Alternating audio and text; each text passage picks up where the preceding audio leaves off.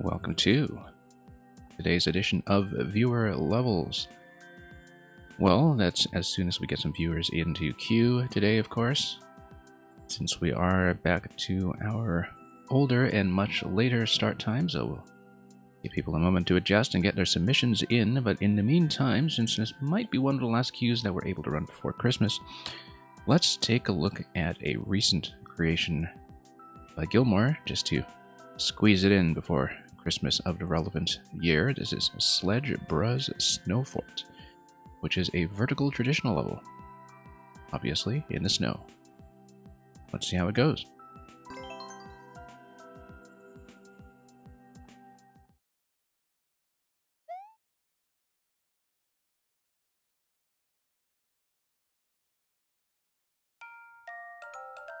And that certainly looks like a fort, all right, from what I can tell. Luca, welcome. We're doing a warm-up level right now, which perhaps doesn't explain why this level is made of ice and snow. But we do have an empty queue, so Luca and Mang, do feel free to give me some codes. I do know there's at least one new Mang level I have not done yet, as well as that bouncy Zelda one that I hadn't finished previously. I feel like I'm supposed to take damage here, aren't I? Because I'm looking at this and thinking, oh, hit the blocks from the side. No, we're just going to hit the... bad idea. That was a bad idea. Next time we will toggle that. Oh, you know what? The on-off switches were right there. We could have just thrown the snowball and let it roll, and that would have been a sensible thing to do. Or let this guy toss snowballs for me, assuming that he's not entity blocked or slope blocked, which would be the case. He's slope blocked, so... just there to give me a preview of the snow bra to come. I feel like that was not necessarily obvious because of the placement of the off switch just outside view of the camera. That's okay. We did things the hard way. That's how we work. And here's a mole that is buried under it for some reason. Guess we'll punch this guy and see what there's up here. Burners, Christmas candles, as it were. And 1 second here, let's just time this properly. Okay, now we just go all the way up to stack perhaps, and up to the bomb. Luca, yeah, Luca, as soon as we finish this level, we'll get to your submission. Or we could do that. Oh yeah, because it'll claw drop up top. Okay, that works. And Mang as well. And they made something from the totally unrelated Mang69. Snowballs all over the place. Let's try to get on top of the mole without losing everything. All the way up. And up. I'm sure that there's some fancy speed tech that you can do all over this level. But in the meantime, we'll just avoid the hammers. Oh, that was nearly a bad idea. Now it's a bad idea. Short bounces up top, I'm sure. There we go. Surprisingly readable. Now, why would we want to... oh, I guess we can't bomb it after all. Let's just stop this guy. Fresh level from Luca. Ah, I see, probably still playtesting for the Super World, if I'm not mistaken. So you have had that in progress for quite some time now. Lots to look forward to, I'm sure. Whoops, that's maybe not the best way to do that. And there were spikes up top on top of that bridge anyway, so not like we could have accomplished very much. I wonder if there's anything above the thwomp in that pipe. We will have to check, of course. Snowballs, okay. Now that's fancy. This must be a fun one to play fast, for those who are into that kind of thing. But it's a pretty relaxed experience as is. Get rid of them all.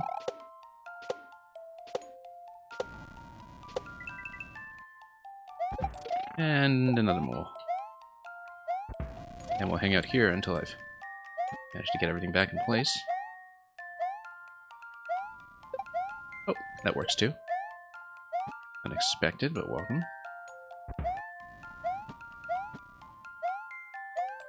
And as always, do let me know if the stream performance is okay. I'm on a slightly worse internet connection than usual this week.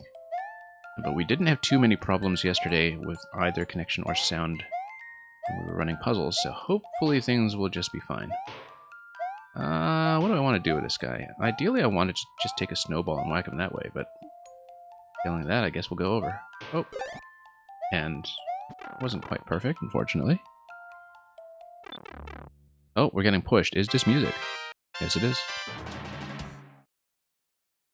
Well, okay, just a little bit of celebratory music right here before we get to the flower on top of the tree. And of course, it's a star on top of the tree if you really decide to work for it. Unfortunately, we have missed it. Okay, we'll grab some fireworks and some one-ups for Endless instead.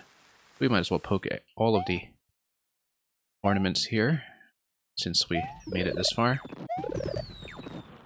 And there we go. Almost missed this. Now we've done it properly. Okay, let's get into the queue. Thank you for the GG.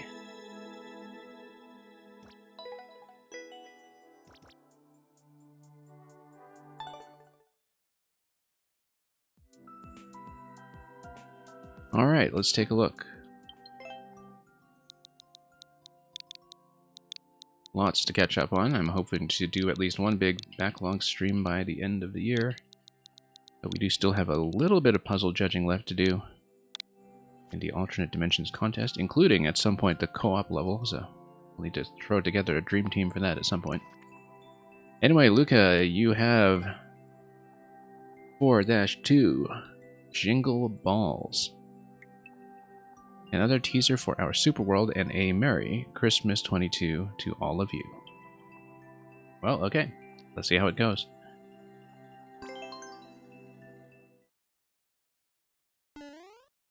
Like the Halloween teaser that we had at the very beginning of the Super World, back in late October. Let's jingle some balls. That totally came out the way I intended. I feel like we're supposed to maybe... Well, there's a down arrow. It's not down to pipe. I think we are supposed to maybe kick it and then do a double tap, right? Or then... Yeah, because if we kick it, then we can kick it back, and then we can bounce on top. Yes, that's exactly it. Wrong way. Even with this slope. And then that's going to bounce things back, which is great, because it's going to bounce things up as well. Very nice rolling effect there.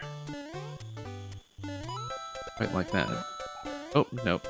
That bounce isn't going to quite work the way I hoped. I think I need to push it and then, yeah, just give it a light push. That's how we'll do it when we head over. There's a reset door, I see, which is ominous as always. Hang on. Yeah, we just need to run directly into it, get ahead slightly perhaps, and then over we go. Not a reset door, rather. That's just a way forward. Now we do some pushing, and then we... I don't know if there's an ice equivalent of Sonic the Hedgehog, but if there is, I guess this would be it. We need to keep kicking it, I'm pretty sure. Or keep pushing it, perhaps. Push it a little further. Or just push it further this way, and then open up that passage. Okay, that gives you a brief tutorial for that mechanic, perhaps. Then... These look like two eyes that are placed here to give you a one-up as well. We probably needed to get ahead of the ball by pushing it into the right side instead to get it to bounce. There we go. Much more sensible. Sonic the Ice Hog, exactly. Oh, no, I know who it is. It's Cold Steel, right? This is Cold Steel the Hedgehog. Nothing personnel, kid.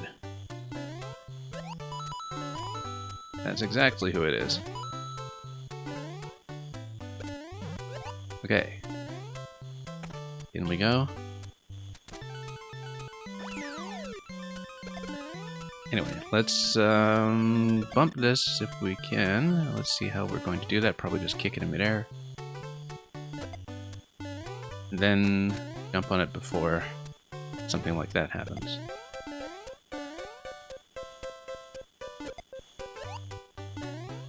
Yeah, it's been interesting to play through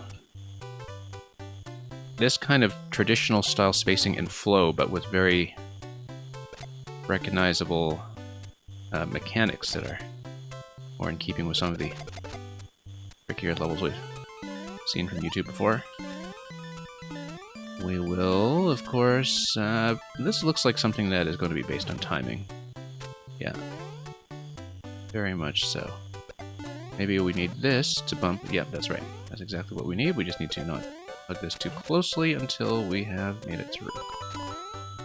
And then we need to do it again once we have the ability to climb up and up.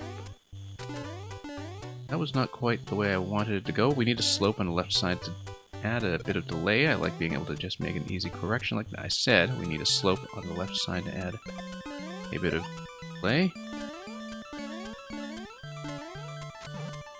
Up pipe. And in we are. Okay. Now these will bounce back and forth and strategically avoid hitting each other. I kind of wonder if you'd break one of the balls. I think you can only break one against the other ball, right? Unless you drop in the one-way... What if you drop in the one-way panel and push one to the left? Then you could break it and desynchronize. But then that wouldn't matter, right? Because the timing would be off, but the spacing would still be available. I hope. If you do that, though, I think that does desynchronize it in such a way that can lead you to a difficult situation, or at least make it harder. I mean, you can always just resynchronize it by smashing the balls together, and then that probably cleans it up a bit. I can also just use one ball, yeah, but what fun is that?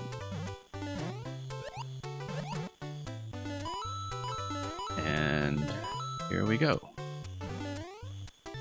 Interesting one-way panel down here. That looks purely decorative, but you never know, so let's give this a push and a bounce. And push and... Oh, one-way panels, that's right. Ah, okay. It's to make all the one-way panels work aesthetically. Works for me. Reset pipe also works, yeah. Yeah, but if you smash the balls together, the camera is locked into position down there, or at least you have no reason to move the camera further, so I think that works just fine. Let's move this way. Looks like you need to get across, and then... Okay, I see. So you need to hit this while jumping on this. Then... Ah, you do need this to come upstairs with you. Alright. Perhaps.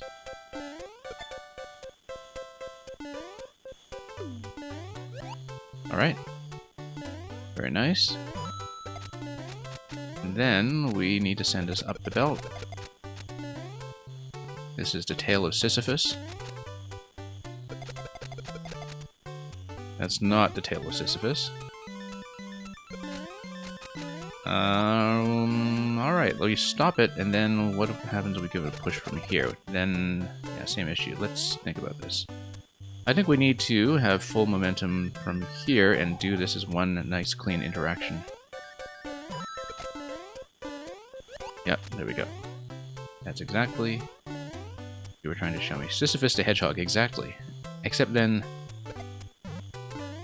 it's both the pusher and the pushy. Oh. Nope, we do need it to be in the rolling state. Go.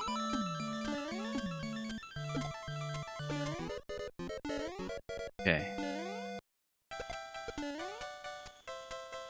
And then it remains in a rolling state. Why would we want this lock? Because of the seesaw lifting that upwards. So the idea is that we use the thwomp to raise the snowball once we have gotten on top of the note block already. And it goes over there. Okay, I didn't quite project its trajectory, so we'll try it again. Very nice. 65 seconds to do the rest.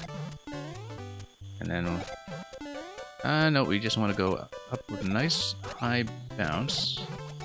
And yeah, we'll just go directly up, and the timing should work out.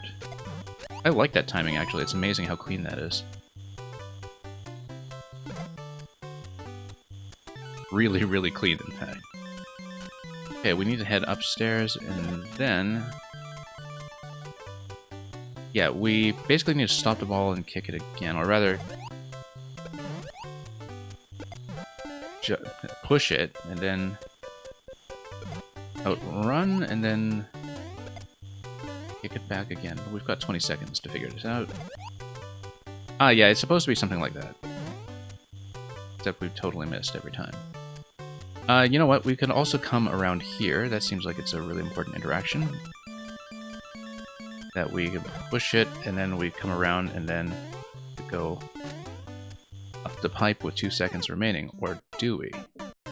Yeah, I've seen that I've missed a couple of alternate passages here on the way up. I didn't quite know if they were going to be relevant later on in the loop. Here in the top right, for instance. I did see that. That perhaps we would need some additional momentum. Oh no, we're not.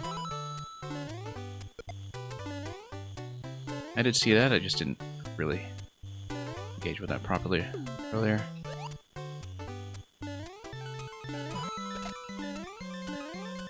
And it's true that I haven't been doing quite as careful secret hunting as I usually do, usually because I don't know if a certain passage will become relevant. But... we'll do it. Oops. Nope, hang on. Let's fix up the timing here. Nope. Why?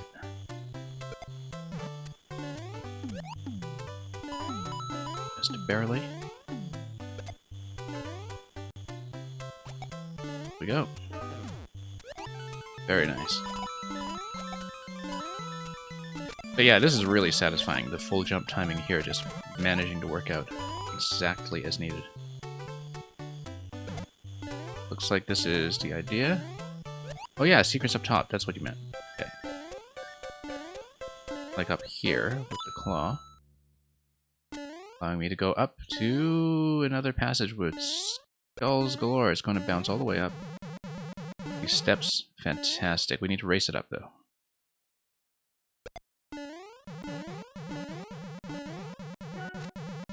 Oh, it goes further. I see, so we raced it all the way up, and then we crushed a snowball. Ah, no, we just need to follow it up all the way up the steps. There's one big race. Let's check this thing down here, too. Looks like this is just a coin passage to reset. Okay. Let's try it again.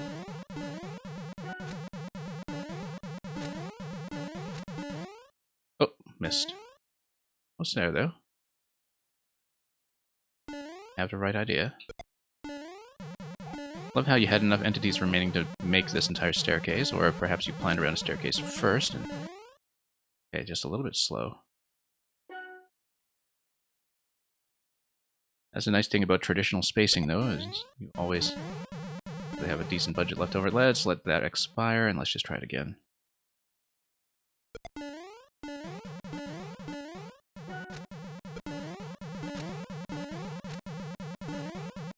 Nope.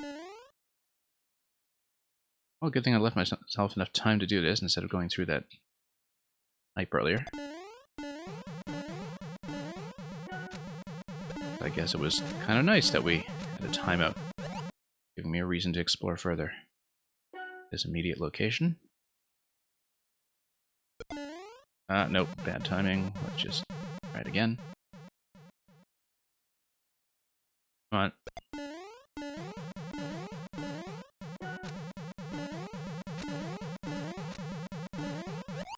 There we are. Yay! Celebration time. And here's the tree, and the boom boom on top of the tree, of course. Here's the base of the tree. Oh, poor boots. I wonder if there's a way... no, given the semi-solid collisions, I guess you can't really tear the tree apart, can you? Boom boom is just going to be there. And I can just stand on top and... it'll look very lovely. Oop. Okay. Goodbye, bro. And, oh, look at that. There's a little Christmas message as you come down as well. Alright, now here's the part where we do this bit again. Totally flub the up pipe.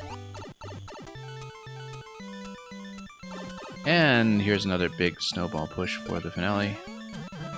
Luckily enough, we've already done the real staircase challenge. And we can... Oh, I see. The mantra allows you to die if you're secret hunting. And we can probably take down a snowball if we really want to spiny head, if we just want to kick over somebody's snowman, like a good citizen. Oh, never mind. Okay. I feel like there was a way to do that. We're getting the spiny head. We're getting the spiny head.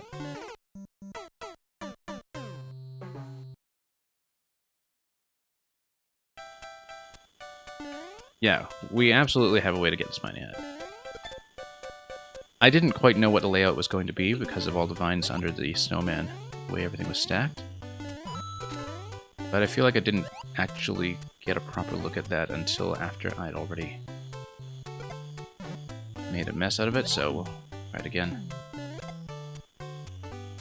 There are two ways. It's like a little unstacking problem. Just like kicking over a real snowman, who happens to have a spiny hat on top of him to claim as loot. Naturally, we're going to spend the next half an hour on this obstacle here, now that we've decided to reset. Hang on. Come on. A little later than what I'm doing. There we go. Much better. Okay. Here we go.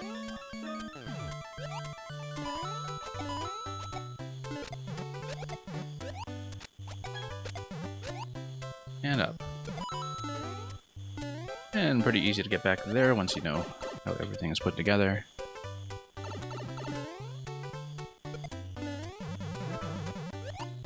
Okay. So we know that there were vines on top. We know that we also want to grab the small snowball to probably kill something before we activate a block accidentally under the top spiny. We want to hit the top snowball to break it somehow without launching it in such a way that it's a spiny head, right? So... head first? Nope. Oh, that's not right. I don't want to try it again. If you maybe... there should be a way. What if you jumped over the goal and then kicked the big snowball from above and managed to jump into the spiny hat this way? No.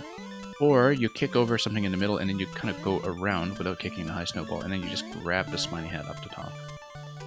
We're going to try it. We won't reset too many times here, but I want to think about it properly.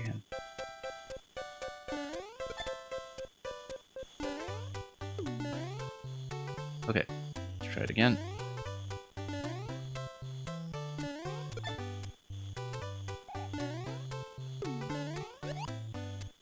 This reminds me of another snowball Mang level from quite some time ago. For some reason. Probably because there was one particular... I think it was a 3D world level where there was one interaction that I just kept looping over and over. I kept breaking everything.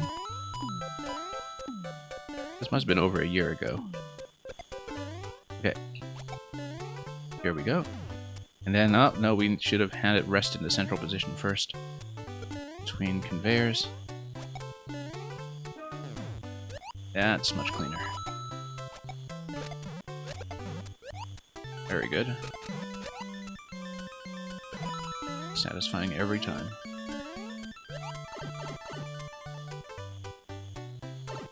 Okay. Yeah, this kind of layout is the real superstar of this level, especially with the big staircase to the secret earlier. Seems like it's going to be the thing I remember from all this. Okay. So let's kick out the bottom and the middle first, without taking out the top. And let's just grab the spiny hat directly. Ugh, that's gonna be a tight jump. Let's go around like that. Just not kick the snowball.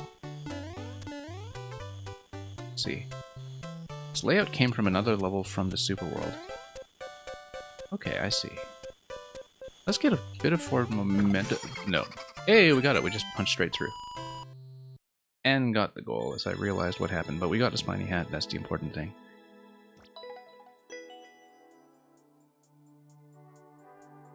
The spring stairs. Yes. Anyway. That was it. And Mang with the record on a fresh upload. As always. Thank you for that. Let's mark it as a win and let's move on. Bang Bang 69.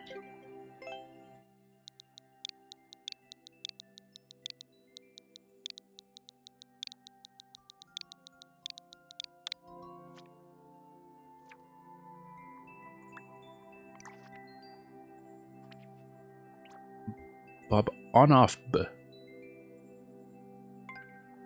Amazing title by Luca, I agree. Except for the B at the end. I think the amazingness is totally inclusive of the B at the end. I love the title image, by the way, the thumbnail image. The left side more than the right. The right, we've seen that often enough. But that is very cute. Now, which one is on and which one is off B? I think the one on the right is off B. But we'll see. 0.54%. Luckily, we have nothing else waiting behind this, and we can just take our time. So, let's see how it goes.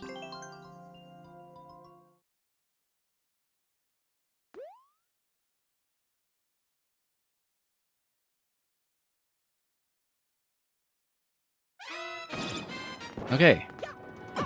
Jump on this, and then, yeah, as soon as the bomb hits the lava, then that is going to be a state switch. Okay, pretty simple rule to remember.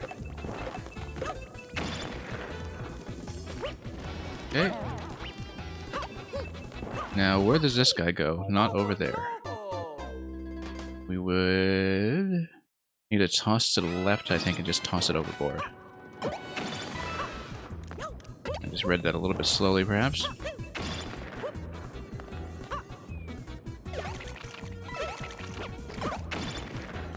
Okay.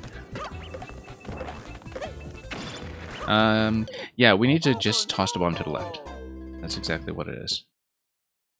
And then make it out of there quickly enough. And one moment, I have to take care of a quick moderation issue.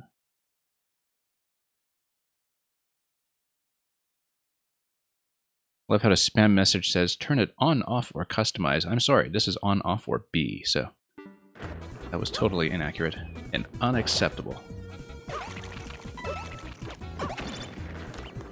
Oh, Supernova, welcome.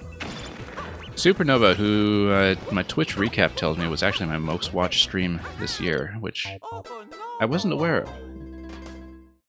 It's not necessarily the one I would have predicted, but it was the case.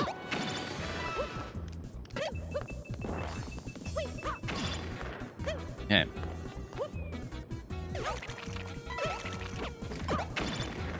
Here we go. I actually watched very little Twitch over the course of 2022. Nope, it bounced way out. So I can't bounce it. I think if it bounces, then it's not going to go far enough. Let's think about that interaction for a moment.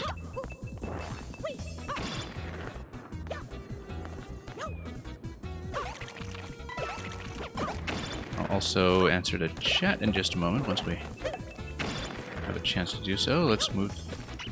We don't really need to move the boo, I don't think.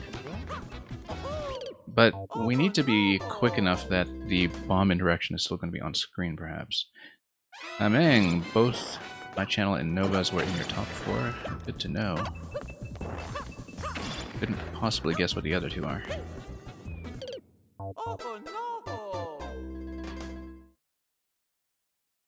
But I certainly appreciate the viewership. And I'm sure Nova does as well. Well, it's nice to... Whoops. Have you folks continue to supply such a reliably high quality of content to keep me playing.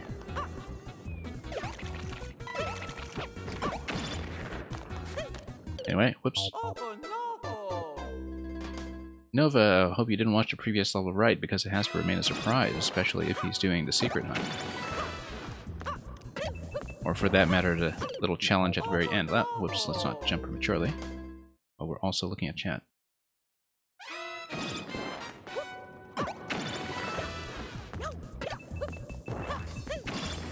Okay.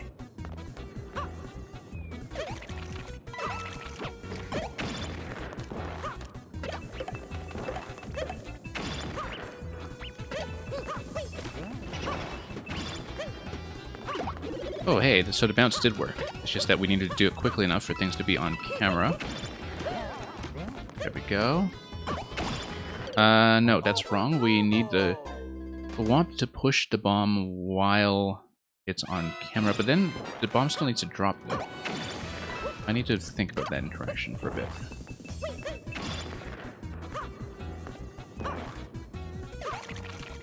Oh, so the Christmas 22 tag is in fact for a contest then. I didn't realize that, but I guess that explains why it was tagged. But yeah, let's not spend too long on the Boo here. Let's just make sure the bomb interaction is going to be on screen at any given time. No. I need the Thwomp to do the push first.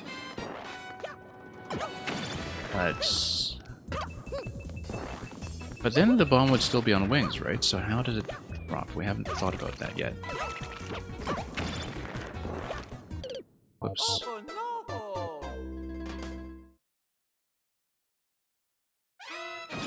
So yeah, I looked at my Twitch recap, and my number 2 most watched was actually something I completely did not recognize. I had no idea whose channel it was. It was not somebody from Mario Maker. And it was somebody who had not streamed in 10 months. And then I realized what it actually was.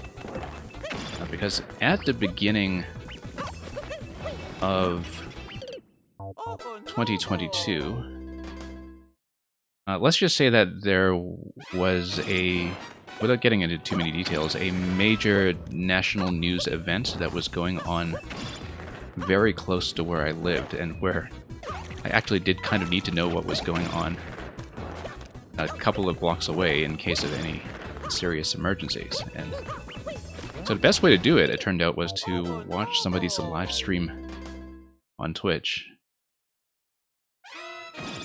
And that was near the beginning of the year, and so I spent a lot of time just having the channel on in the background, just, you know, in case there was anything that seriously needed my attention within the neighborhood.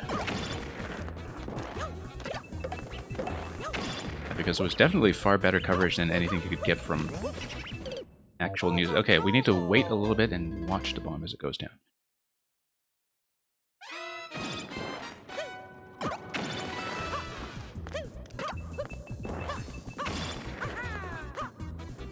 But yeah, in 2022, I spent so little time on Twitch that, compared to previous years, that I really had no idea who would come out on top.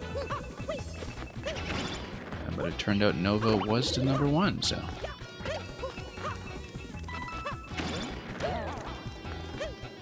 that at least is explicable.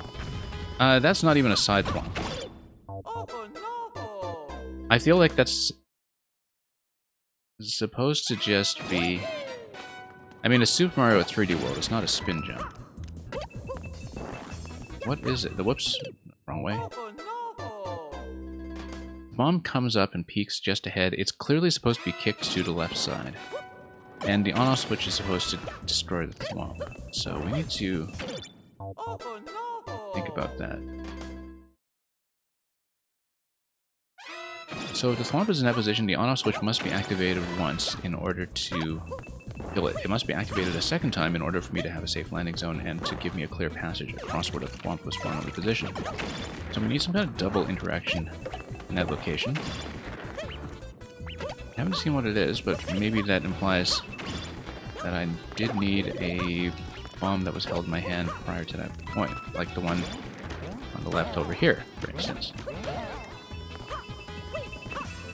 Yeah, so you throw that bomb to the left, and as it hits, I'm in the air, and then I drop the second bomb. That's what it is. I see it. Because there was the extra bomb that was unaccounted for that I hadn't used prior to that point, and that solved it completely.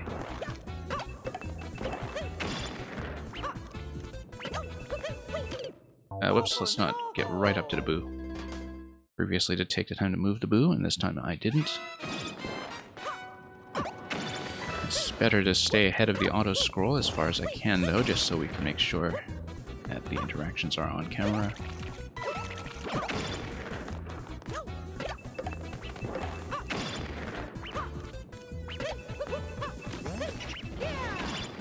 Okay, that was close, but we've made it.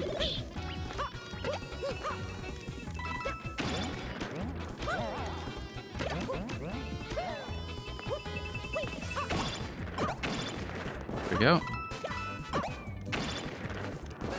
Then, whoops, it was a little bit slow. It seemed like I probably could have made that landing on top of the bomb.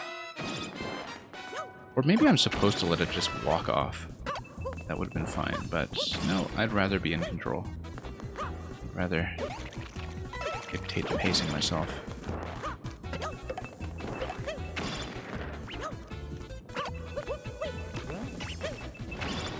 Very clean that time. Be happy with that.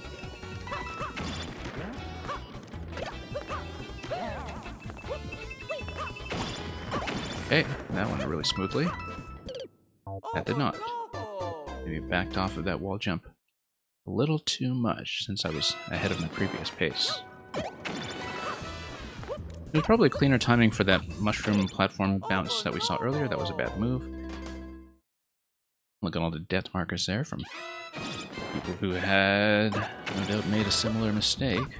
Surprising number of death markers in this zone, actually, given how clear the concept is at this point in the level.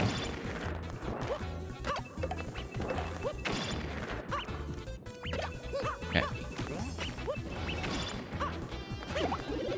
Nice timing there once again. Let's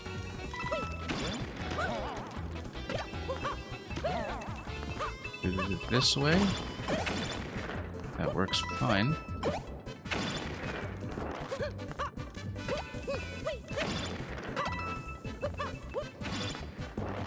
Okay.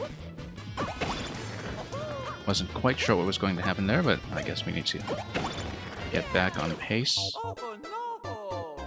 We needed to jump on a bomb, go back to the left, and then long jump across. I didn't buy myself enough time on the auto-scroll to do that, since I was reading that whole segment a little bit too slowly and playing catch-up the whole time. We'll go back there and we'll fix that.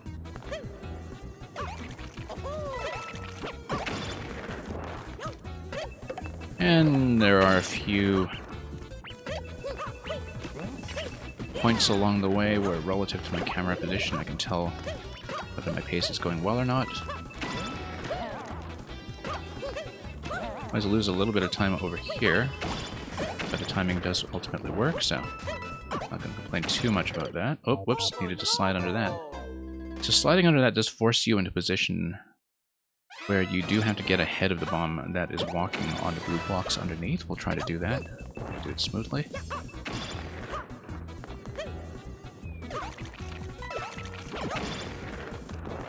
Then we'll give this guy a push. Yeah, landing there facing left does allow me to position the boo a little more advantageously. Trying to get ahead a little bit here. Which is great.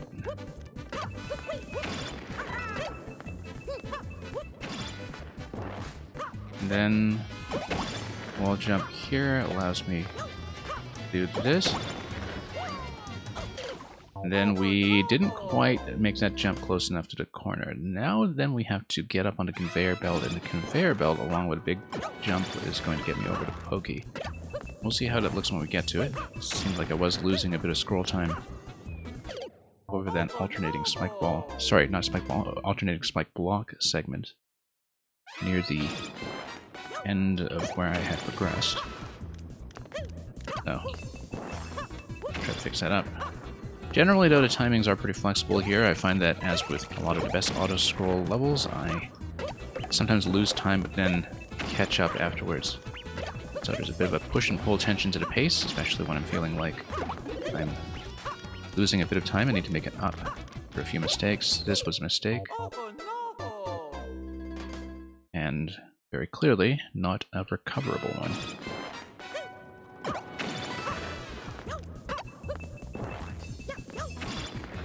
Okay, over we go.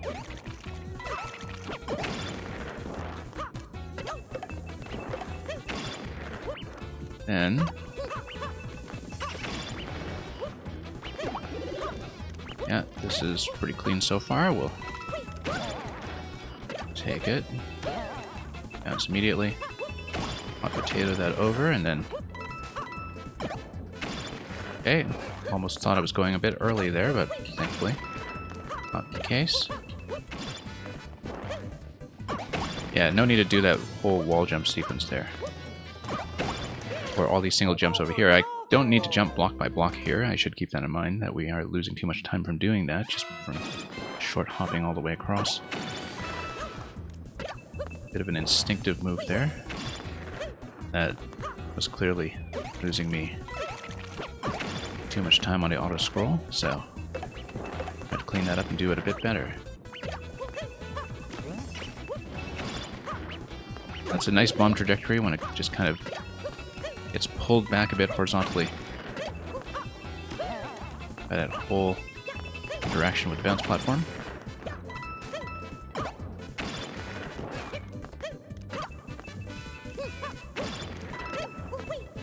That was pretty tidy that time, that's nice. Okay, now we just go straight across. And then nope. Reversing on the conveyor belt did not happen properly at that time. I think maybe the up arrow was suggesting that a spin high jump might have been better, but it's something that came to mind and I just didn't really have the presence of mind to try it. Natcat, welcome.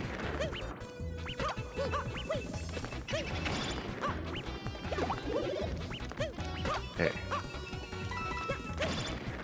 Let's take this up.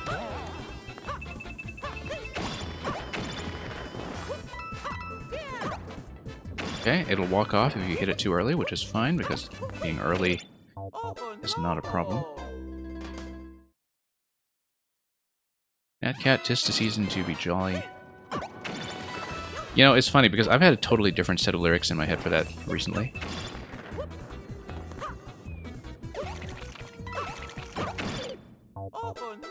Let's see if I can tell this story while I'm also in the middle of playing.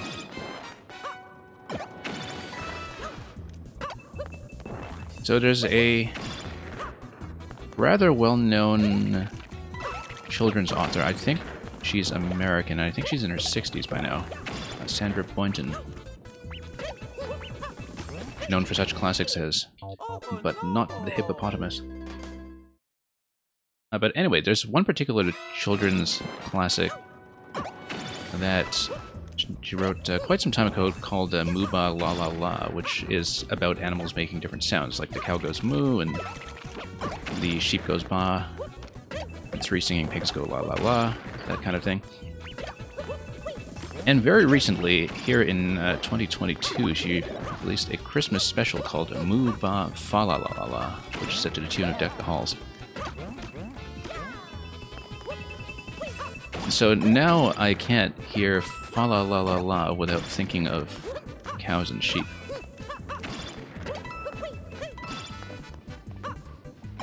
I have it practically by memory at this point.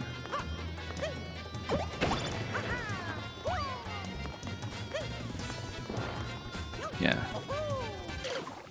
So Sandra Boynton also makes some animated films with the character designs that she has from her children's books, and they have an impressive voice cast because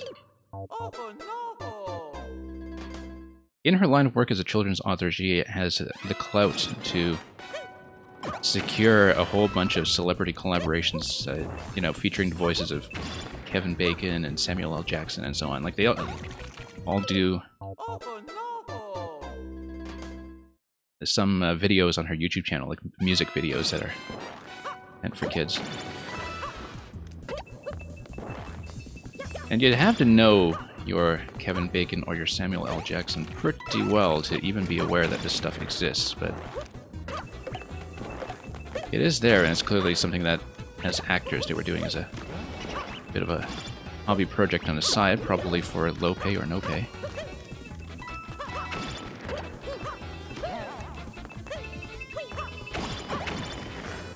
Hypercat, welcome. Good morning to you as well.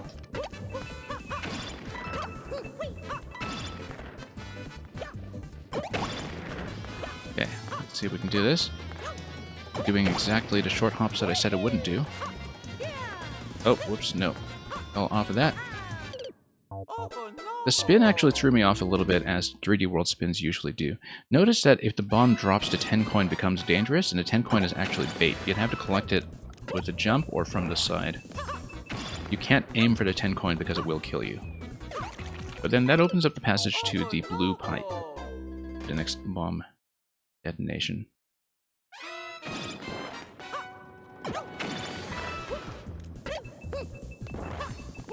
Oops.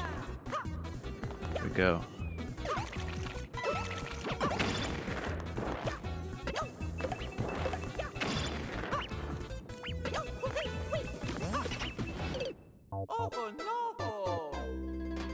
And so yeah, Netcat, that is a very appropriate set of emotes there with the chunk. But yeah, you should look that up. It's a very new release from this holiday season. Moo ba fa la la la. It's all just cows and pigs and sheep singing the song with an alternate set of lyrics. I think you would like it. I just get that sense.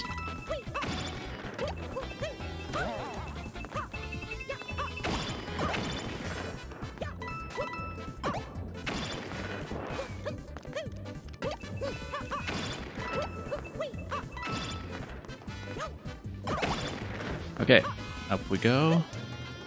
Oh, we could have hit that bomb directly, but that's okay. We bought some time to do the long jump and fail at it completely. Yeah, Hypercat, we have a very short list.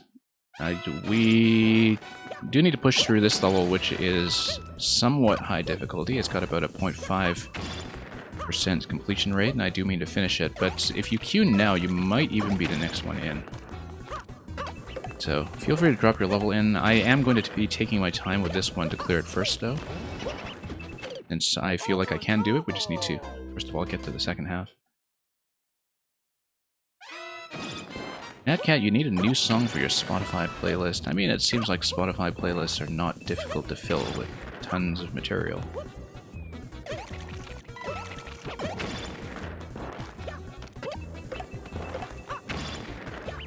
Okay. Here we go.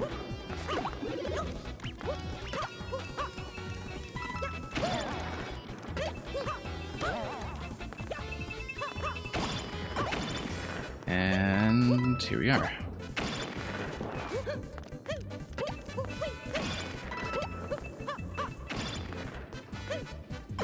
Whoops, not quite. Next level in the queue is going to be Capture the Dragon Queen. Looking forward to that.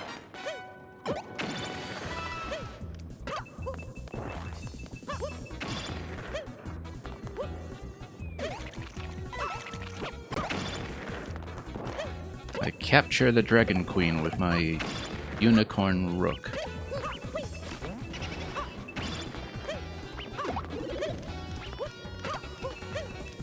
Anyway, let's go over here.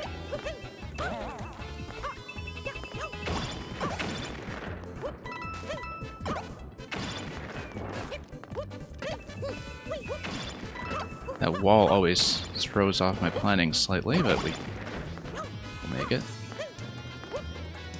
I keep doing that series of short hops, of course, and it totally throws me off every time. I think it's also the artwork of the spike balls, with the way that the octagons... Not octagons, but you know, the polyhedra just kind of taper off on the corners. And the fact that they taper off always makes me undershoot what is supposed to be an edge jump. Like, I always feel like the hitbox is going to drop off along with the artwork.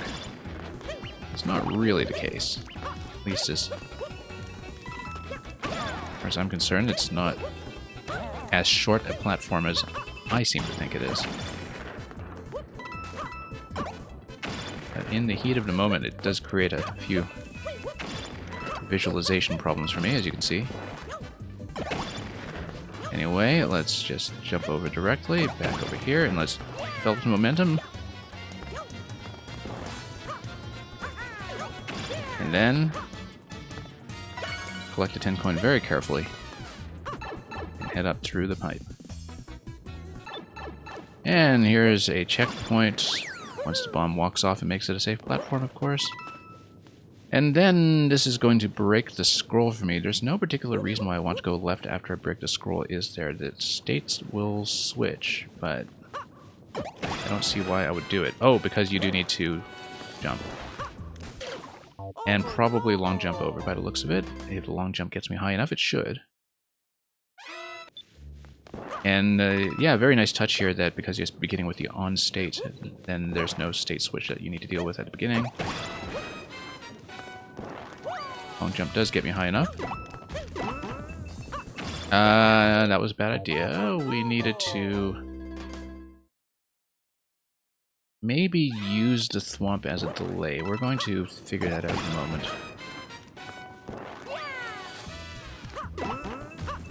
Nope. We can't. No, the thwomp must go first. It's just that I must get ahead of the bomb after that and make sure I can get out of there before detonation makes the ground no longer traversable. And that time I overshot the edge, which is what happens when you overcompensate. I love how when you respawn at the flag, since the music is attached to Mario, there's that moment of Mario thinking, aha, this is going to be... Oh, I see, you're supposed to grab the bomb and then dump it. Yeah. Anyway, as I was saying, there's that moment where you see the boss music here as Mario respawns on a flag, since it's attached to Mario, and then he realizes, oh, never mind, everything is scroll locked here. Everything's okay. No need for tension yet. Cancel red alert. And, okay, we need to pull back on a jump a little bit if we're going to jump that high. Then we dump the bomb from the right side. We've got plenty of time to do that. And then... yeah. Nope, missed. But that clearly is what it's supposed to be. Dump it to the left, and then we wall jump up, and we then have to be very careful about that pokey that is up top. Oh, nope, it's a little bit slow here. Do you want to correct our momentum and go left to right into the bomb hit so I can pick it up cleanly? We'll attempt to do that soon enough. Whoops. Oh, that was a mistake. Totally missed it. Alright, let's pump this guy. And up we go. Oh. Totally missed that as well. Thank you for the follow. And yeah, I was aiming for the bomb, I just pulled back a little too much. I kind of think I don't want that to detonate because I do have red blocks up top that I need to get to soon, unless I needed to kill something with the bomb first, which is entirely possible. Once again, momentum correction. Let's go left to right.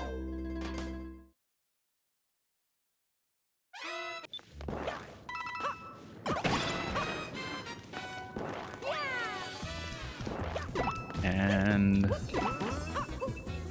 okay, go.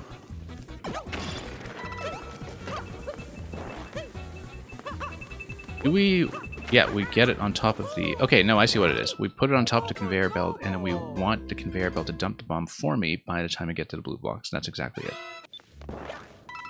Took me a moment to read that, since we hadn't really looked ahead at the conveyor belt just yet.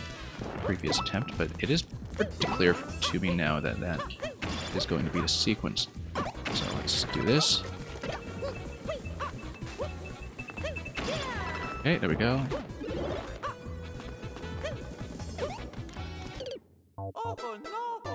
And a second bounce there? Why would I want a second bounce there? Instead of just dunking it in directly. There's a down arrow there that strongly implies a second bounce. I don't see yet why it's required. I have to think about that a little more carefully when we get there. A future pass. So, let's do it again. Well, once again, just overshooting that. Let's take a dive. Rethink our lives.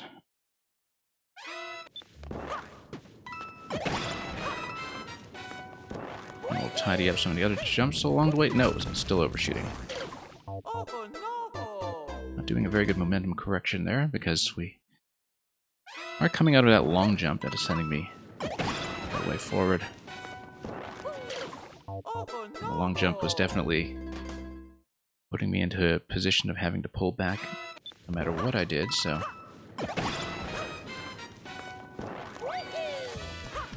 Pull back like this. Grab the bomb. And then continue. Nope. I was trying to pick that up and I unfortunately landed poorly on it. Try to pick it up to throw it at the conveyor like we had done previously. Little execution mistakes are possible here. Yeah, we have to control our facing direction going into that bomb pickup by the swamp. Okay, I thought I was going to get that detonation too early, but... Nope, that's obviously not it. Although if we come over here, no, then we're still going to be dead, even with the skip squeak coming up. There's no long jump that'll get me over. So let's rethink that. I think we specifically needed to not dump the bomb in that location. Whoops. We will fix this up a little bit. Focus a little bit on these jumps here. I keep overshooting. Try it again.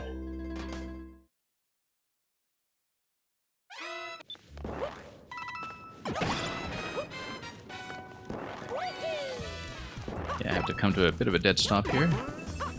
Pick this up, toss. And then, whoops, totally missed this. And then that's going to walk off, and that's going to create trouble, so be slow.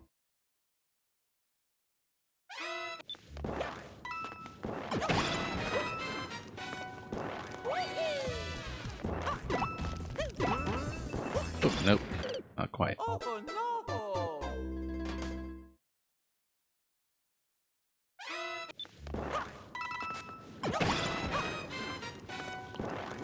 we go, nope. Never mind, I think that was an accidental diagonal there that got me into a spin.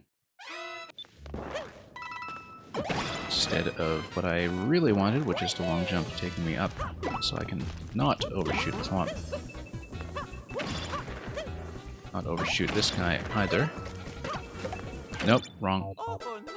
Once again, fell on it awkwardly, and it just deflected off the wall as I was trying to go for the pickup. So we do need to be careful about minute complications like that.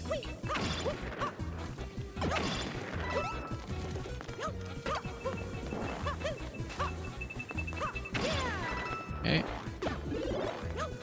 Now we need to just not... Yeah, actually, no. I know why we need to dump the bomb on top of the red block, because the bomb must walk off. And we must get ahead of the blue blocks while it does the walk-off. That's exactly it. I was overcomplicating it. Which I tend to do. But yeah, you just let it walk off. No second bounce or anything like that. Because I had failed to account for the fact that you do need to run on the blue platforms immediately after it. Before you make it up to the next segment. So, make an attempt at that. We'll try to do this somewhat cleanly.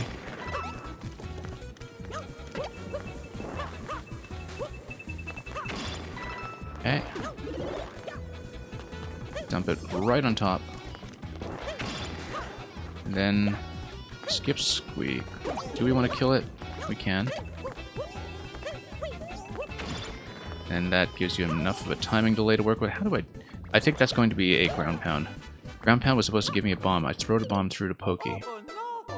It kills the pokey, but then I have to follow the bomb into that jump, so I don't stay on top of the blue blocks after the switch activation.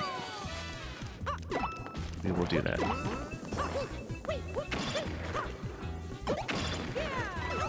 Okay.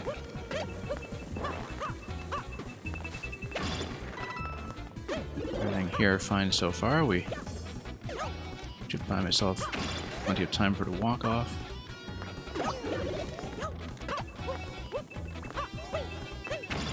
Let the bomb fall down like that. Ground pound this guy. We were a little bit slow here. I do need to bounce, because the bounce allows me to hit the pokey in the head. But does that give me enough room to jump all the way over to the next red block? That I do not know. We will need to figure that out, because right now using mushroom platform there is still a mystery to me.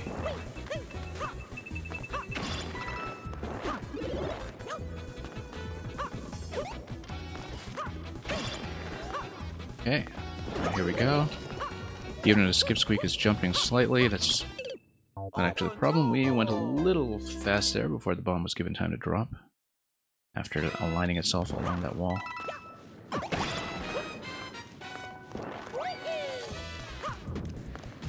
Correct me if I misremember, but I think object throws actually didn't work that way back in Mario Maker 1. I remember it was one of the big changes in Maker 2 that objects would just consistently fall straight down when they hit a wall, which is much nicer for levels like this, even if it takes away some other deflection interactions that were previously possible.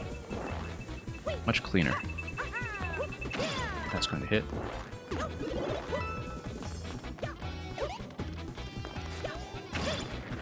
Then we'll go down.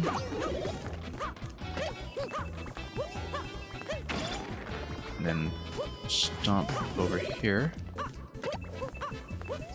Nope. Nope, that was supposed to go through and land.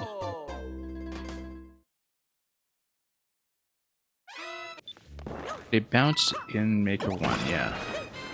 Pretty sure that was the case.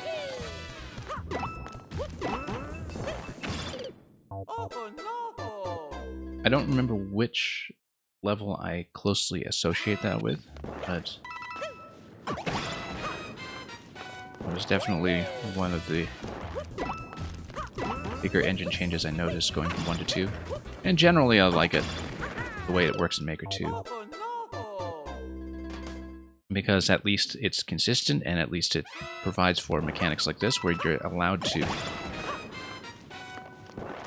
weave a lot of throwing accurately into a fairly fast-moving platformer like this that still gives the player many degrees of freedom to move.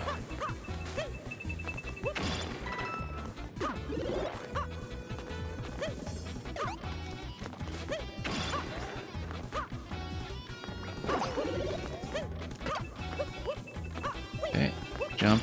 Love that timing, actually. It works out pretty well. Here it seems like we lose a lot of time on the auto-scroll.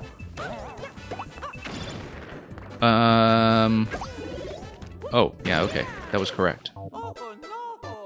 It's going to be bumping into that and then a high jump up top.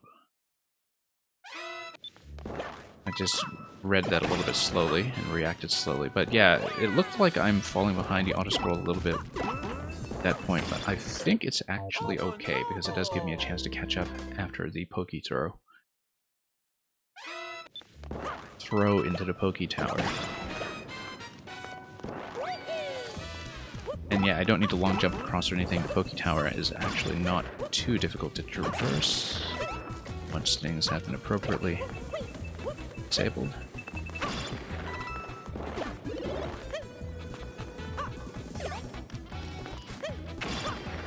Okay, flip around. Very satisfying every time. Nope, fell off the edge there when I was trying to jump. But yeah, just a regular jump from the blue blocks to the red blocks will do just fine. It's just that I do need... What am I ground pounding to that? I do need to at least roll into the question block afterwards and hope the timing is sufficient. Maybe there's a more efficient way to do that. But perhaps the down diagonal arrow is primarily there to draw my attention to the question block as the next thing that must be hit.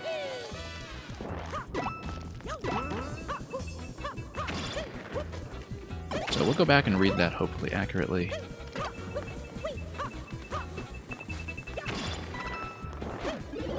And Hypercat, you'll be back? Yeah, good to know. As long as you check in when your level is called, things will be fine. Thanks for letting me know that you have a quick BRB. Makes things easier to run on my side. Okay. Great. No, that was supposed to be a long jump, and I missed it. And no, that's supposed to go down. The bomb is supposed to walk off and activate the entire exclamation block interaction. It should be within range for the exclamation block to happen.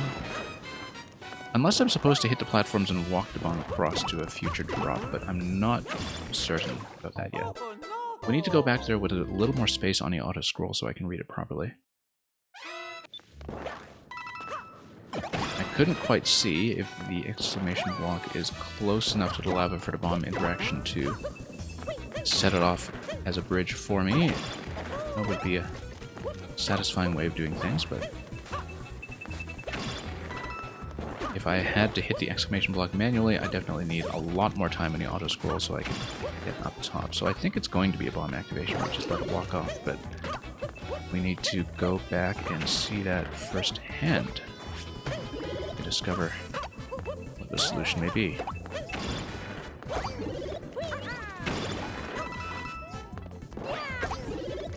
Okay, let's let it walk off. Oh, it totally isn't. But you can walk off like this, and you must get across before the bomb. Okay, okay, I see. So I think what happens is I raise the bridge a little bit to... Oh, that was almost a ground pound by mistake. Yeah, the blue block at the end of the bridge was the element I hadn't counted on.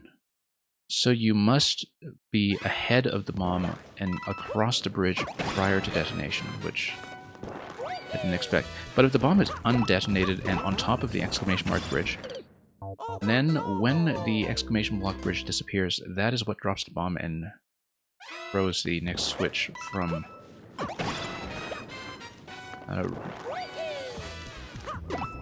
one state to the other. I was trying to remember.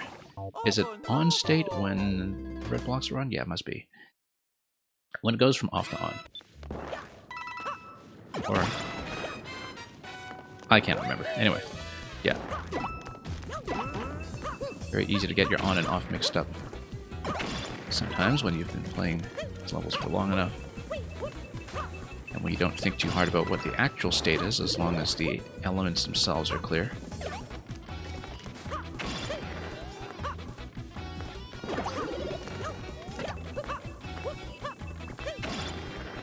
But I think I see what the route must be, so...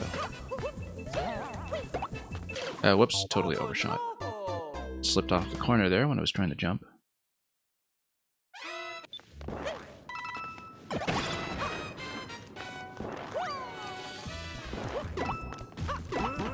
But yeah, I think you partially raise the exclamation block bridge to allow the bomb to walk, and then you ground pound it the rest of the way. You obviously can't stay there long enough to just hit the whole bridge at once.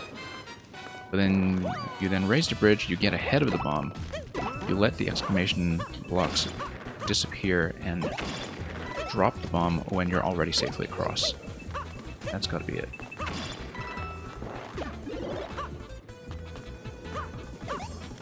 To solve one part of the level while I'm actively playing another, which sometimes leads to disaster, but it's the fun kind of disaster, so we'll take it. Go. Whoops. Oh no, that was a long delay there. Not good at all.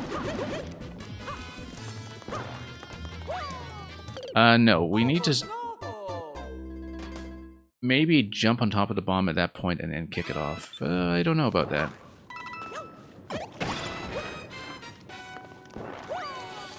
I didn't expect the exclamation blocks would be alive for that long. I thought it would drop a little sooner, so before the bomb was going to walk all the way across.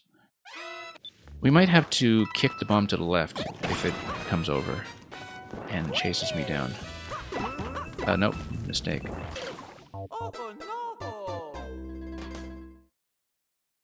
But we will, in a rather literal sense, cross that bridge when we get to it.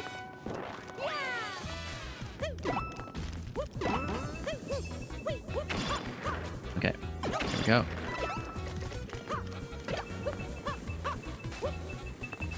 And then, whoops, a little late on that jump. Fairly simple interaction there too, so we should be having too much trouble with.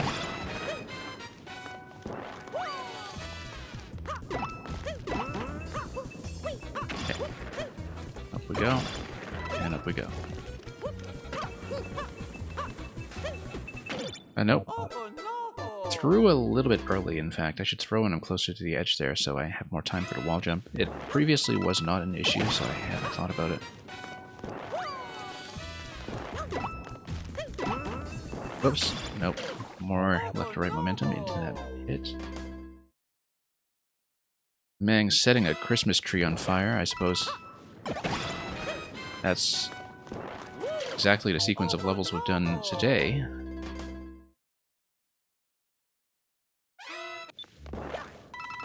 I guess in one of those bonus Christmas trees we saw earlier today, there was a fire flower instead of a star on top. I think that was in Gilmore's level. Whoops. And that's totally a hazard, isn't it? That seems like it breaks all kinds of fire codes.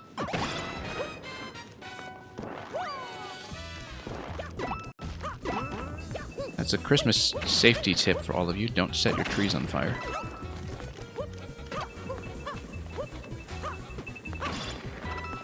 Okay.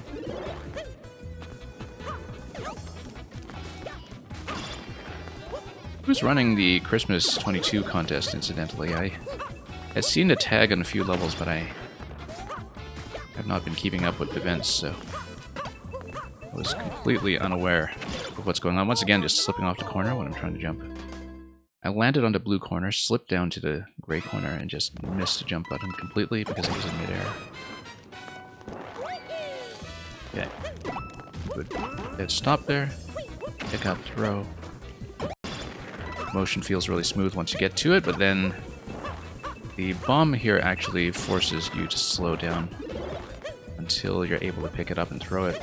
So timing does get realigned for that bomb that comes through the one tile space.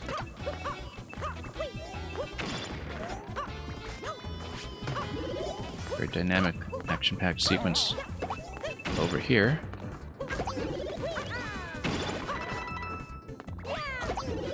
Okay. Get over. Why don't we... Yeah, no, I needed to step on the bomb.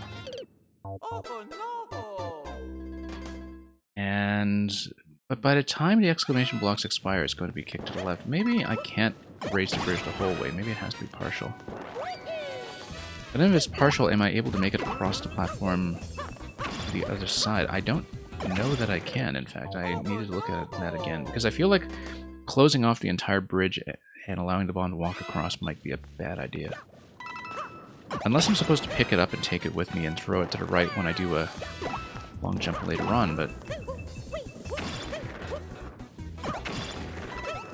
need to think about that sequence. Yeah, this is the timing check here, the bomb at location. Big Jelly Gaming is the one running, I see. Okay. Let's see here.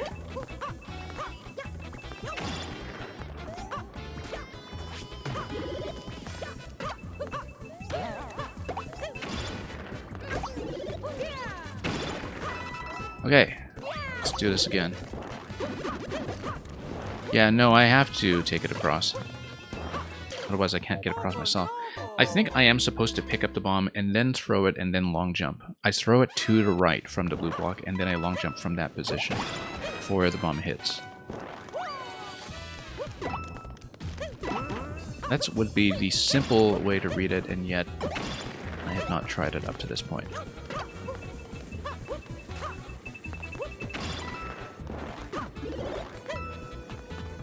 So definitely overcomplicating the bridge. But we will get back there and we'll fix things up.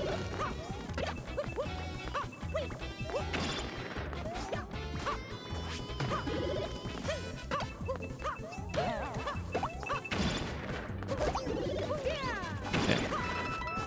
So let's do it that way. We raise the bridge the whole way. Then we take the bomb. And then long jump. And then come over here. We need to jump. Okay, I didn't see the red block at the bottom of that, so I was wondering what was happening if I jumped out of the donut.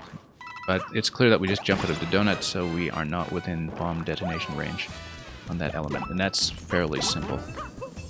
That's easy, we just need to not be within bomb range.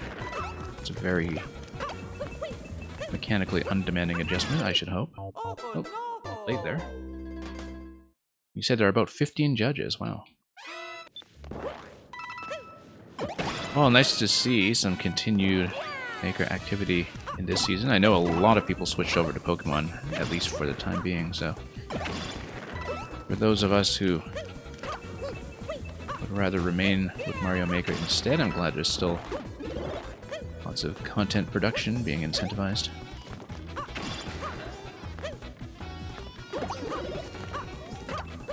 But yeah, it seemed like a very large proportion of the Maker streamers I follow have mostly been doing Pokemon over the past month or so.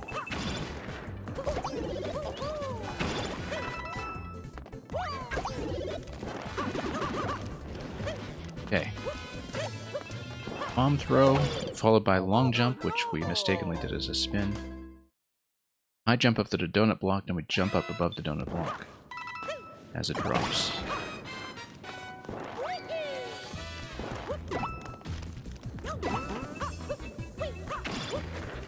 Whoops. Totally flubbed that wall jump. Fairly simple one, too.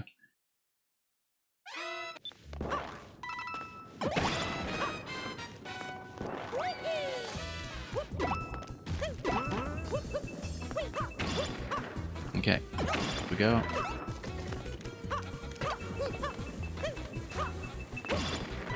Yeah, we're a little behind pace there, but managed to recover. That's the danger, is that once you've been through some of these earlier elements enough, you start playing them on autopilot, and bad things do happen from time to time.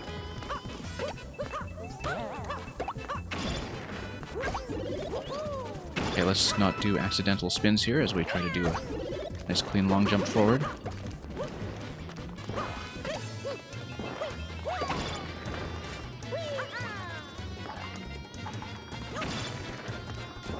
Okay.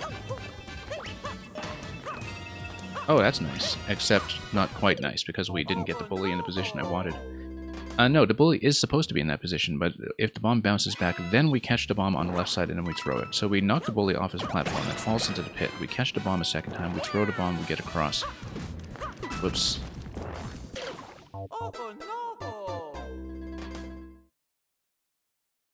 And the bully is also on fire. Poor thing.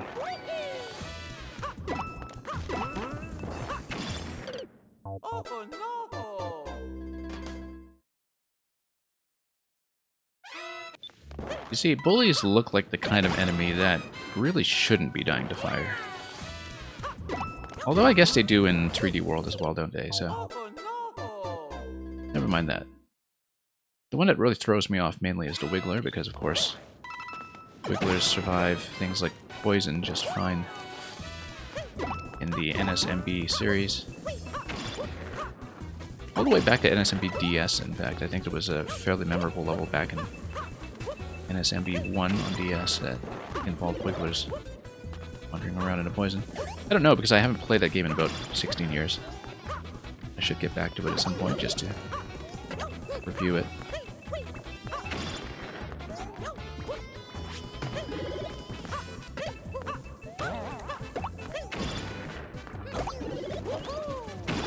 And here we go.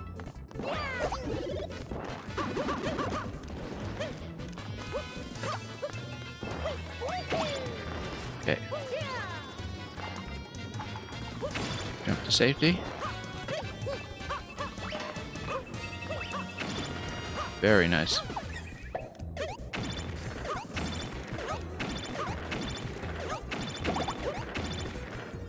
One more, please. There we go. Any bonuses back here? Not really. And then... that was a bad call. I need to throw and then wall jump. I don't know why I thought I could do that. You could even just let the ball... you could even let the bomb just walk down. Like, you can have it lose the parachute and just walk off. And that would work just as well. That was such a simple calculation, but an incredible choke. Right at the flagpole, too. Incredible choke. That's okay. You know that secretly I just wanted to throw bombs at the bully again to get that incredibly satisfying deflection. Deep down, that's why I'm doing this. Seems like I'm a little behind pace on the camera this time, but that's okay. We'll catch up in this segment here.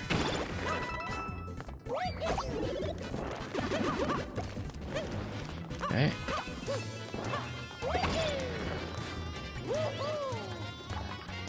And yeah, we're definitely back on track, so... Oh no, it reflected over my head. Or the auto-scroll. Or rather, after the auto-scroll had already caught up. That's the failure point there, is if you just fail to catch the bomb, you can't just let it land and pick it up when it's going to bounce too far. You always choke playing Mang and Lucca's levels. Well, in that cat, next time we'll make sure we have emergency on standby. Whenever their levels come up. Oops. Awesome lamp, by the way. Welcome, and thank you for Night of the Bouncy Balls. That sounds very Christmassy as well. Depending on how you decorate your trees.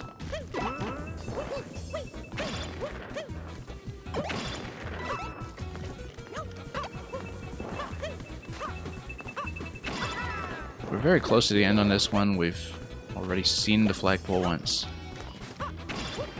Seeing is believing.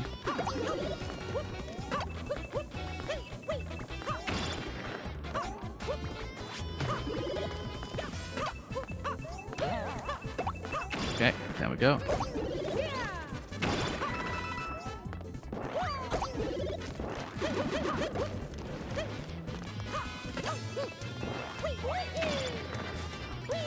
Alright. Then we're in good shape as long as we don't have the auto-scroll catch up too soon. Then, I bounces all around if we can. And one more bounce to open this up. Great use of the red pipe timing. You know what? We're going to let him walk off. Walk off. Let him walk off. Walk off. And let's hope we can make the wall jump. We can totally make the wall jump. You see? Very stylish.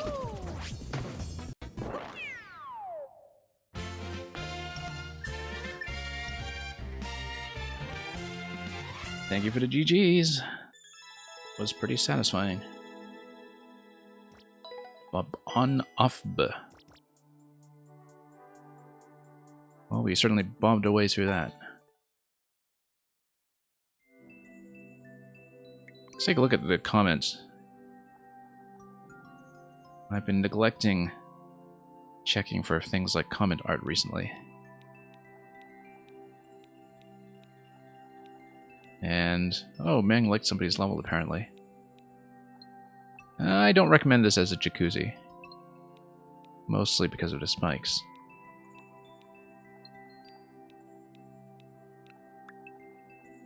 Oh, somebody didn't keep a world record, as you can see from Luca having seized it since.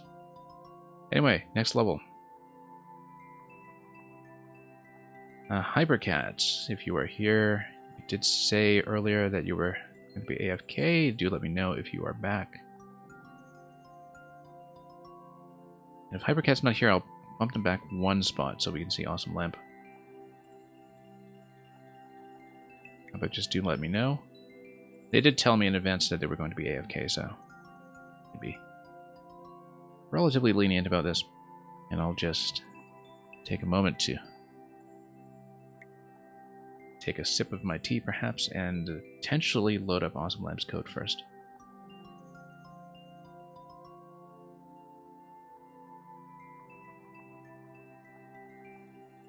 Awesome Lamp, I do know, is here since he just said GG.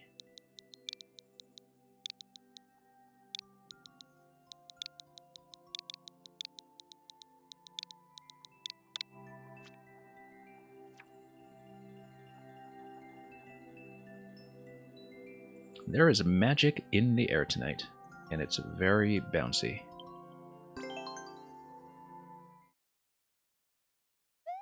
And Meng, if you can stay, feel free to queue again, of course, because we do have some unfinished business with that Link level from a few weeks ago. And in the meantime, we'll just take it easy with all the other content then.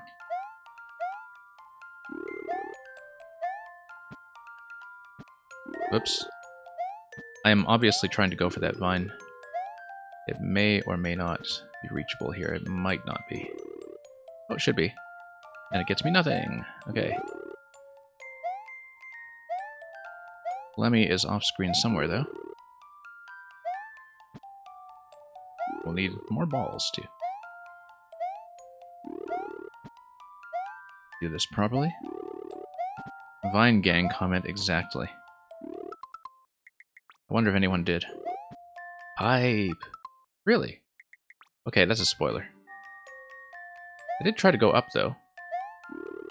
Wait a minute. Seriously? Let's do it again. I did try to climb. It hadn't occurred to me to check for an up pipe, though. Maybe if we were off-center. Nope, I see nothing. I see nothing. Oh, hey, no, I entered it anyway. By mistake. And okay, it is Lemmys and Clouds. Whoa, I got bounced. Yeah, I guess if you get up to the pipe, there's a ceiling above your head, but if you jump to the right, then there is a platform, like a bridge perhaps, that will take you up. Spoiler for secrets, I don't think I necessarily would have found that anyway, given that I gave up on the vine after I got it. Let's try it again. Actually spoiled by a comment for once. That doesn't happen very often here.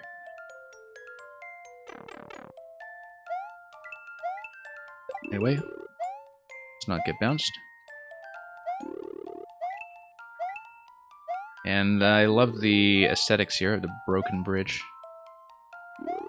Broken platform, rather. Whoa, no. Totally got dunked.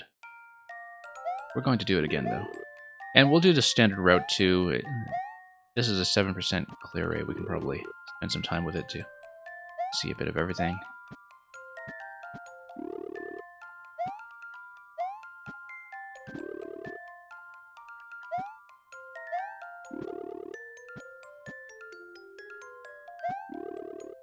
And, whoops, there we go. Well, we managed to do it earlier. It is possible to enter something on the right side of the vine. Or maybe not. Maybe you do need to jump up directly? No, it seems like we consistently hit a platform here.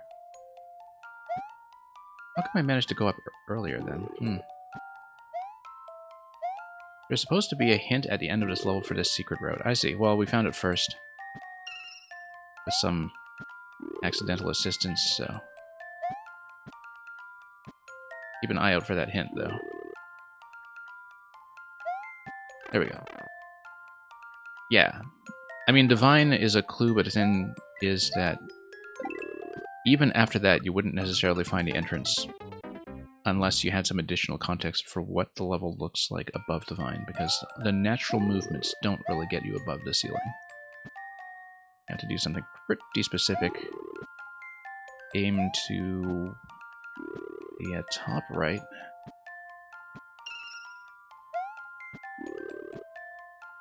It is a pretty suspicious vine, you have to admit.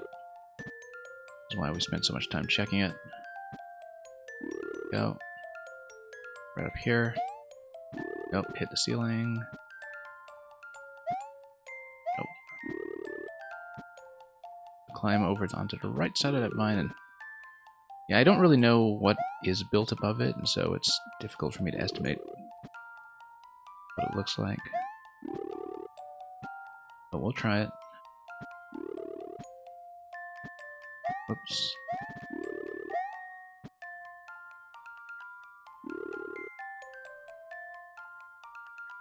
A bit of momentum here. Nope. There we go. Nope. Fell down. Maybe we should go for that hint so I at least know what this looks like. But until then, we will try it. Nope. Jumping off vines is not my strong suit to begin with.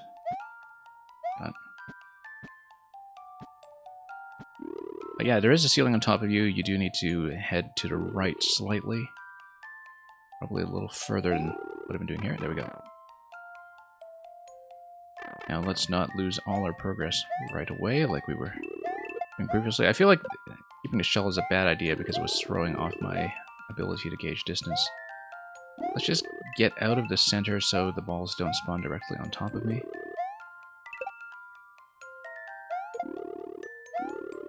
I said, yeah, get out of the center. And then, whoa, bad idea. Okay, so you do need to survive a little longer there until the auto-scroll gives you a bit more to look at. That's rather important to know.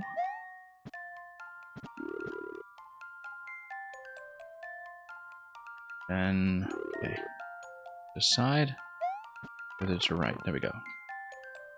It's a very specific slot there to jump through.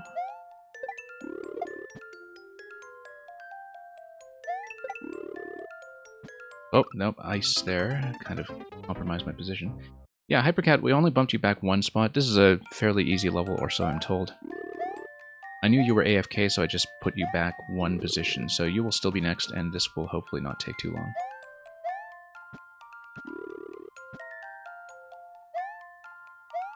But welcome back. We will definitely dial yours in next. And thanks again earlier for telling me that you would be AFK.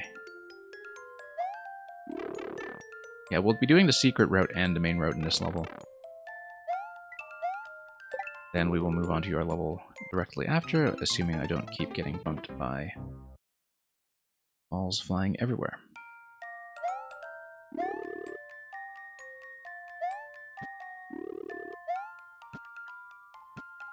So we are doing the entry point a little more reliably than before, I say, as I completely failed to make the entry point.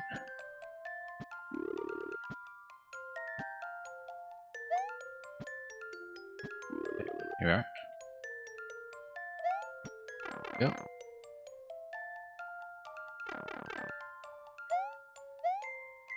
Evacuate the center. And mine the ice momentum, of course. Because the slide that you get from the ice is something that is likely to cause difficulties. Using the shell to deflect the balls actually is a rather interesting idea that we hadn't previously considered. Not going for those lower coins, I'm afraid, and that was not a totally intentional slide, but it did save me, so I'll take it. We do have additional balls here from the third cloud that has arrived, so let's be extra careful with everything trying to dunk me.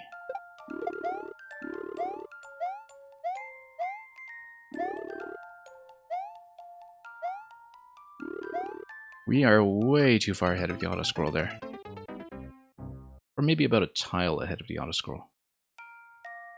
And Hypercat BRB again. Yeah, don't worry, we will dial your level in anyway. I know you're in and out, and urgent things do happen. So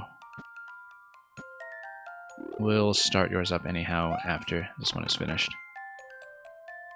So thanks for letting me know. I've definitely had some very awkward BRB situations as a streamer here, so totally understand.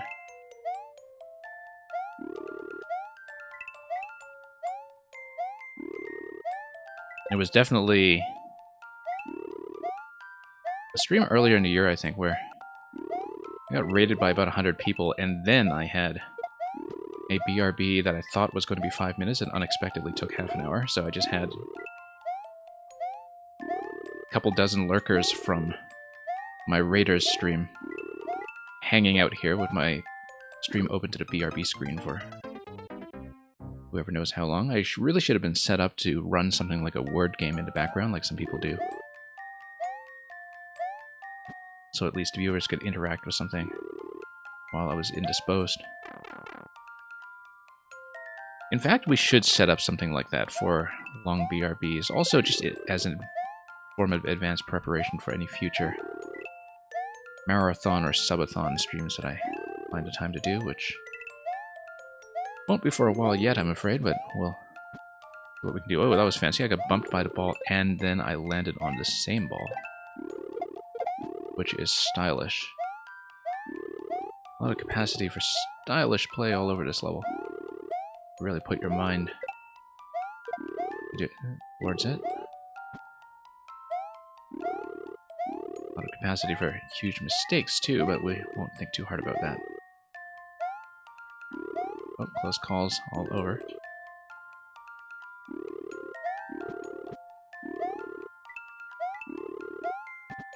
Nope. Oh, close call. But we made it. And we didn't. That almost looked like a series of extremely daring saves, but I suppose my luck ran out. That was actually a pretty spectacular sequence, despite ending in failure.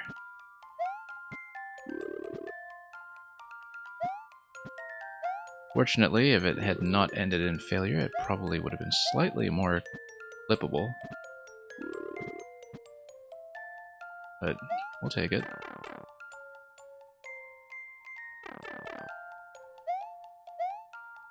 Okay, let's do this once again. Yeah, occasionally using the shells defensively is a decent idea that we should take note of as we go.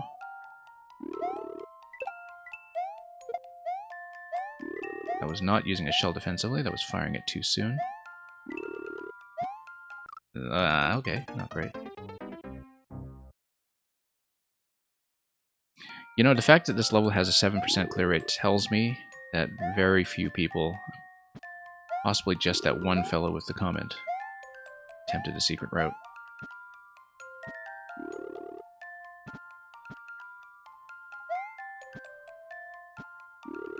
Because it is comparatively tricky. I shouldn't say comparative since I haven't even seen the main level yet, but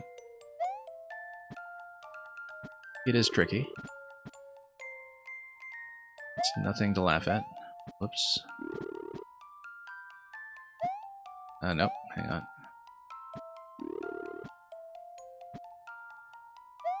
Let's try it again.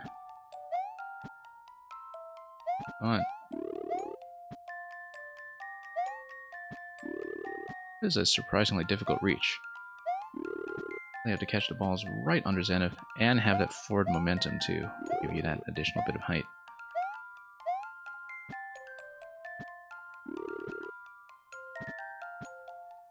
There we go. And we need to not bump our heads. I bumped my head. Yeah, even if you know the road is there, it's a little difficult to recreate.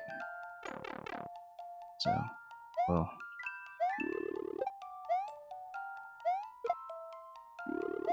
attempt a couple of silly things here, then proceed.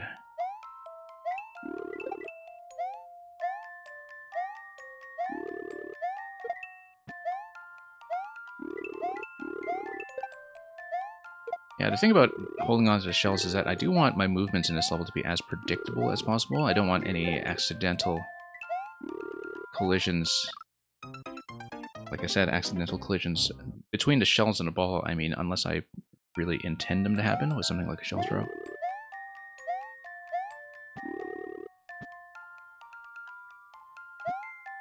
I want everything to be as intentional as possible. Saying, so, whoops. The entry point looks really tight in some ways. And difficult for me to see. I mean, given that it's off screen. I suppose that's a trivial thing to say.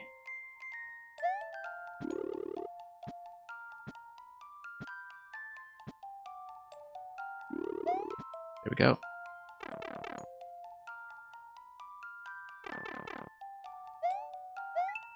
Well, we made it pretty far previously. I do need to be fairly careful. Whoop, that was nearly a dunk.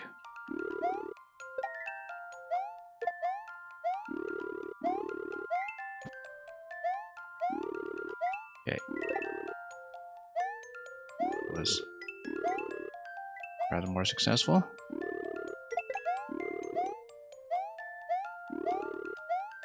Now we get to the part with 3 balls. We get juggled and bounced around. Not simple, I can tell you that. Maybe if we manage to get a cape in the next room or something, come back with it. That would be a different story.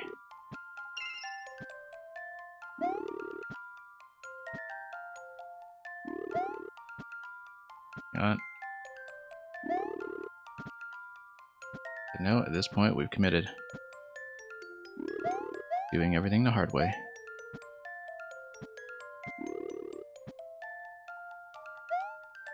Come on.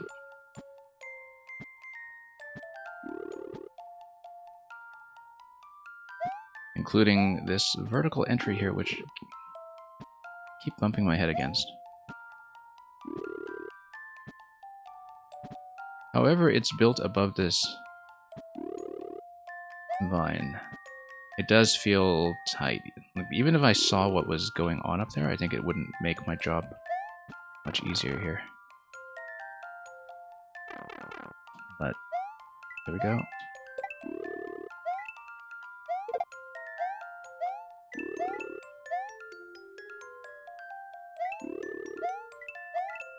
And we'll just stay on locations where I'm not too vulnerable to getting bumped, I hope.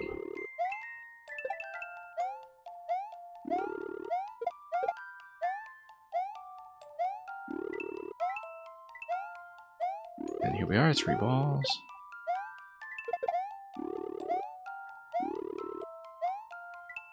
And we'll just think about this in terms of timing and make sure I get off the narrow platforms as soon as I can. There are definitely times when I feel like the auto-scroll is a little slower than would be comfortable. Oh, no. So it's just those 2 series of platforms that would get me across.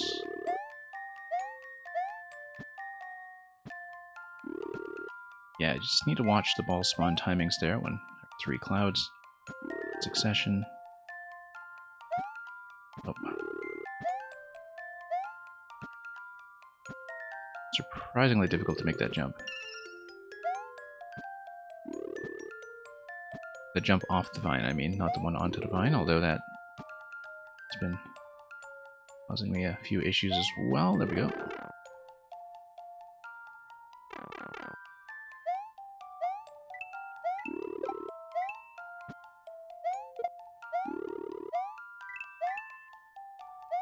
Okay, over there we go.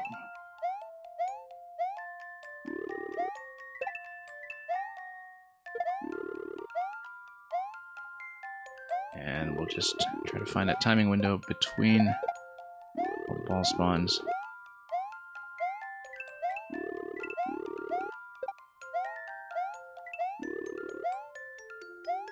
Yeah, we'll hang on to this shell for the moment while we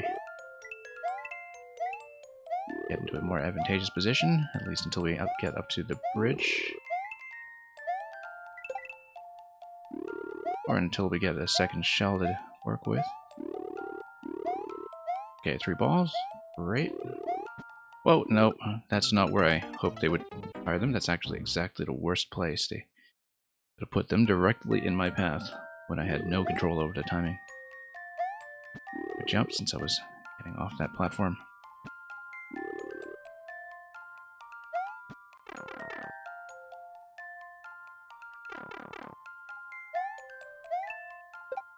Okay. Oh, no.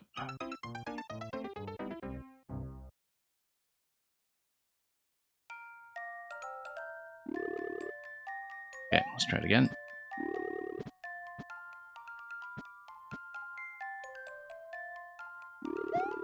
Nope. Amazing how hard it is to get my head above that ceiling.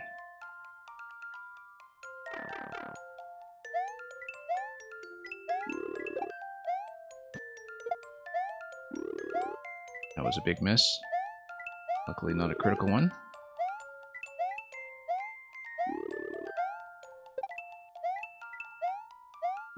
Sure, let's take that for the time being. Nope, that was not good. Thing is, if you're holding the shell, there is no collision. You do have to have a thrown shell to hit the ball. It's not like the ball will just knock the shell out of your hands like other related collisions in the game. That definitely is a bit of item logic that takes a moment of adjustment.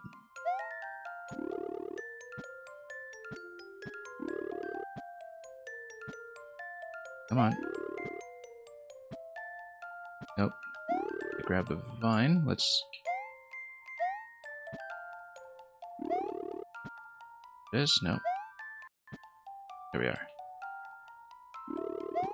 Nope.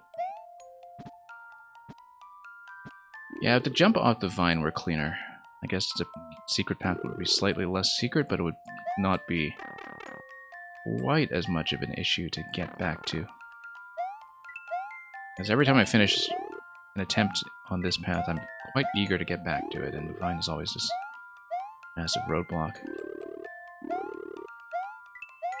I guess I'm saying that I would appreciate it if something like that were more of a pure knowledge check, rather than a knowledge and off-screen accuracy check. But like I said, I don't know how it actually looks, and perhaps the hint screen made that clear in a way that makes it playable, so let's not prejudge too much. Oh, that's dangerous. Especially because the third ball is now completely out of sync. Fewer balls on the screen to deal with at once, though. Maybe that's beneficial in the long run. We can knock it out to change up some of that timing. That's the furthest we've gotten, so see how bad it is from this point. Nope.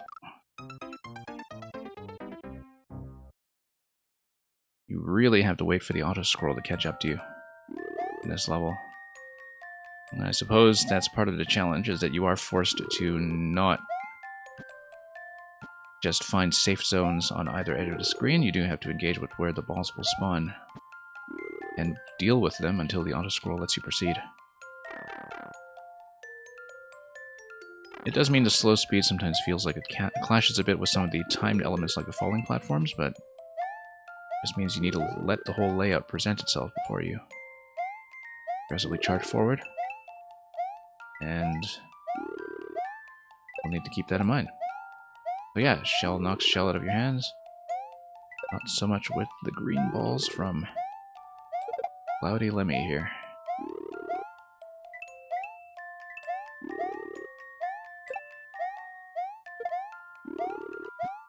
Nope. Yeah, desynchronizing one ball by knocking it out with a shell might be a good idea, because having all three at once seriously restricts space, even if it makes the timing easier to see. Having all three spawn at once is a huge liability when you don't know where they're going to go.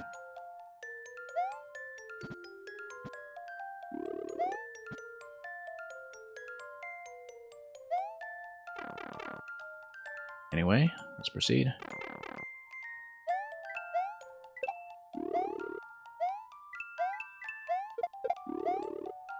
Yeah, well, whoops. Completely get dunked.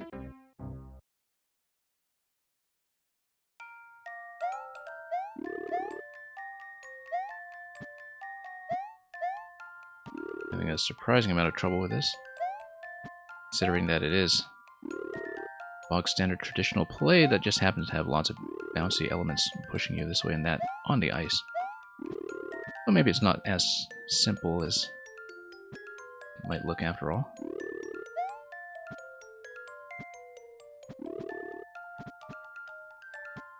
Nope.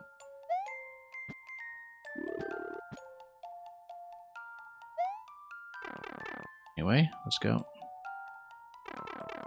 Maybe you were out of checkpoints already, but if you had a checkpoint to spare, it would have made sense, I think, to have a checkpoint after the secret entry. Not that I care too much about having lots and lots of checkpoints like some other streamers do, but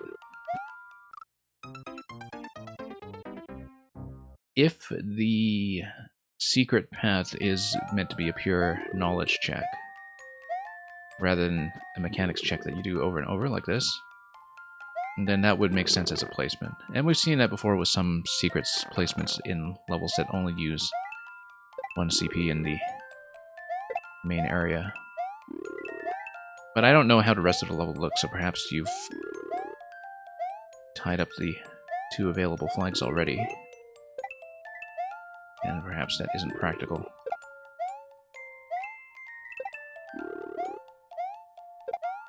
Okay. Anyway, third one is coming in. They're all going to spawn things roughly at the same time, so we'll try to desynchronize one. Just to get a bit more scattering. I don't know, that might make things trickier in some ways, but need to. In general, just be a little more aware of things are raining down over my head.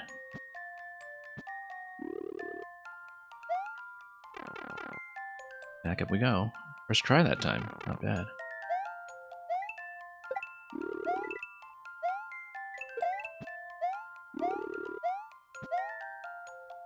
Nope. If you do activate that platform, I do think that a single jump from wooden platform to wooden platform, bridge to bridge, is actually going to be fine. So perhaps dropping that one isn't too much of a problem if I must do it and back out. Depending on where the walls are being thrown, of course. I can't believe how difficult this entry is. Oh. There we go.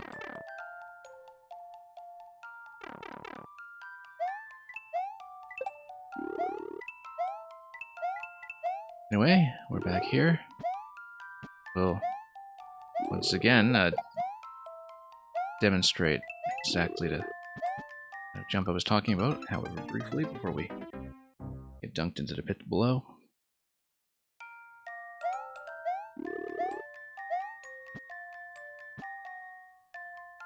Well, we have something to prove this level.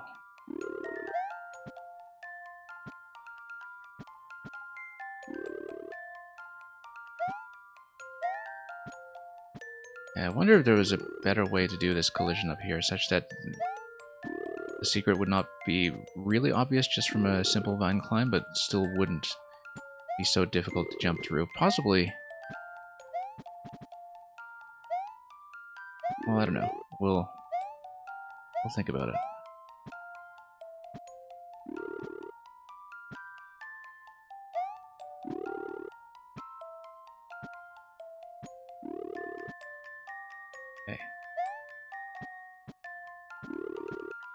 Okay. Okay, up we go. Let's go down and then up. Go. And no, don't worry about the re-upload right now. We'll try to clear things as is. In case we reveal anything else that you want to revise anyway.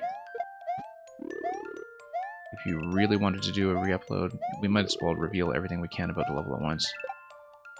It's not too big a deal.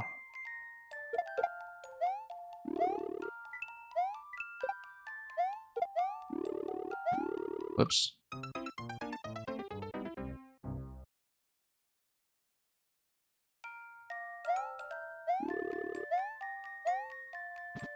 Okay, let's try it again.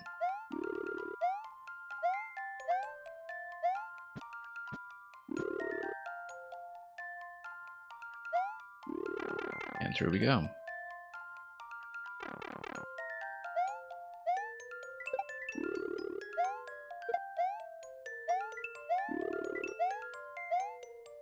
Okay, let's get over here.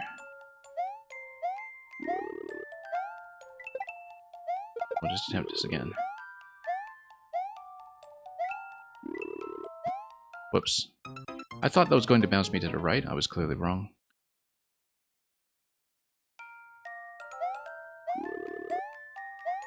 Come on.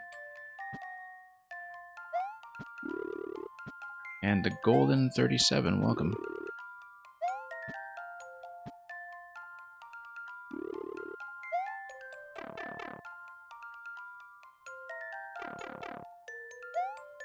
Alright, let's try this again.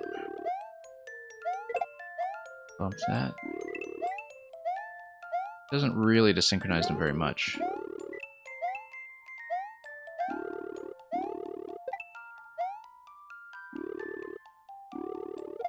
We knocked that out. Okay, that's a little more relaxed, if you look at the timing now. Then the third one is going to come in and cause trouble, so...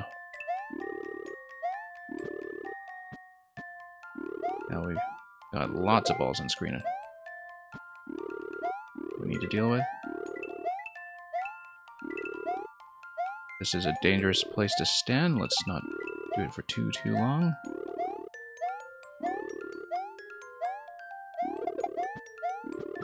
Oh, got up to the icicle. Yeah, to Golden, we are currently doing the secret path in this level. If the clear rate is to be trusted, the main path is supposed to be much, much easier, but, you know, we're showing this off because we can.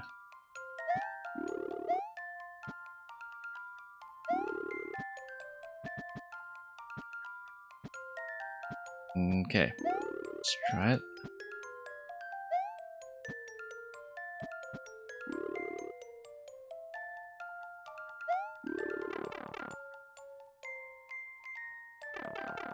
Let's do it again. Definitely a bit dangerous to play this sometimes, but it didn't desynchronize it that much, not enough to really help, but we also don't want too much scattering on the balls once the third cloud comes in, so try to find some kind of reasonable happy medium.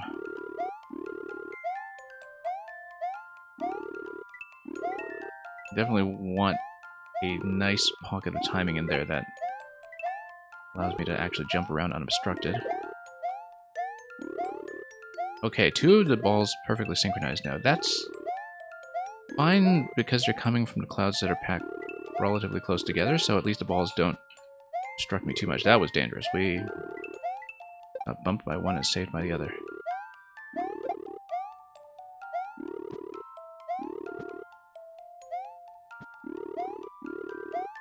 Okay. Dangerous, but we made it. Now we need to wait for the moving platform here. Nothing in that diamond. Whoa, nope. I could sneak around, but it is going to be a fairly long ride. One thing I'm slightly concerned about is the fact that the moving platform outpaces the auto-scroll itself.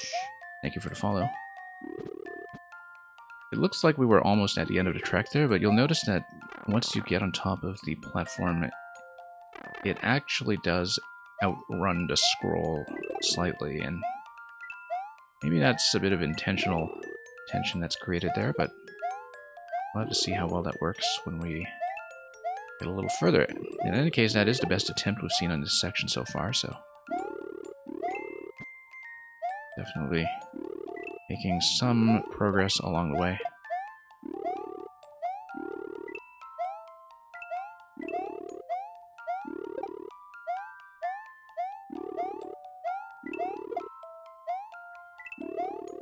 Okay, try this. Oh, nope. Thought I could bounce across, and that was not great. Shield, sir, welcome. Raid of fun surprises. Looking forward to that. We got a fairly short queue today, Shield, sir, so I can hopefully spend a good, generous amount of time on what is almost certainly a fun and surprising troll. The Golden 37, most normal Ryanair flight. Am I going to have to pay to bring my luggage aboard your level? I suppose there won't be any tray tables. Whoops. And let's go. You remembered your code. Yeah, hopefully we'll get to you decently soon. So, of course, we need to finish this one. We got one from Hypercat after this, and then we'll have Shield Sir, which we'll see how long that takes, but we will do it. Seems like it's been months since I last played a Shield Sir level, so looking forward to that as well. Yeah, Shield Sir, for most of 2022 I had to run earlier than I used to, but temporarily for December, a bit of January, I'm back to this later time that's a little friendlier to EU people who need to get up in the morning.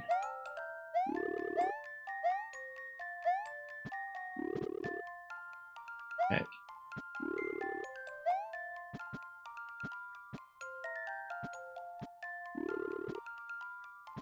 We will see. Make that happen. Like I said, I do plan to show off both routes in this level, but I am doing what is likely a much, much harder side of it right now, so... So far we've gotten up to the platform. And the Golden, you're an EU person that wakes up in the morning, yeah. Good to know. We tend to get a good crowd from that.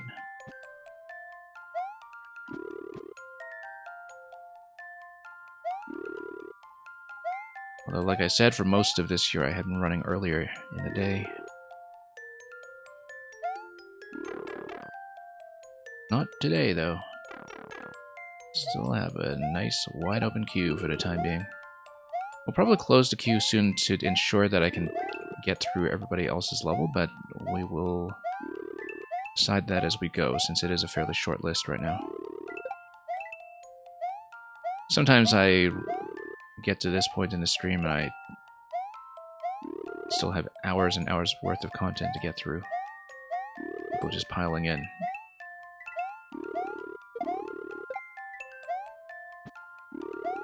But it changes week to week, and we plan our time and the levels accordingly.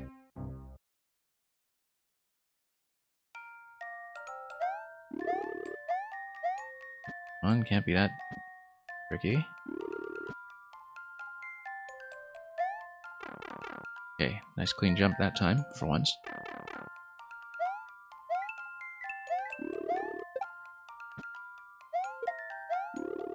Total miss. Okay, let's go back this time. Let them spawn and go.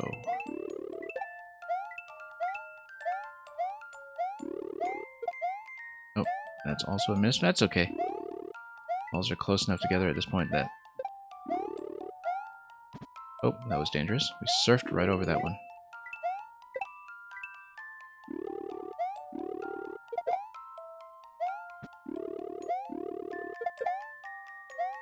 Okay, we'll knock some out.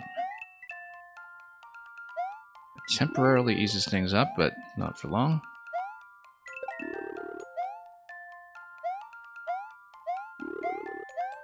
Oh, yeah, just gotta be aware. Whoa, no, that's a huge push. As soon as you get 5 levels in the queue, you close it. Well, I mean, particularly as somebody who is a troll maker and player, that is probably a good idea. I usually do my closure at around a 2-hour mark, but it depends on how confident I am in finishing the rest of the queue. At that point, sometimes it's earlier, sometimes it's later. And I have been running for just about 2 hours at this point. Almost exactly. A little over that, in fact. But like I said, fairly light queue, it's just that the levels have been comparatively lengthy, and that's okay. I prefer that in some ways. You know, just to have a small number of very chunky experiences we can sink into. You usually get 5 trolls in a row. So in order to troll your stream properly, you're going to have to send something that is not a troll.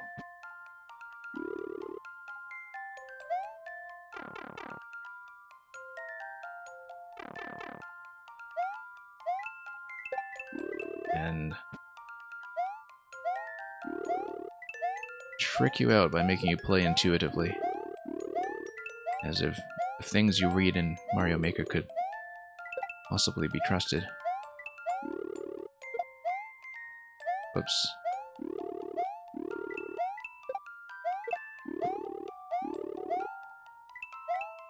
Okay.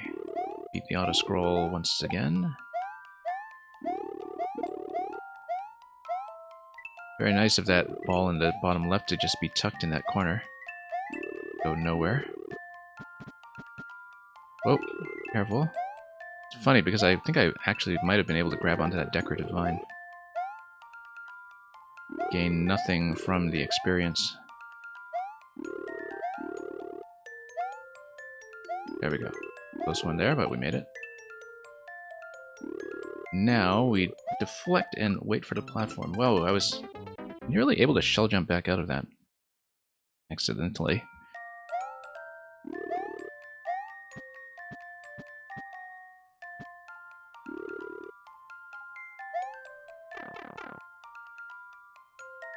Anyway. Try it.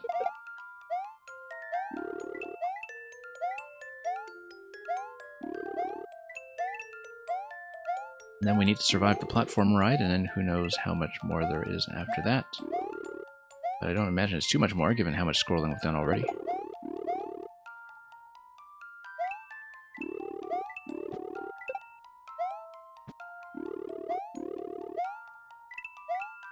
Okay, there we go.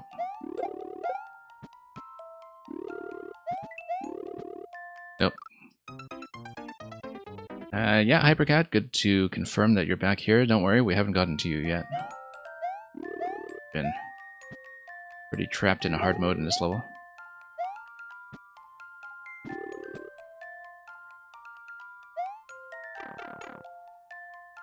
But we will definitely get to you. And to all the remaining submissions as well.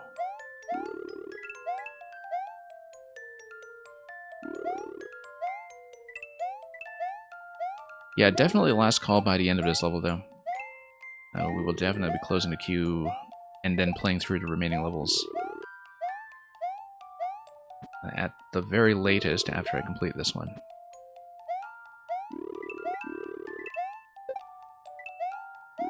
Just to set expectations accordingly.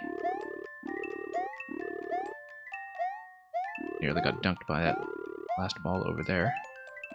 Coming in over my head.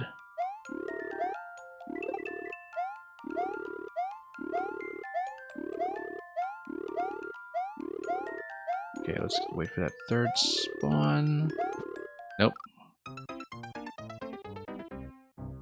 This is a tricky segment.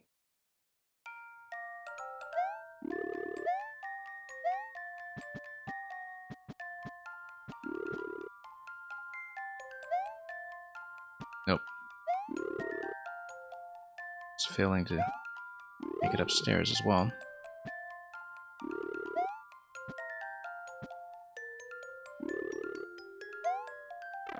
Okay, nice full jump up there, and then we got it.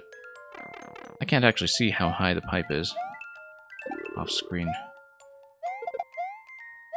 Once again, that's something the hint screen would make clear. It's not the height that worries me so far, so much as bumping my head.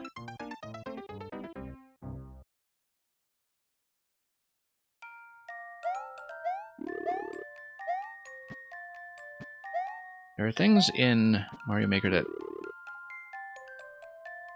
play much easier than they look. This is not one of those cases. I would say that this segment is harder than it looks. That there are some things that look like very trivial dodges that you are actually the one playing. Very easy to turn into accidents.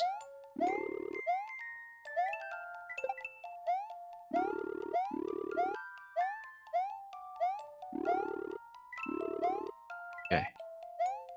Luckily enough room that time. Oh, that's following me over. No. And we're getting pushed.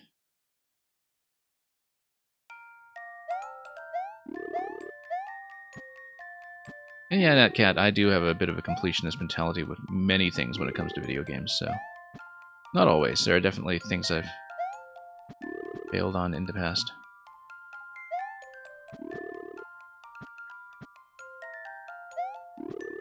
But you know, with Mario Maker especially, I find that Mario Maker is set up in a way sometimes that is especially focused on just getting to clear and forgetting about the level afterwards. And that's maybe something that doesn't quite do justice to what makers like to put in as secrets.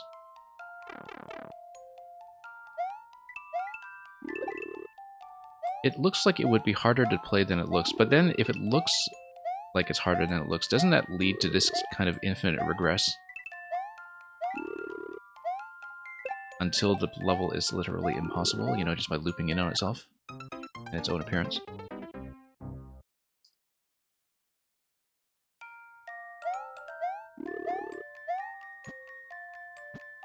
We haven't even seen the end of the track platform yet, so might have quite some time to go yet before we are out of here.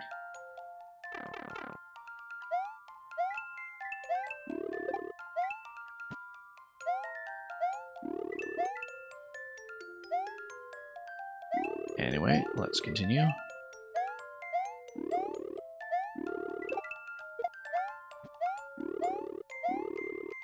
Whoa, nope. Thought I could run ahead of that, but unfortunately, a little bit of drag that you get initially when you're trying to run ahead on the ice. It's causing some problems.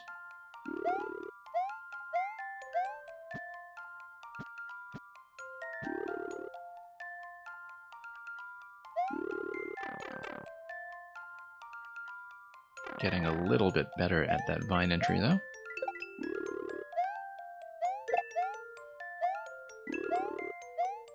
And now the balls are synchronized for better or for worse. Little more synchronized, in a way.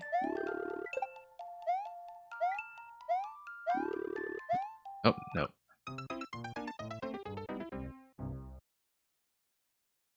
The ice does add quite a complication here in terms of making it a little difficult to react if you need to change direction all of a sudden.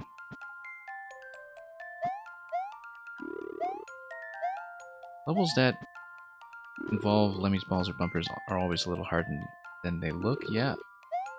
I can agree with that.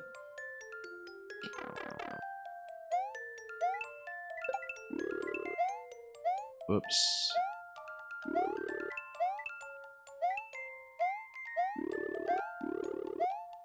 Because there's quite a lot going on with adjusting your jumps that can cause problems. So in a death like that, for instance, you know, it looks like I have plenty of time to see the ball coming down towards me and to react accordingly, but when I'm facing a poor direction, first of all, changing directions on ice is slow, and then jumping, as I was doing instinctively to try to get out of trouble, doesn't really get you out of trouble because you jump directly into the underbelly of the ball that's coming down, right? So my usual habits for reacting to things that are heading towards me are a little harder to pull off than typically would be. Oops. I haven't seen one of those deaths in a long time.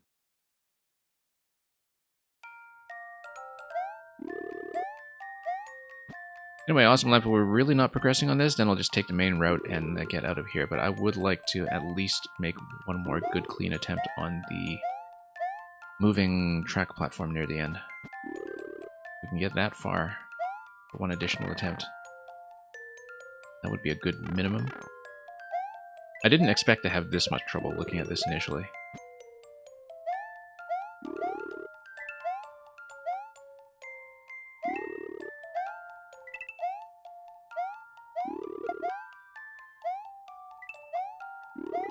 Anyway, whoops.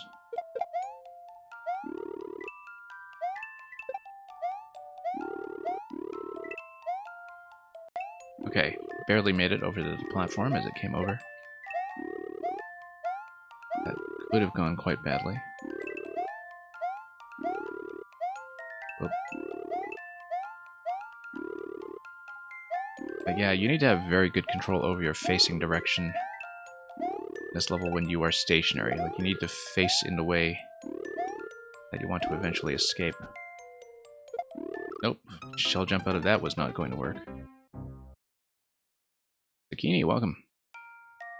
Glad you could get your code in. I was just saying that we're going to be closing up fairly soon at the end of this level, so glad to see you in.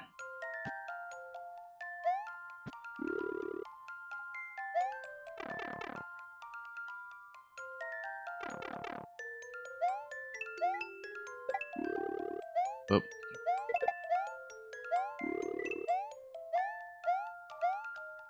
Remarkable how much trouble I'm having.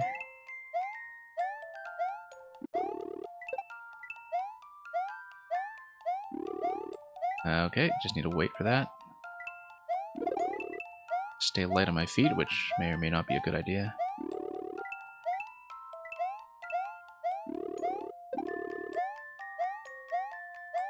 Probably should just stand still sometimes instead of... Whoa. Trying to get rid of the ball there, but that was not a good throw.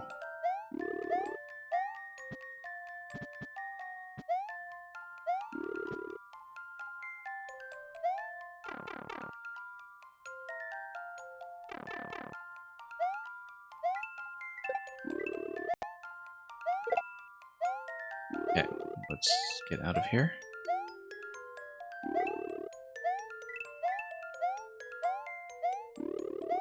A nice, clean attempt.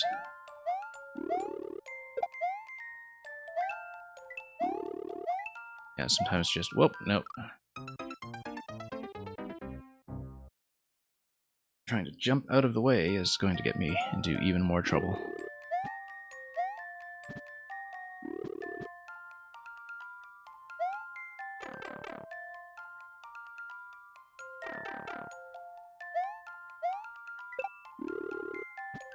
Nope.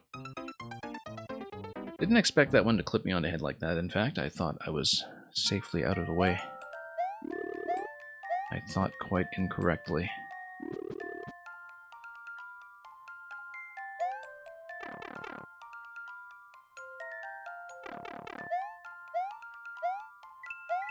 So furthest along we've made it so far is we've reached a track platform twice, I think. The second time we got to ride it pretty far, but... Oh. Yeah, sometimes you need to stay low on this level. I think I'm instinctively jumping partly because I'm trying to avoid sliding around too much on the ice, but there are definitely situations where you want to keep your head down. Need to read that accordingly.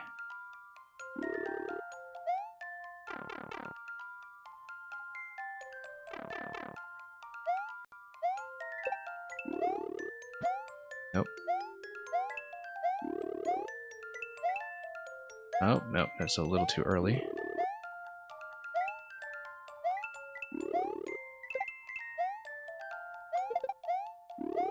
The ice is going to add some complications here, but... Nope, I was trying to escape out of that one, and the ball went way too high.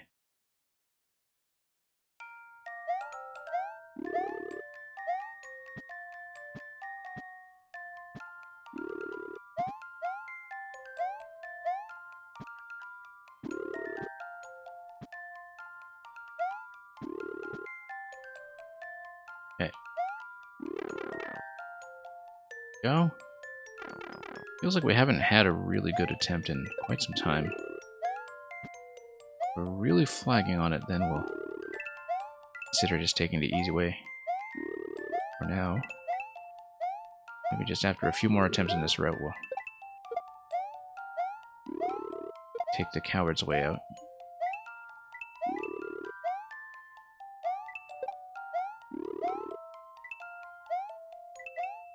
Way. Let's keep the ball for now since we don't need it just yet. Keep the shell, rather. Yeah, we'll keep it for emergencies like that. Oh. Okay, this is looking decent so far. Except this crossing is one that does tend to get me into a fair bit of trouble. No, I actually had enough room there, but the momentum correction once again from the ice physics threw me off quite a bit.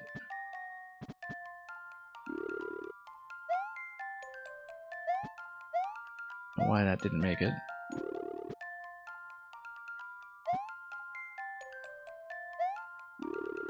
Nope. Why am I not making it now?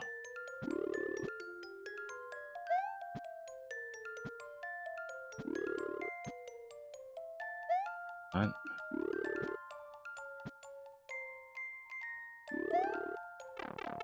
Here we go.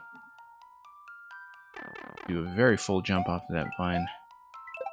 Consistently make it over. Far up, I don't quite know, but worry about that another time.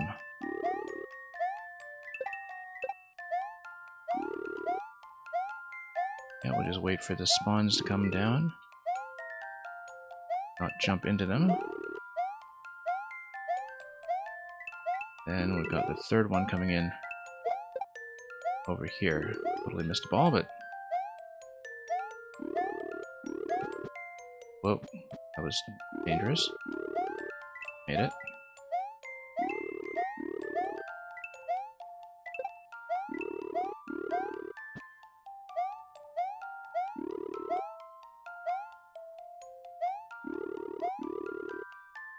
No, yeah, you see, that's the problem, is that if you're sliding the wrong way, the momentum correction on the platform takes too long. And so I was killed by ice physics more than anything there at the time. Because I just stayed too long on the platform since I couldn't jump out with no destination scrolling on yet. I needed that extra time, but not that much extra time. I can't just jump everywhere. Particularly not on a falling platform, since it will outpace you if you try to jump while it's way up.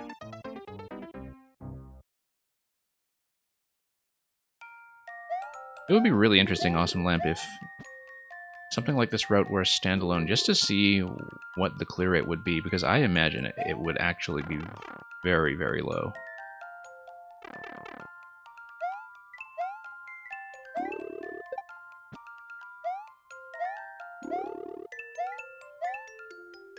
Definitely not more than the neighborhood of 1%. Even though the main level seemed to have settled out at about 7% when we came in to see it. Yeah, I would say sub 1% for sure, in fact. Although that would be mitigated by the fact that the attempts would be relatively long, since it takes some time to die.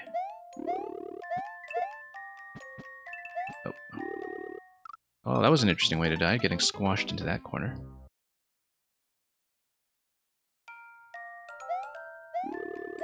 Okay, just a few more attempts here, I think, and may have to call it pretty soon on this route.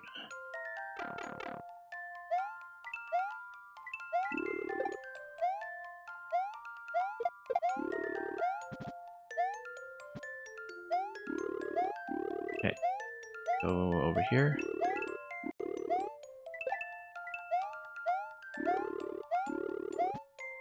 No. Yeah, at this point, I'm going to take the other route, I think. We will want to get back to this eventually to learn it, but let's just grab a quick clear. Notice that by the time I get the mushroom, I will have scrolled off of the previous section. Not that the mushroom would help you at all. The mushroom would actually do more harm than good in the previous section, I'm sure. First of all, because it would be so troublesome to get up off the vine. And secondly, because you have an extra tile to just bump into things.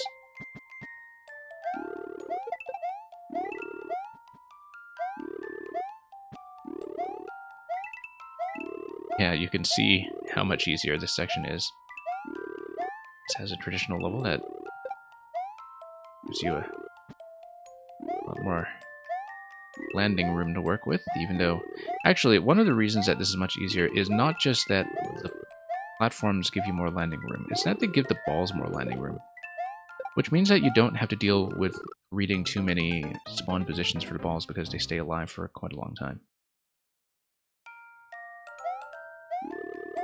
And that's the main reason it feels more relaxed. It's not that I have more landing space, although maybe that's a big part of it. It's more that the balls just stay alive for longer, and so you don't have to deal with as many at once because they remain on screen but way out of your way. Whereas if they fall in the pits right away, you don't know where the next one is coming.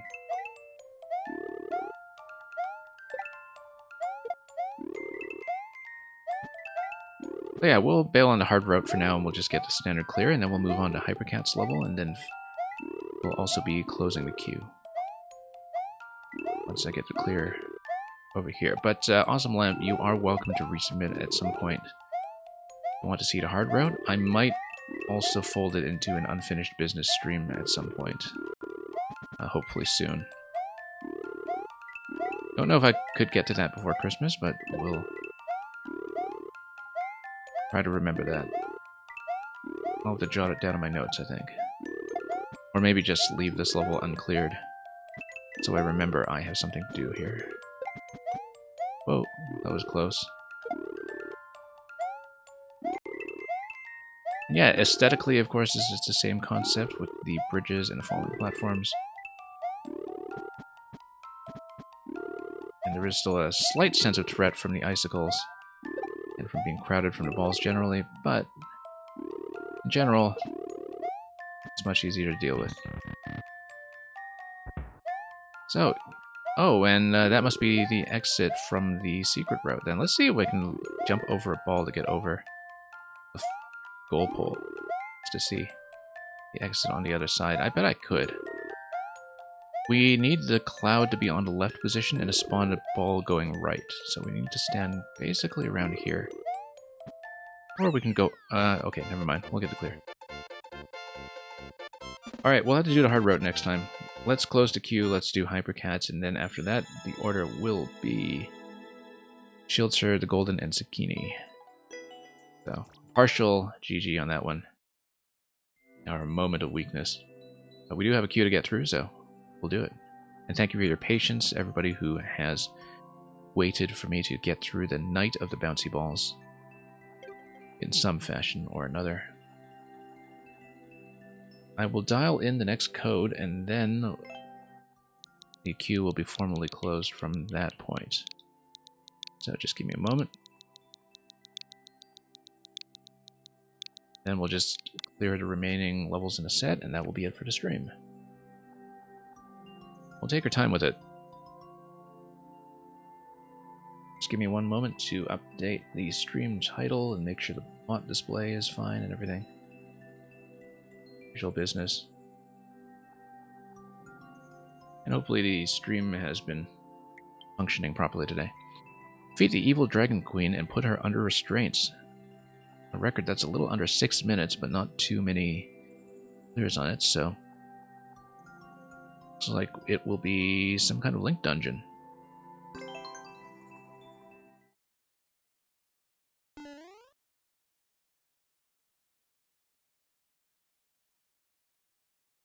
Alright, Dragon Queen, what have you got? Oh, money. Want. Oh, and this is almost like a Zora or something, depending on D Queen, yeah, D Queen. It's kind of like the Link to the Past era Zora designs, isn't it? So the Queen wants money. Is that the idea? Oh, wanted, okay. Wanted, and it's a money reward. Alright, then we'll just swim inside Dragon Queen poster, and then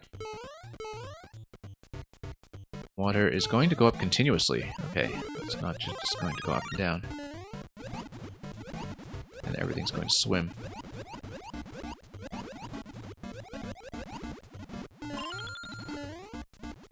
Oh, and then it will stop here. That's fine, let's see what that is. That is necessary. And yeah, if you ride the water back down, then you have a long reset ahead of you while it back up.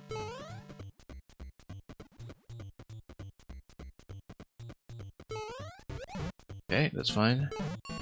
And here's Link. Notice that it is possible to lose Link here, but I think you can still clear everything past that point, so... Although it'd be rather dangerous without something like a shield. Get you through. Or the Pegasus Dash, for that matter. Works just as well. Yeah, we'll let the Thwomp over... I mean, I'm supposed to jump over it, obviously, but...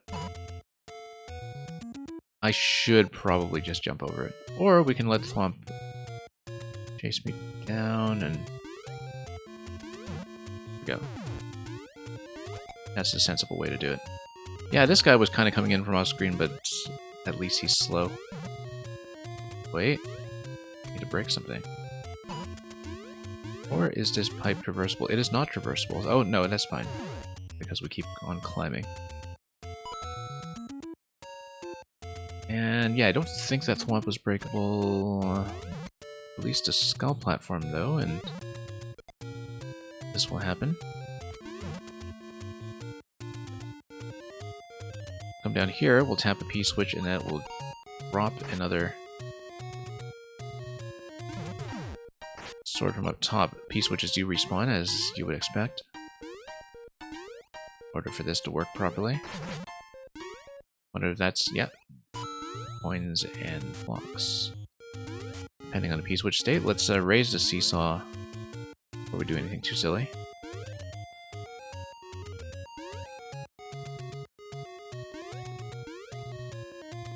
Take it up.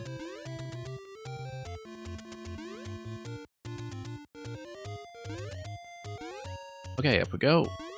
Goombas and Buzzies, but we ride the Buzzies up. That should get me where I need to go. Eventually. Need to ride over to this door over here. Okay, that's a pretty clean exit. And that's a checkpoint flag right there. Notice no Master Sword refreshed yet at this point. Well, let's split this just in case we could use it.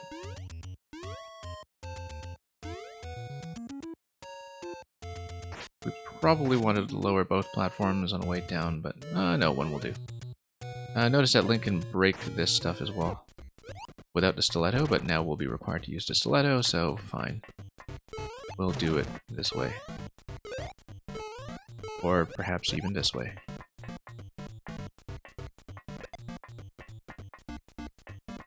Drop down.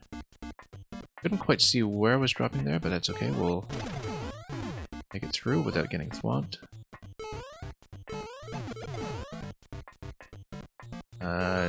Yeah, we're able to always get another boot at this point, so there will not be any kind of block that we need to deal with. We will, however, need to drop the boot in order to come through this segment. Who's there? Whoa! That was tricky. Dangerous.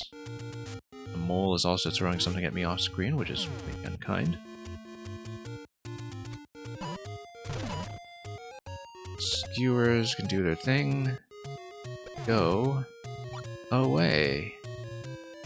Says probably the Dragon Queen from down below in this pipe. I am tempted to check the other pipes, but I guess they're blooper spawners. The dialogue bubble does strongly encourage me to come through here instead, so... Oh, whoops, lost something already. You... captured... Oh, you capture me? Speaking of which, this kind of dialogue story level works a lot better than the ones that require comments on. You get to read this massive dialogue bubble as you actually still get to play through the level instead of being forced to scroll through it automatically, or anything silly like that.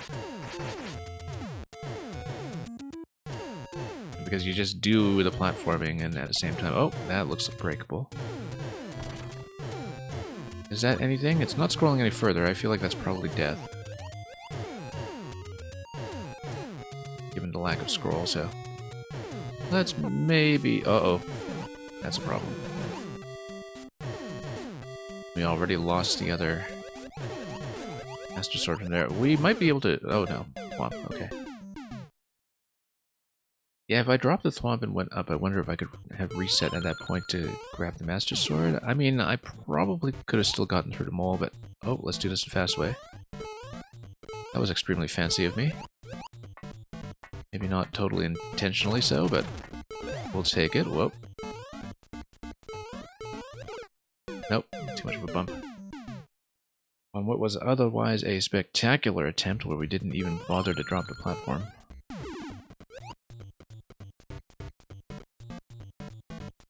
Not doing that twice. I do not trust myself to do that twice. We'll come over here instead and let the boot drop too early. And drop too early. Can't you just fall along the edge? Yeah, I hadn't really taken a look at that. I mean, I don't want to get whacked by the fire bar without knowing where it is, though. But you're correct, that there's nothing tucked right along the edge, and so that is possible. But a fire bar's initial position might make that a little dangerous. If I don't know what's coming. Okay. Whoop. Once again, causing problems for myself. God.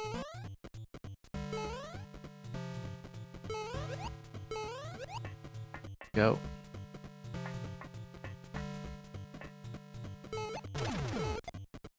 Okay, that works. Oh, no. Whoa, I was trying to stop the guy, but I didn't have enough height.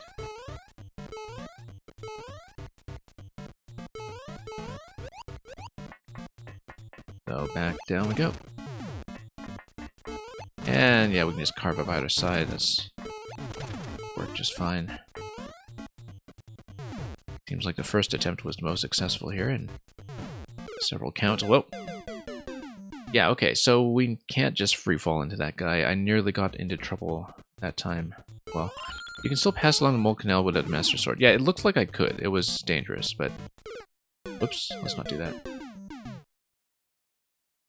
If I can see consistently what that fire bar timing will be as I spawn in, maybe we can just do the drop. Yeah, you can.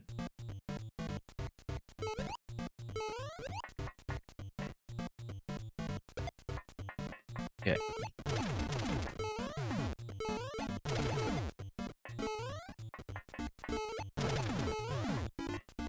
Wiggler will turn back. Let's land on some clouds this time. Grab the Master Sword. If we can.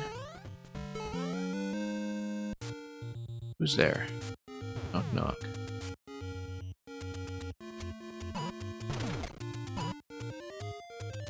Okay, down we go. And we'll leave a sword there in place in case we need it. And we'll try not to lose it immediately this time. And we'll leave a sword here just in case we want to pick it up on the way back, although we'd have to be aware of the thwomp if we do that.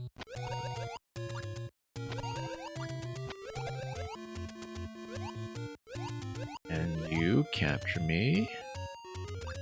Oh, so.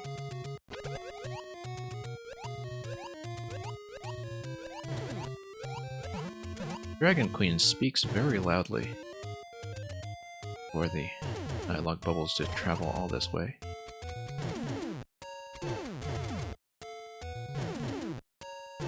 Get through this. And yeah, let's not destroy the block under the sword on the right just yet, just in case we need it.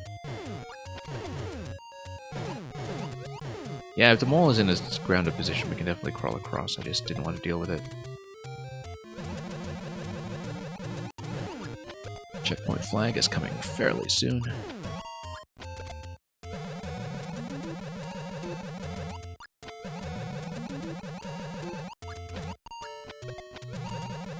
And we'll make our way into the maze.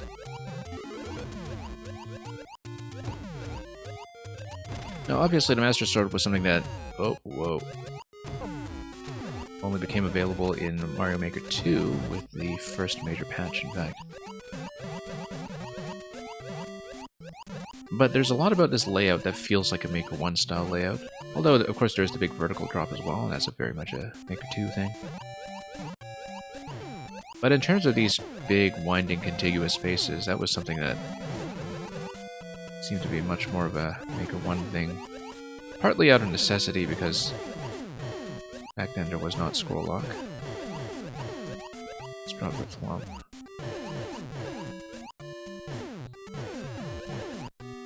Oh, no, we need to get in on the right side, so bouncing with cannonballs is not advised.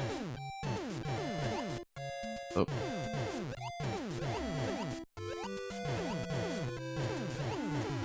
Okay, stay here in the middle so we don't get bounced. We'll find those projectiles as we make our way over to the checkpoint flag, which will give me the Master Sword.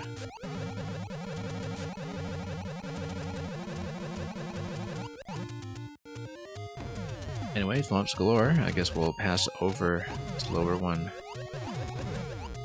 I'm gonna bump the swamp. There we go. That's the way to do it. Checkpoint hype, yeah, pretty much. Let's see what a shell can break for me. I'll just collect coins though.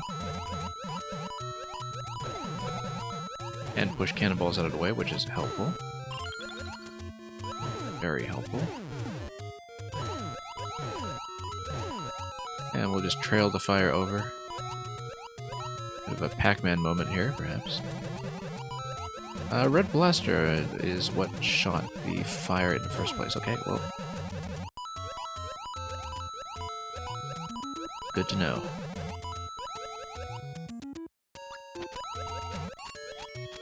And Master Sword, yeah, we'll keep it in reserve. Although, we'll despawn it when we scroll far enough, so never mind that.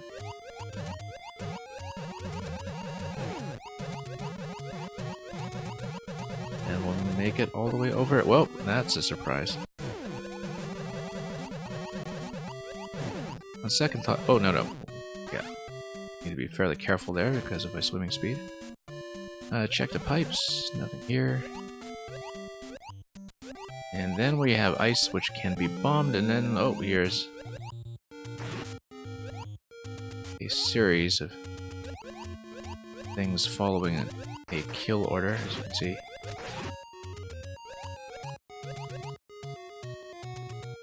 Okay, skulls over here, more pipes that might spawn wigglers, but we're not really sure. Yeah, it is wigglers.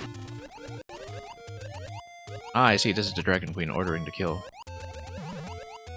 Well, joke's on you, we're going to enter your face. Can I wear the helmets? Don't know if I can, but oh yeah, we can. That makes things easier.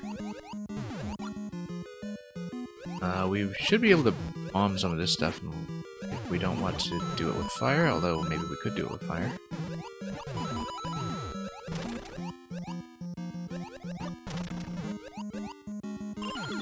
Okay, ah yeah, that's a door.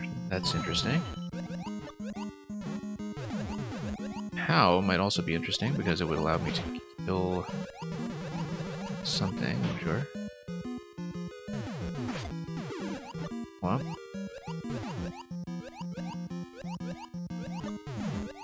I don't think I can actually kill the Photobu here. Let's just make it through the door, and then let's see what happens.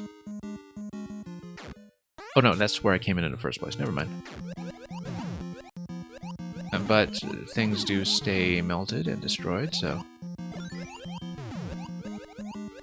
Whoa.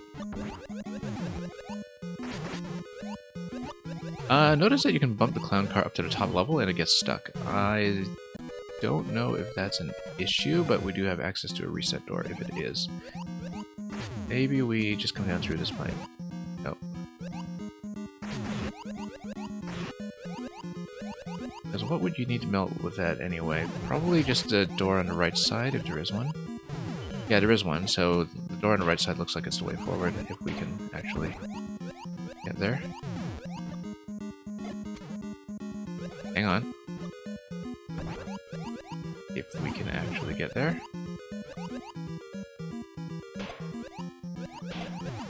Some of these guys.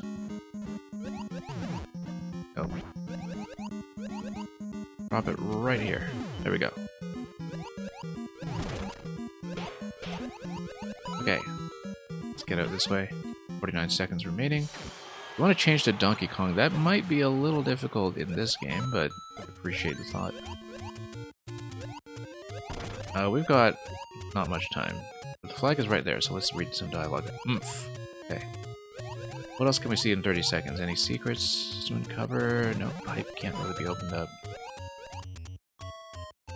Blocks can be blown up if we really want, but we do have the cash reward from wanted poster right here. Yeah, it seems like it would be a little challenging to do it in a single clear without the checkpoint, but there is that 6-minute record on this by somebody who did manage to do it, so we'll mark it as a GG. Now, thank you once again, Hypercat. Glad you managed to catch that after having to dip out a few times for BRB emergencies. That was a fun one. Very readable dialogue with the comments off as well, which is nice to see. Okay. Yeah, it did seem like the final bit could be trivialized a bit just by pushing the Dragon Queen, or the clown car segment anyway, out of the way up to the top, but other than that, pretty smooth experience. And thank you for the follow.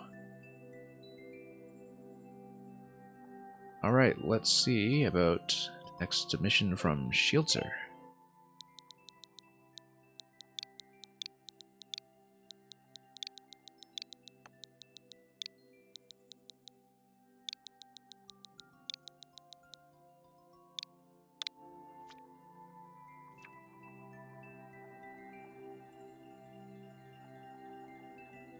Oh, this was made for Freakin' Geek. Although I guess it's just the latter half of Freakin' Geek who does most of the troll playing nowadays.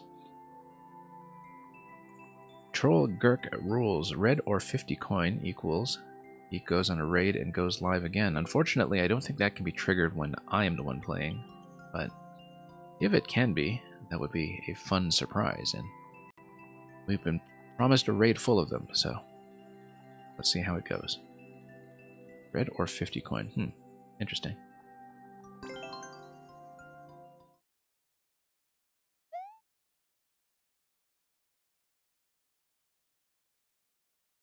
Okay, raid of fun surprises.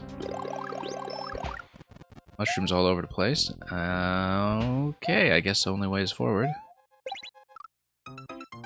I think if that is something state dependent, we should just go forward right away without collecting mushrooms if I can avoid it, or... oh. No, we just do a nice big jump and then... we can go back, we can take damage and then take a spring with me, but then why would I want to do that? I need to take damage in order to hit under that location to begin with. Let's try this. And of course we wouldn't have seen that the first time because I do have the mushroom. Just bear in mind, makes the trolls funnier, yeah. Often does.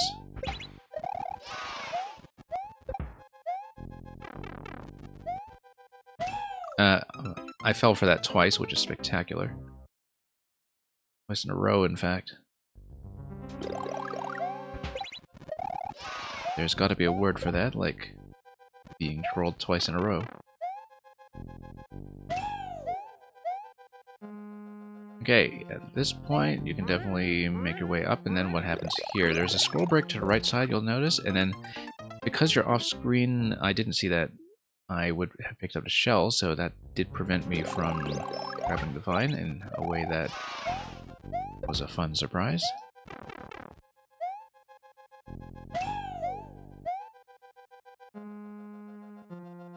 So we just need to not hold the grab button, I think, and then... Yeah, that specifically tricks out people who have the habit of holding grab everywhere. The way I do.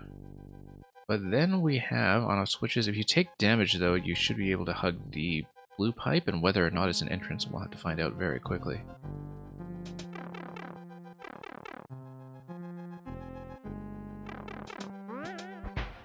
Okay, I guess if we are sent up there, it looks like it's a conveyor belt that's disguised by the blue platform down below, so we just need to head back to the left under the thwomp. Let's do this again. Shields are bringing out all the best faces in all of us. And then, yeah, we just spring back there. Oh, yeah, if you hold left, of course, you grab a 50 coin, which I suppose is the way that you get to raid. Oh, okay, I see how that is disguised in such a way that you kind of have to do that specific sequence in order to find a coin. So now we need to do the whole pick coin sequence as well, don't we? Wasn't there something here? Yes, there was. Let's activate. Loving the sports analysis style, yeah.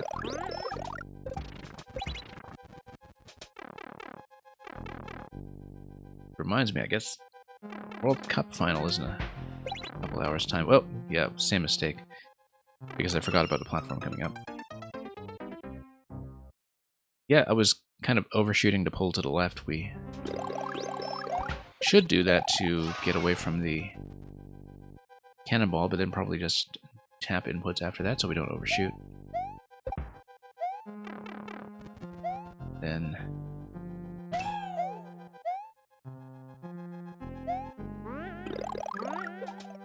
I wonder if the bone shell is actually useful for anything other than just preventing vine grab, but... Okay. That seems to go well for the most part, except that's what happens if you take too long to read what's going on there.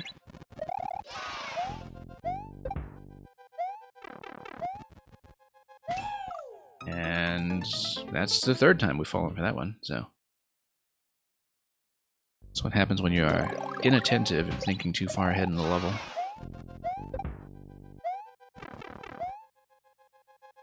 Speaking of which, there's got to be some kind of trick here right now. I guess that's just where everything fell down, so... Nothing to look at just yet. Oh yeah, and it says no bone shell down in the bottom middle current screen. I didn't even notice that until just now.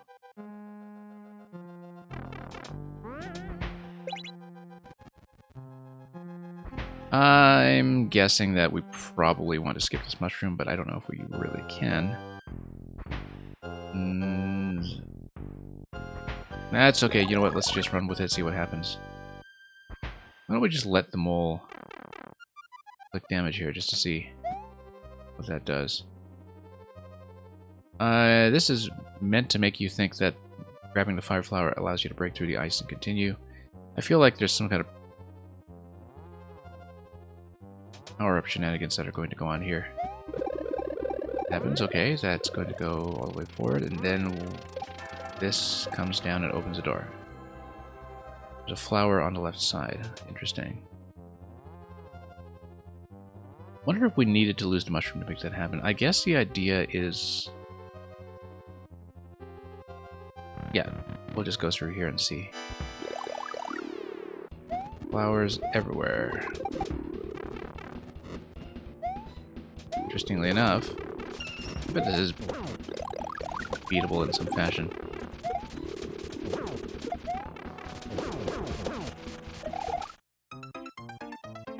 But we will probably not see that happen. At least not yet.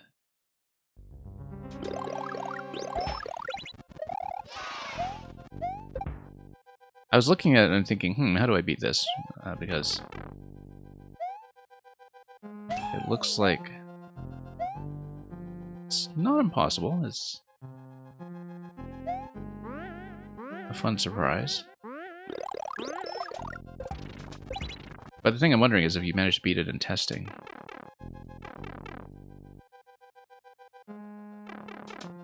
Like, it looks like there's nothing that's theoretically unbeatable about it, but maybe there's a surprise in there that I haven't taken a note of. Yeah, so everything is kind of forcing you back to the door at this point. I kind of feel like maybe we should see what happens if I spawn through here without losing a mushroom, but we need to see the interaction anyway, just to understand what happens. Because if you have the mushroom going in, what does that change? I think if you grab the mushroom at all, maybe that creates a problem with the flower spawning in as a progressive power-up that go anywhere.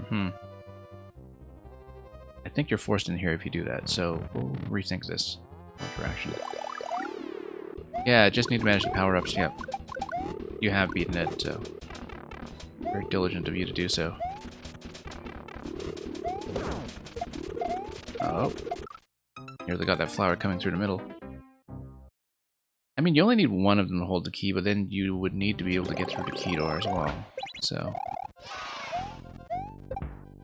although I haven't really seen what the exit there is. Notice that there are multiple doors that take you in to that segment as well.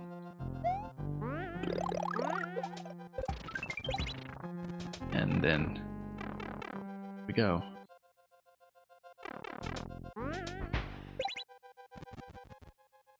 Oh. Okay. After the state switch, you can't really get up here. Let's... Nope, can't really get up here either. You know what? We can take damage to the left. But then that's equivalent to taking damage with the mole, unless there is something with a screen scroll that becomes relevant here. Like something that only becomes clear once you scroll in. Because as far as alternatives go, that's a natural thing to try. Doesn't do anything for me here, though. Gets us back to the side challenge over here. Let me think about this for a moment. One potential thing is to stand in all this a little bit differently, too. But you know what? No, we should actually be using damage frames to jump through the mole and grab the flower. That's what that is showing me. In fact, that the flower is present as something that is obtainable if I know it is there. Because if we have damage frames at that point, we should be able to just jump through the mole and grab it. If I'm reading this accurately, I may not be. Because the blocks wouldn't have broken yet at that point, right? So how would I grab that flower? Go back and think about that.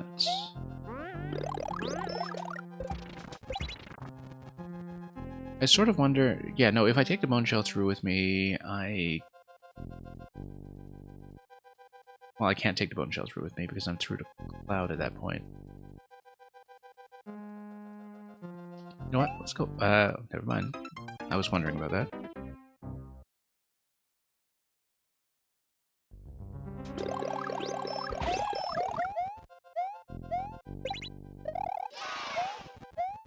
Okay. Let's go through here. Please, come through. And you got the whole 50 coin interaction on the other side, but what if you take a mushroom through with you to the 50 coin interaction on this side? You take damage, and then you can... The only thing I would change is the on-off state, really. I think wouldn't actually help.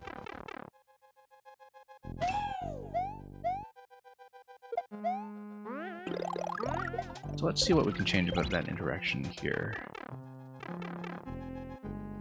Yeah, because of the spike calls you... Whoops. If you take damage coming out here, you can't get through anyway, because you would be locked into that position. So you would have the equivalent state where you go through that pipe as Small Mario, although maybe the change in the on-off state is relevant. Easier than I think. Yeah, most things are.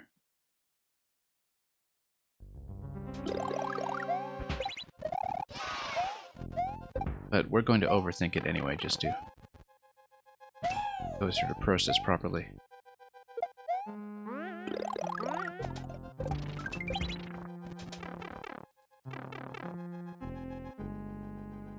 Or we just stand there and wait instead of going for a flower block. We've been doing this way too much. Hang on. Because I always think I need to do an additional tap correction to get out of the way of the cannonball up top, but let's overshoot that every time instead.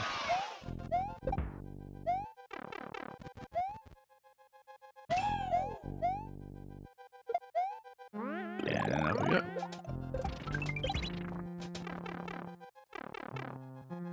Okay, let's not overshoot this time. Nope, I overshot. I thought I needed an additional tap to correct for the conveyor, and every single time it's the same mistake.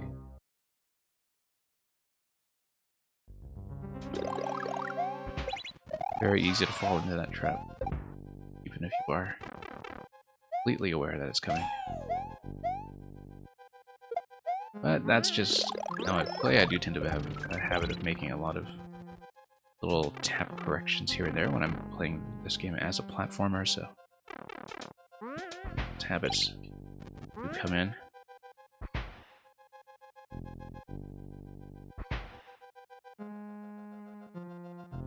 So yeah, no, the mole is on the same track as the flower. If it's covering the flower's position and spawning onto the same position, then we just need to jump into it.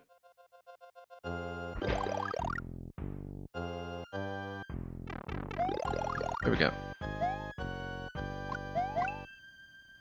And we probably shouldn't hit this at all, although if I do, maybe that affects something later, so... There's the P-switch over there.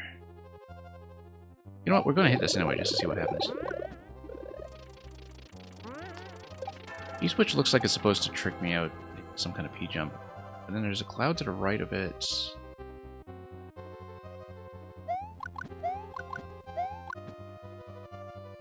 And you know what, we're going to do it. Okay, and it moves, yeah. I bet if you jumped onto the right, that would actually figure out some other way. I wonder if you can stand on top of that. P-switch drops a muncher, so maybe we... Yeah, no, this is the idea, that if you jump directly towards the cloud, then the P-switch moves over, because there's a proximity-based switch that shifts it over, and then that drops the muncher and locks you.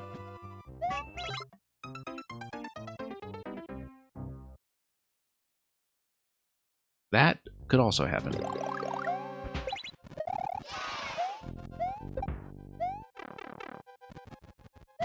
That could also happen. I thought about that right as I did it, and it was too late to correct myself at that point.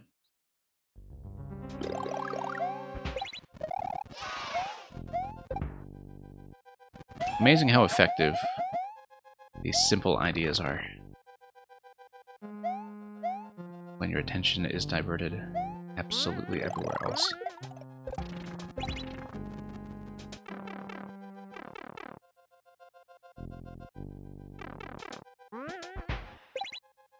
Okay. Jump into the mole. And go left. Then hit this guy, go up. I wonder about that pink coin. I don't think I can jump on it directly, but I wonder about it. We might have to save that for a future attempt. Let's think about this first. Looks like this is going to be a crush if we're not careful. We can also drop this. But then conveyor belt is going to cause a little bit of a problem here. We don't have a P-switch activation because I will need to be small in order to make it over regardless. So let's just get to Crush one step at a time without dropping the donut block. Or we can do that too.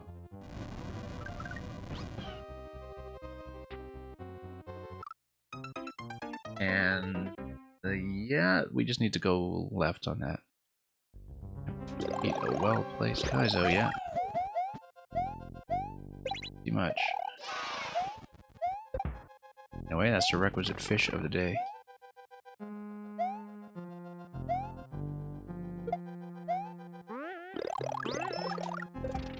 And you had the emote ready to go.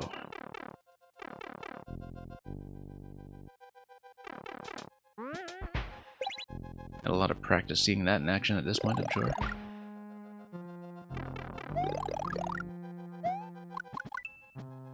Okay. Yeah, that gives you a coin at least. I like how that bounce does you the courtesy of giving you the coin at the very end just to prove something about itself.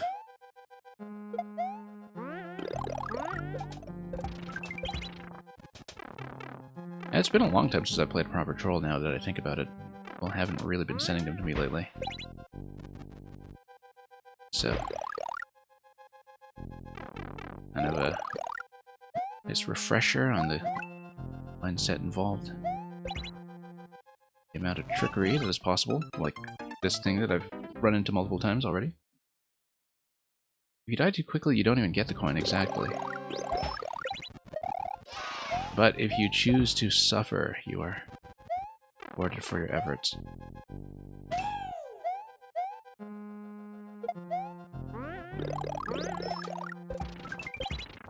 Okay, down we go.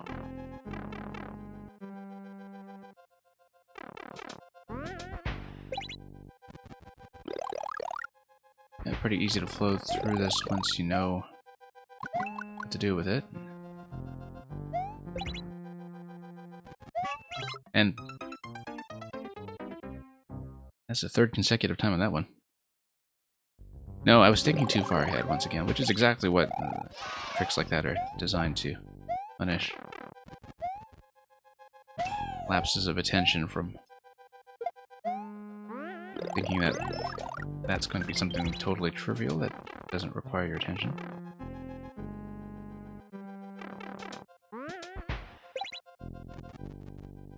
Don't forget the Kaizo block. I'm sure that's the thing you put into chat just to make it extra hilarious the next time I forget about the Kaizo block.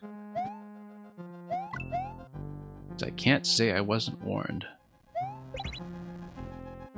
I nearly forgot about it this time. If I had forgotten about it that time, it would probably look like I'm just deliberately failing at it, but no, I seriously did forget about it.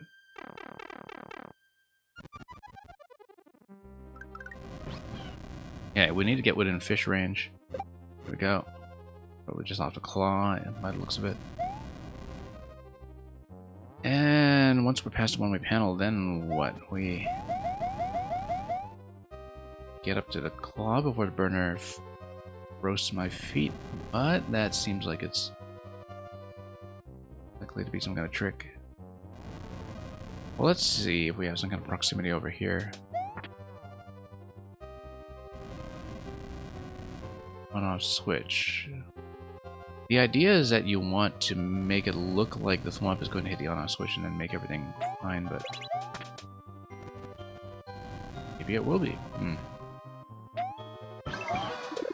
As an awe? Okay. Oh, that's interesting.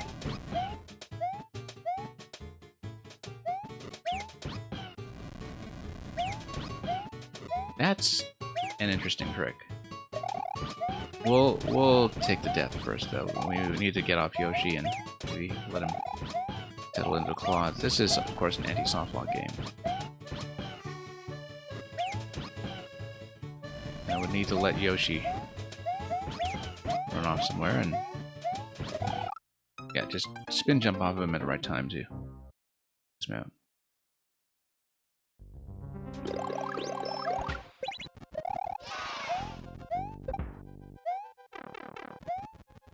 Okay, try it again.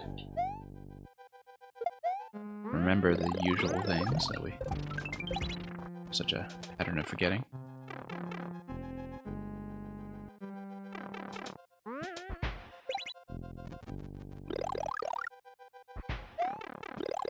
Some of these feel like the world's most elaborate memory games sometimes.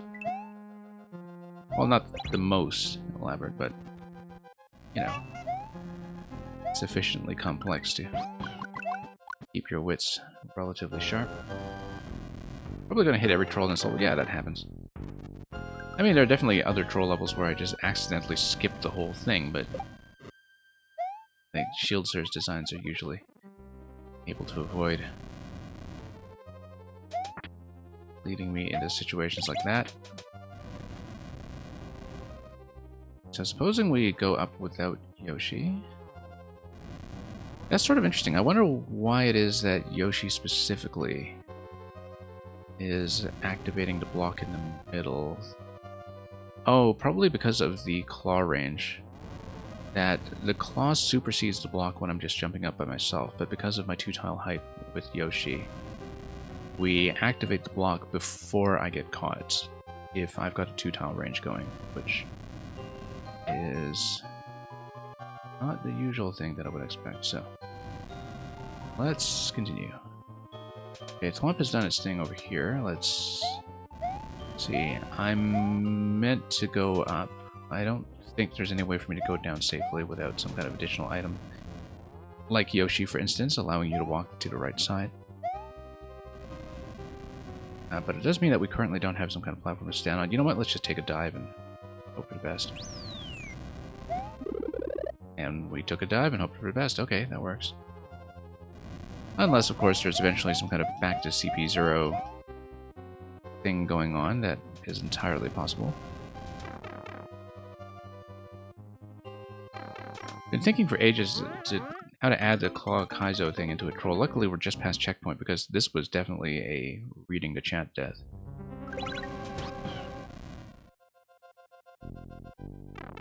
Anyway, we're going to get into the off state, which is necessary in order to on here. And the note block does drop off completely from this point, so coming up here, of course, would not be a good idea. It does nothing. Stepping on that doesn't seem to do much for me either. Goes left, okay, that's important to know. And so now we need to do something with the POW and the Pokey. Let's see what the interaction is.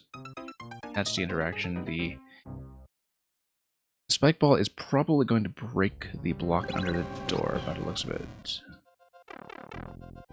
How many CPs are there? Well, we'll see. We'll see soon enough once I stop dying to the looking at the chat death. This is definitely a kind of streamer death, so to speak, where I don't know how many other people do this, where they just take the checkpoint as an opportunity to look over and catch up in messages. It looks like all is well. All is calm in this silent night.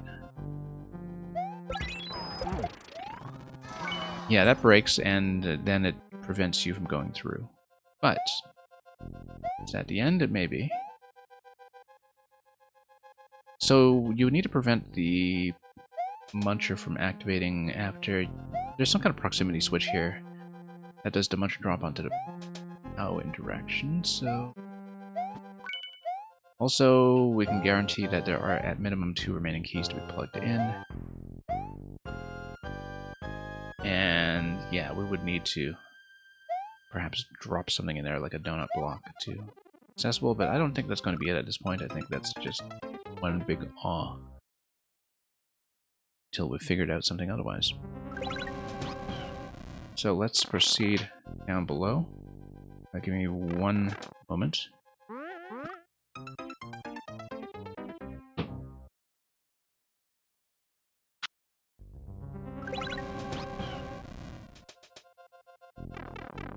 Sorry, that was actually a... I had to take care of something off stream for just a second. Death.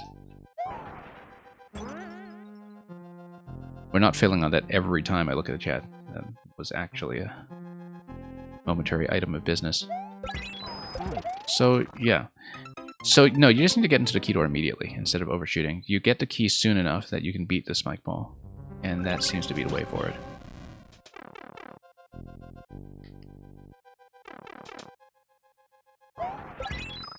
Nope. I mean, you have to let the Muncher release itself first with the Bomb Crush activating the POW. That is going to be a necessary step. Then we can proceed from there. Now, after this, what is the next thing? Well, pink coins, first of all. Cloud on the left side. I didn't really have much time to read much of the layout so far. I just saw a few of the elements on the right side. We'll likely have to fail there a few times just to read it properly.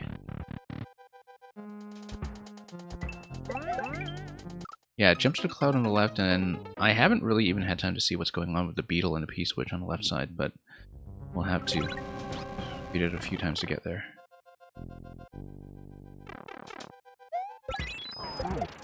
Okay, that's fine.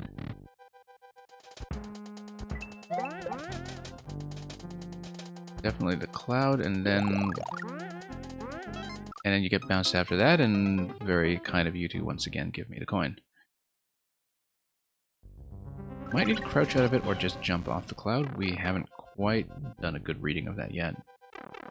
Just to see. I mean, we're still just mapping out the initial interaction.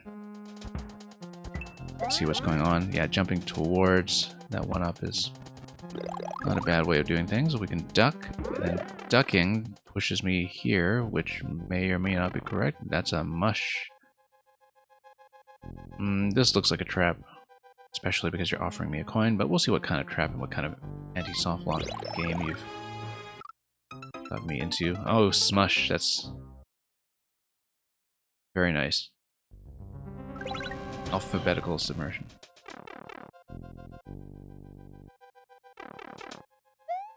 Or smush, I guess. A smush room. That is a smush room in a very literal sense. So yeah, we need to duck out of this, but then we release before we get to the pipe. Fall down here, we grab the shell, we come over here. We upthrow the shell for some reason, and then we ride this out to this side. Then, what do? That definitely looks like progress, but then we're definitely locked at taking out the mushroom as far as I know. Lowering the Muncher is what? I think we probably want to circumvent lowering the Muncher. I just have this feeling. But I don't know why, unless it's some kind of collision with the Muncher that later becomes relevant. I think we do have to grab that. It's not really much avoiding it. The idea is to get up to Vine and take damage from the icicles. The damage boost would then allow me to get across. Maybe. And yeah, nothing from the mushroom over there, so I can't drop in over here either. I think I do have to take a death then, unless we have to. So, yeah, notice that if we do not lower the... It seems like we smashed something above the icicle that lowered the blaster. If we do not lower the blaster fires a fire flower to its right. Fire flower would then allow me to get through here. And I think that is what that is trying to communicate. Fire flower is the relevant clue. So let's try it again.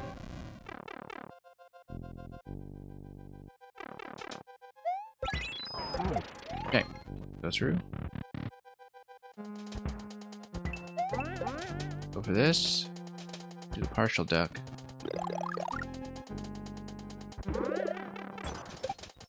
Over here, jump over. And then, what do we even do from this point on? Up throw. That was not an up throw. It was an up throw, actually, but I need to bump this block first. Yeah, you do need to bump this first in order to throw accurately. And I just hadn't accounted for that because I didn't realize last time that I had activated a turn block before the first up throw. Timing of the fireball and cannon was so perfect. Oh yes, absolutely. I think I know which one you're talking about, Zucchini.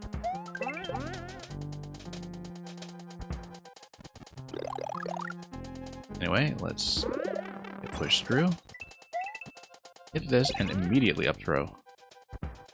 Ride it out, not get bumped. And yeah, the Muncher gets carted across, so I mean that's supposed to be what happens. I feel like the fail state was for the Muncher to block me if I had interacted with that a little bit differently. One thing that we should consider is that perhaps I should take damage from the Muncher. And that, oh, I see why we don't want to lower this now. Perhaps if I lower this, then taking damage from the Muncher might get me stuck below a block.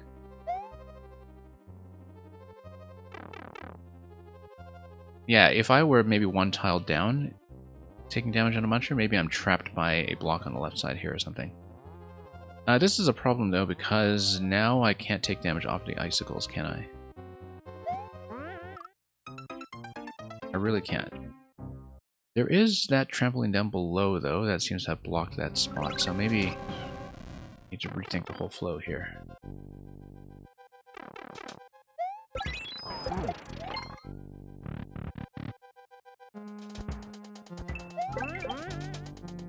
Anyway, this sequence is pretty clear at this point, at least. Maybe there's some other adjustment I need to make along the way, but oops, and that's a smush.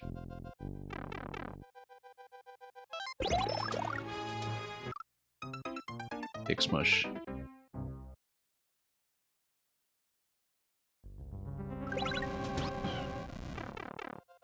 Okay, we'll continue from that point.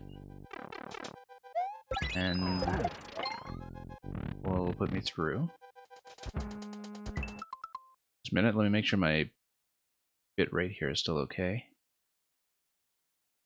No, my network's fine. I thought I might have had a lag spike for a moment. That's okay, we'll just refresh through this.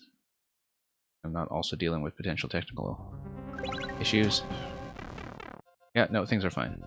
Just needed to check because I thought I'd seen a warning sign. Nope, things are still working. Problem is between chair and controller, as they say.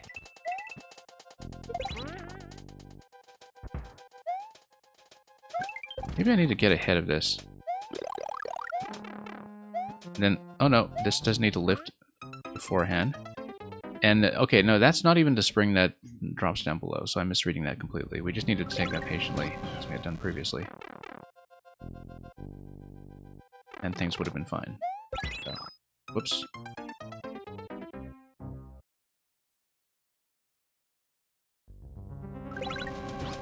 Okay, down we go.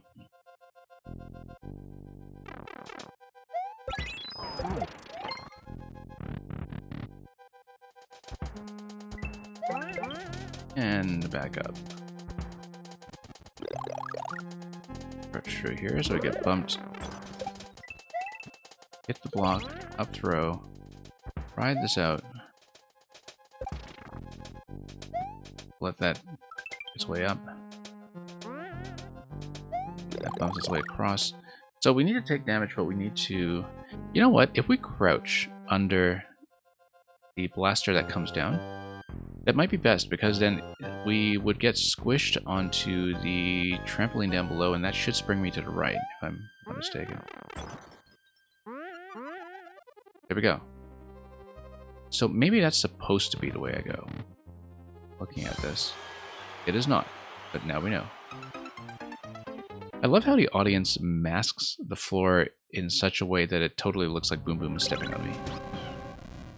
And it doesn't look like Boom Boom is just on top of a bottomless pit, but kind of a perfectly timed Boom Boom animation there to match the audience cheer.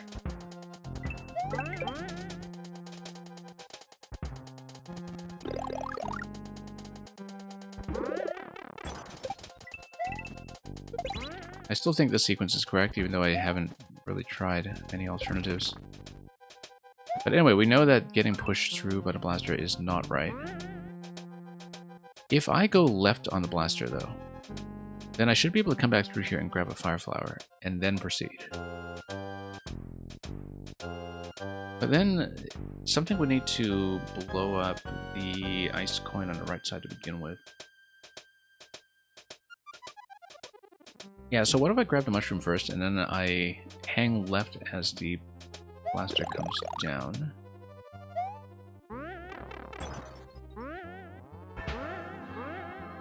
Okay, then grab that. And then we are able to take 2 points of damage, which is great because that gets me through the turn block on the other side. Did we want to hit this above? I don't think we did.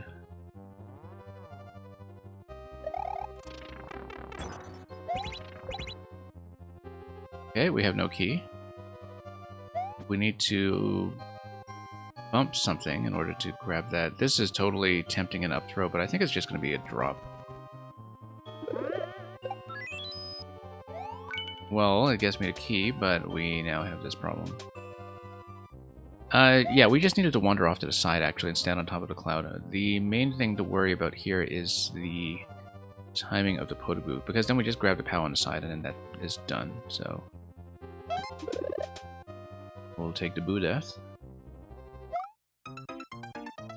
Ice Coin was just to reveal the flower. Yes, yes, that's what it was. Because then, this way, you prevent the Ice Coin from spawning on the right side inadvertently when I'm trying to get it on the left, so... And it also allows you to time the reveal, so...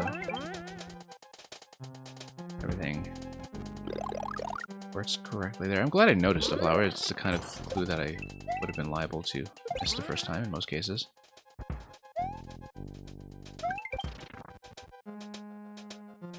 Okay, so yeah, we know the idea. Hang left. If we wind up on top of the Muncher, it's no big deal. Okay. This is correct. Across. And we established that we don't want to hit that, right? Yeah. Yeah, so everything was fine here except standing... Ow. We'll drop the POW gently. Stand on the right side. I bet I'm punished for taking the POW with me, but we're going to take the POW with me.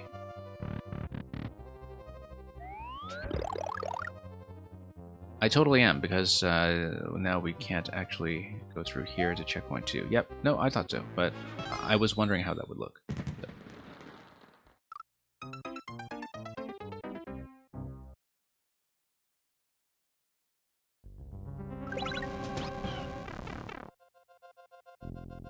Anyway, that's more or less set. So we know the way to CP2 by now.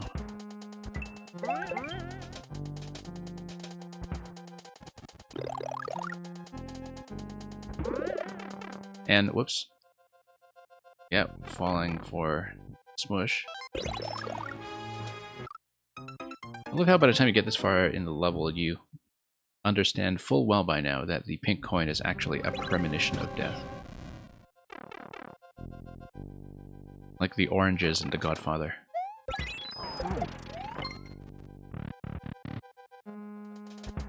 Okay. Let's... Oh, no. I thought I released early enough, but I clearly didn't, so I'll just smush it will be. That was just bad input reaction timing on my part when it comes to releasing that.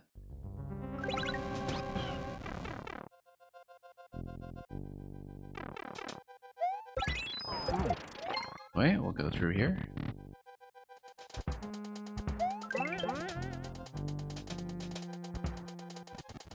Same interaction we've seen many times. Hit the block, up throw. Ride this out without getting bumped. And we'll get the Muncher to move out of place first. Do this whole thing. Yeah, it seems like if you drop the Muncher in advance, that's definitely gotta be a trap.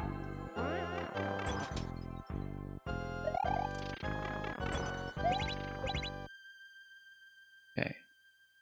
Let's let this go across first. That should give me enough time to drop and then pick up.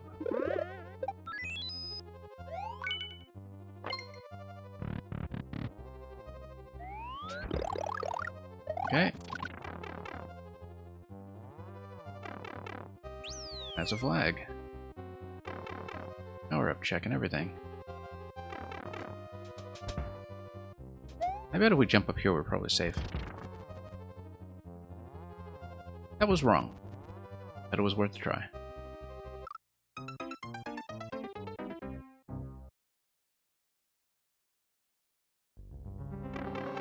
Finally, yeah.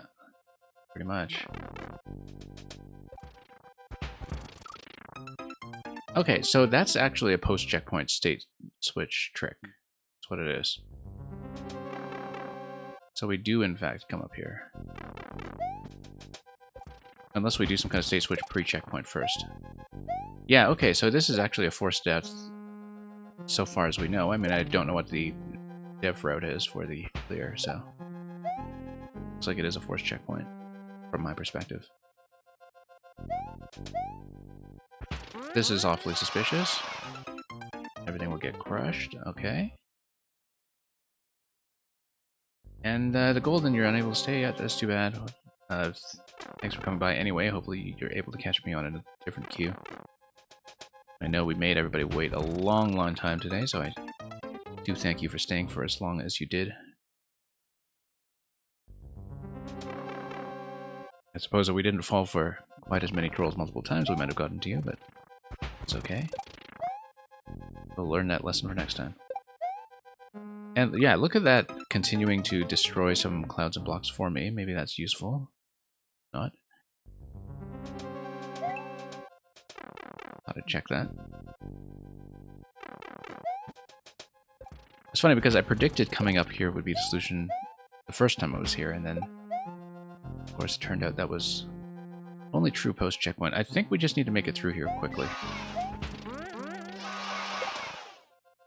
And then you lower the muncher and then that drops something interesting.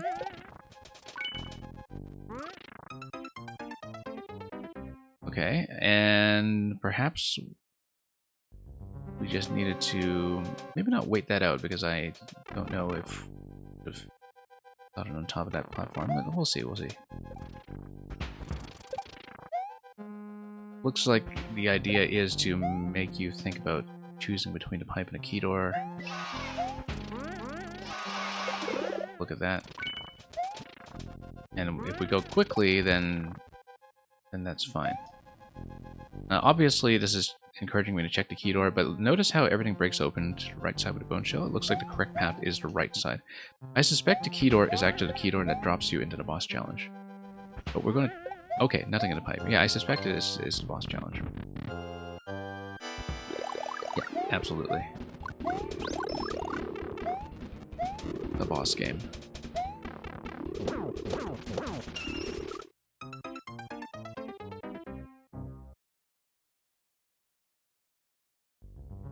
We never saw the other door into the boss challenge, I think, the remaining regular door, but perhaps we just haven't seen that entrance yet. And present itself to me soon enough.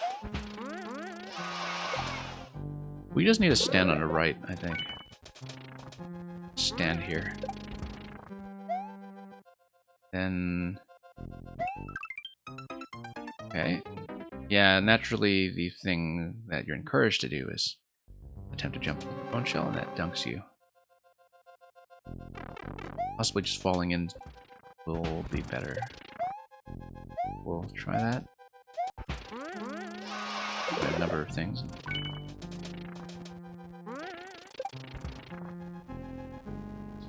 Notice the positioning of the one-up mushroom. That looks like it's coming up a diagonal track, though. We just need to fall into the shell. Now we're going to check a few things over here. Interestingly enough, if I come back to this side and don't go over, I wonder if there's something interesting we could do. Not really.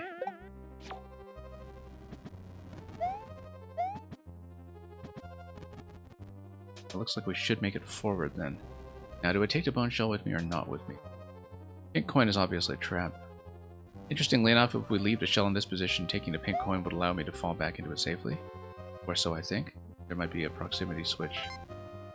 Makes that not the case. Hey, we collected a pink coin. That's news. So we can choose to go through the key door with or without the bone shell. I'm going to say without. And then I think we need to just take damage on the side.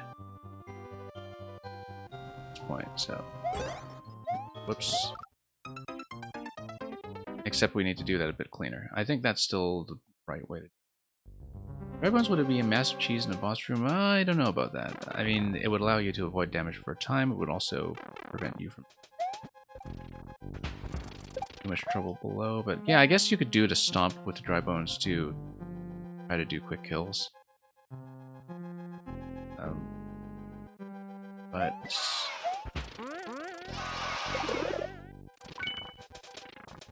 think about that later.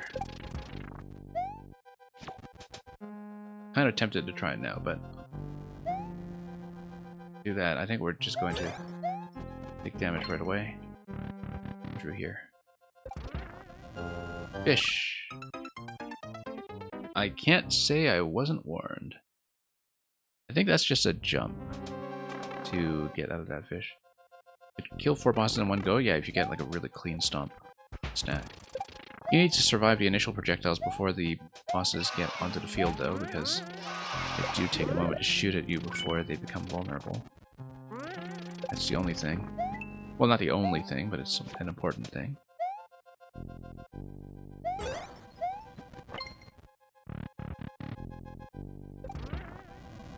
Fish, okay. Bone shell is there over a burner, but then it would just kind of trap you over that, right? Except if you jump out of the bone shell at that point, then you can get on top of the burner. Then...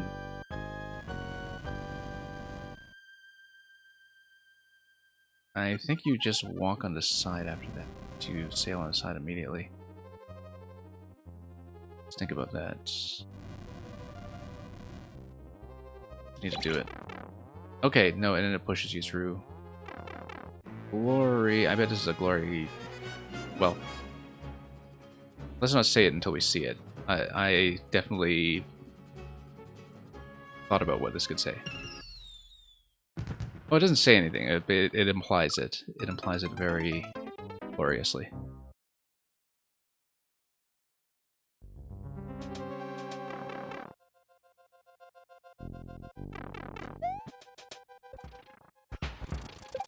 Not the first result when you look that up online. Anyway, let's get back down. Let's not go out in a blaze of glory this time. Glorious money, exactly.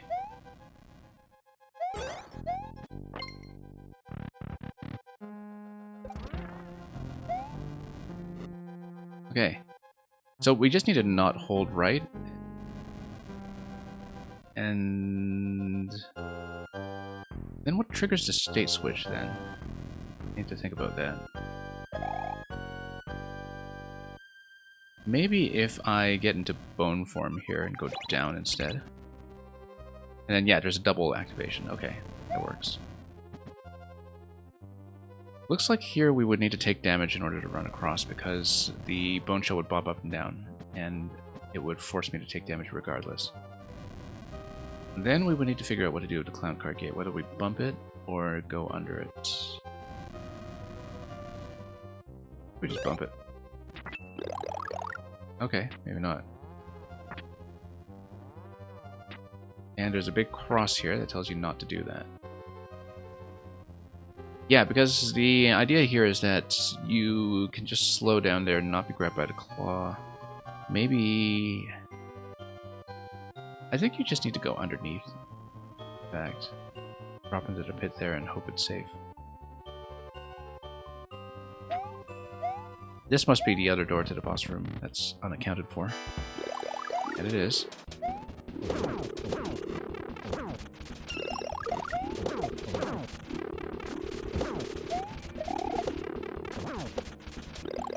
Another flower would be very useful here. Hey, we got a key, actually, didn't we? No.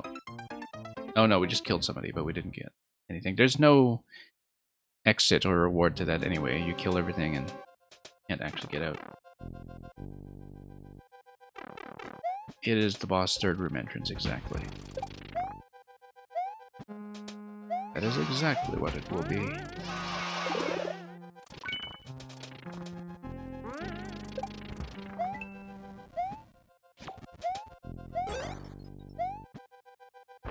Okay. Up the semi-solid. Jump through the fish. Get out before we get burnt alive. Yeah, and we can just duck under this as well. Just slip through the claw. Probably much better. That's what a down arrow is telling me to do, in fact. Okay, if we walk over, I'm sure there's going to be some on-off state switch trigger that grab me accordingly.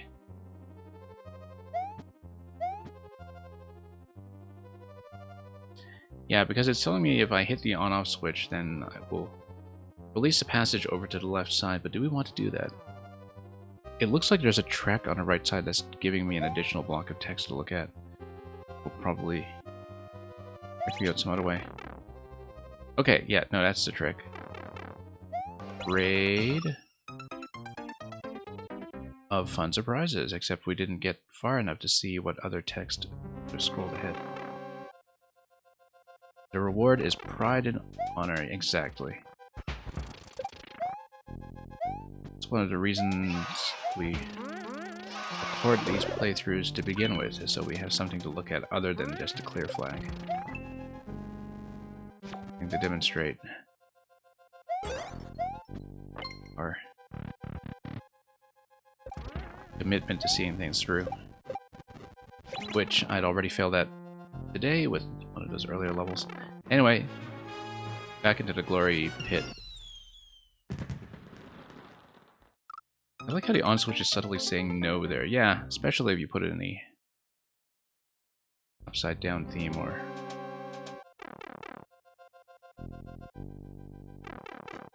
not upside down. I'm thinking of something thematic that makes it look like a no.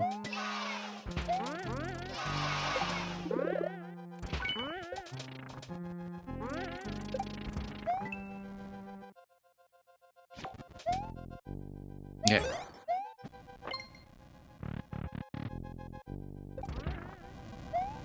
Let's dodge the fish, and let's be careful here not to wind up in a glory chasm one more time.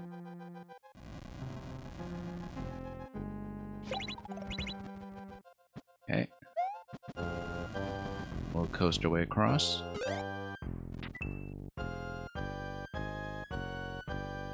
And then we just need to not hold left continuously until the blaster has maybe dropped off. Or maybe we need to go faster. No, we just need to do 2 state switch activations, I think, and kill it. Perhaps. Yeah, and I just let it across, except we need to get in quickly, perhaps. Yeah, so you do need to get in quickly once it does that. And then that will give me access to the vine.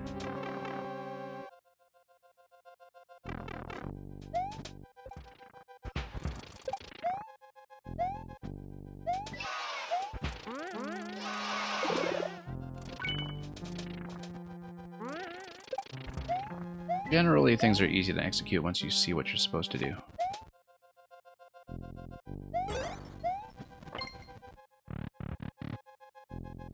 As long as you remain attentive, which is obviously not always the case over here.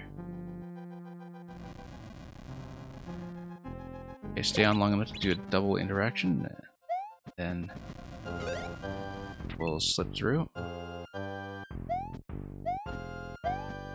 Just be careful with the input here.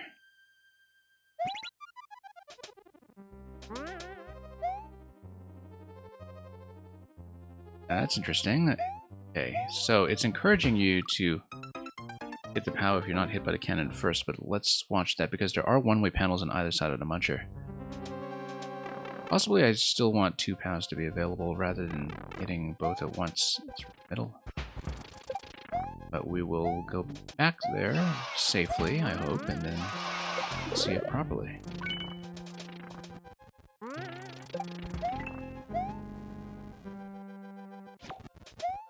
Alright.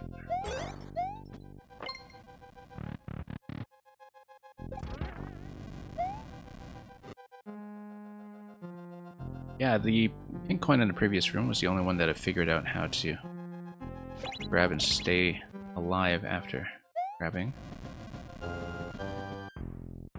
Kind of wonder if that will be, whoops, relevant to anything. Perhaps some kind of entity lock. I swear. Probably not.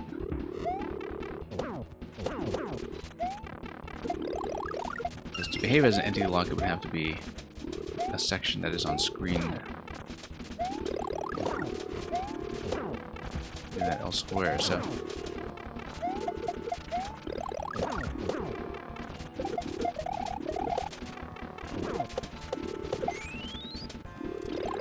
One kill this time, so far. 2 kills. It's a new record. Did I want a time attack type level or a puzzle that you found? Either one is fine. I really don't mind. I should be able to stay for one either way. I will definitely need to call the stream after that, but I think I will be able to stay long enough to play either selection. That's really whatever you want to see. Zucchini, I'm open to both ideas.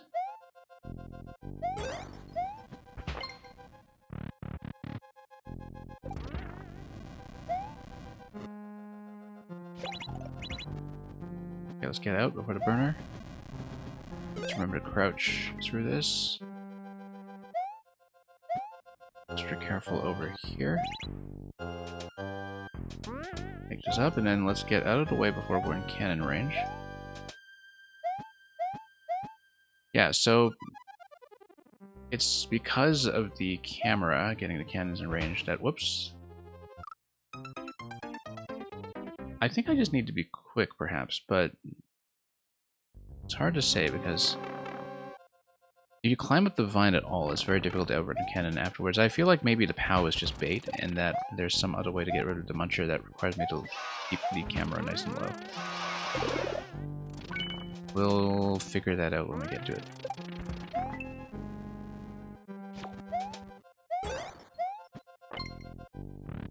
Yeah, Spunzo, welcome.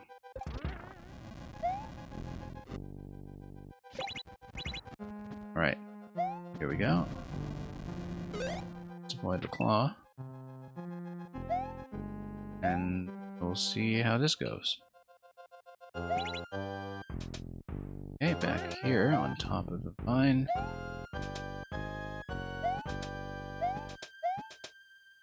I think if we just keep the camera nice and low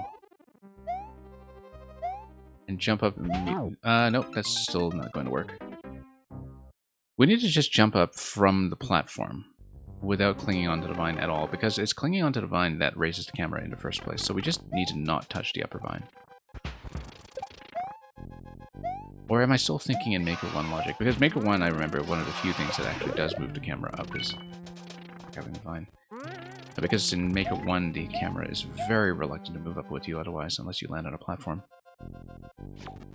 But I think there's a similar interaction going on here with the vine climb, though. It's the vine climb that moves you up, and so as long as you stay on the lower platform and remember everything along the way, things should not be too tricky.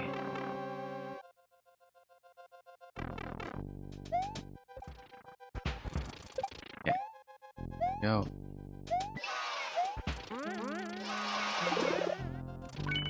Back down, we'll let everything do its job.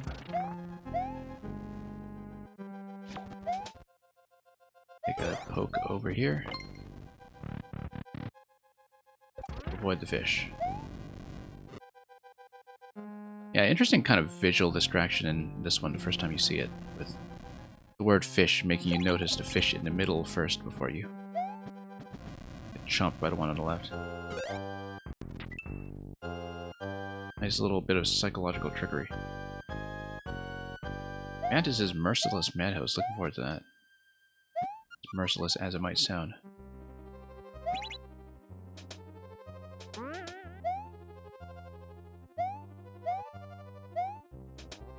Yeah, we just hit the POW directly and fall back down. Here we go. How to do it. Now, once we grab the mushroom, we cannot take damage on the right side. But you can't avoid the mushroom either.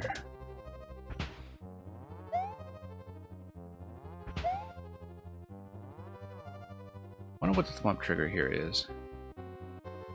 Looks like this is trying to convince you to save the mushroom over to the other side so you can stomp through the bricks. I believe it's not going to be that simple, but...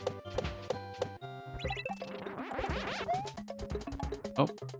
No spin. Okay. So you just jump through it. Yeah, because then you lose the P-Balloon, yeah. Because you do need a P-Balloon to proceed from that point while the P-Switch is still active, so you can go through the gate. Mad Mantis, it would be even better if the creator were here, silently watching for the past 15 minutes or so. Yeah, imagine that. Incredible how that might just happen from time to time when somebody isn't paying attention.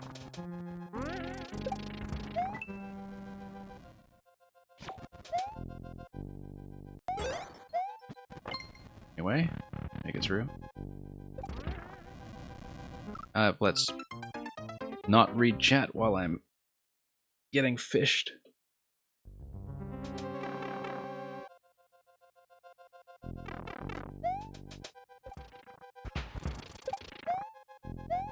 It's happened a few times already.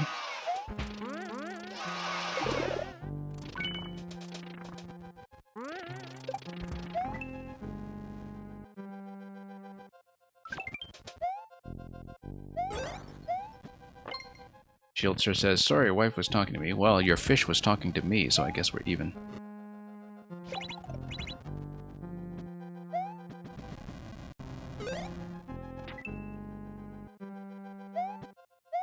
Anyway, let's move over here. Am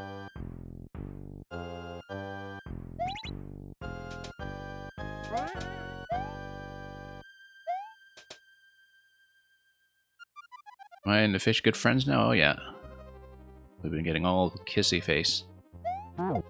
Whoops. There we go.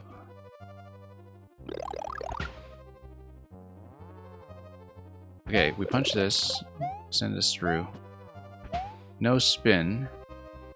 So we just walk across and then take damage. Then, yeah, and then that's a bit of a swap between a cape and a P-Balloon. We must come through here while P-switches are still active. Except we need to maybe let the flowers do their job first, or let the P-switch expire, because possibly the flowers are trapped by the P when it is not active.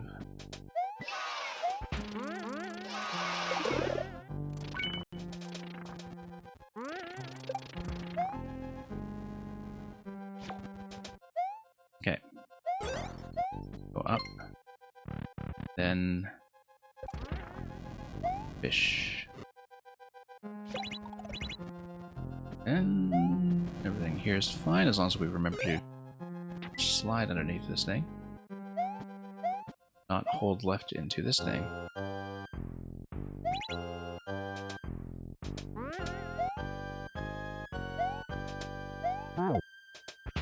Yep, that's the way to do it.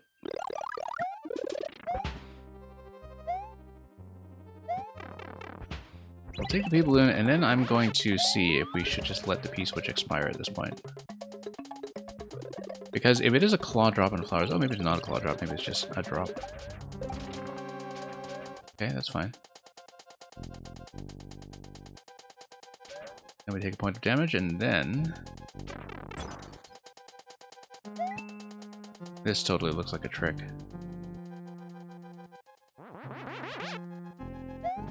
But then, how do we get through? Maybe I should release first and then jump down like this. No, that's not right. We should have stayed spinning. Or should we? Yeah, no, we should have stayed spinning.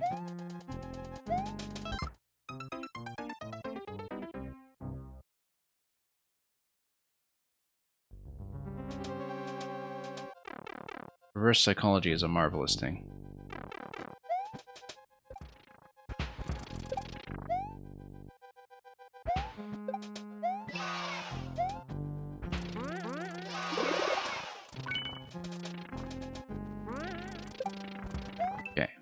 Let's dive down.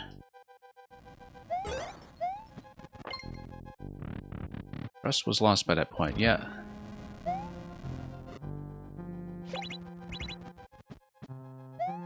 Very difficult to gain it back.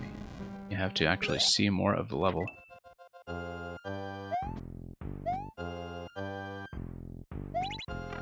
Oh, whoops.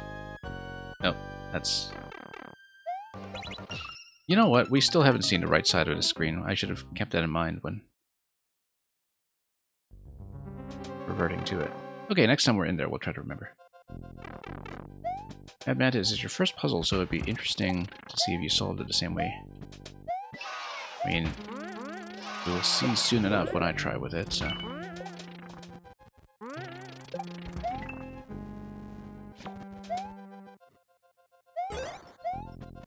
We'll take a look. Fish over here. Okay. Slide.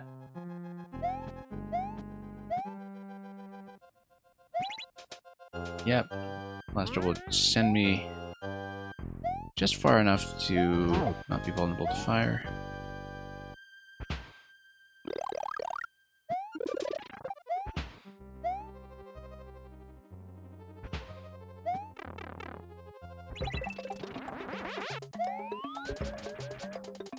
Okay, let's wait for the flower drop.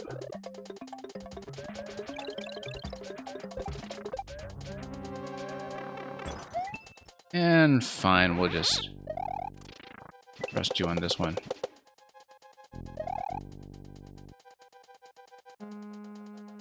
Now, red pipe or yellow pipe? I feel like I'm supposed to maybe let the spike spawn something for me. Oh. What if we come down here and whip something on the left side? No, that's actually going to be the wrong way. I was trying to intentionally go to the red pipe, but that was wrong. Look at that, they're all going to bounce until they fire projectiles at me, and then we will just crouch here and brace ourselves for the inevitable end. Or, of course, we could face it on our feet.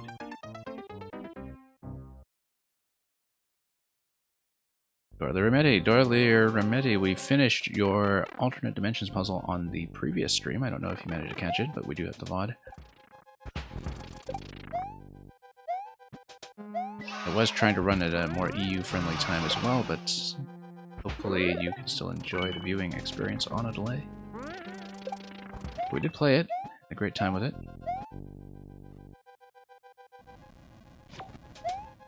Yeah, I had a lot of fun with that one, actually, with the gravity trickery that's going on.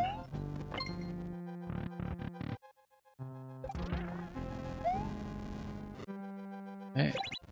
Double activation. Dash over. Remember to crouch at the last moment, because I had forgotten.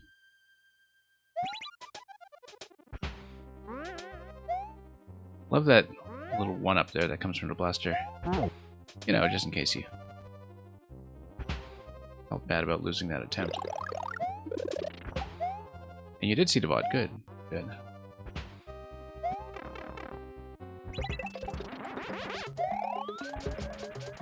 And let's see here. Power drop. Across, and then we need to think about strategy would be for making it to the yellow pipe as the intended route. We actually want to drop on top of the spike on the left side and then spin down, because then that will prevent me from whipping the blocks on either side as I spin, so.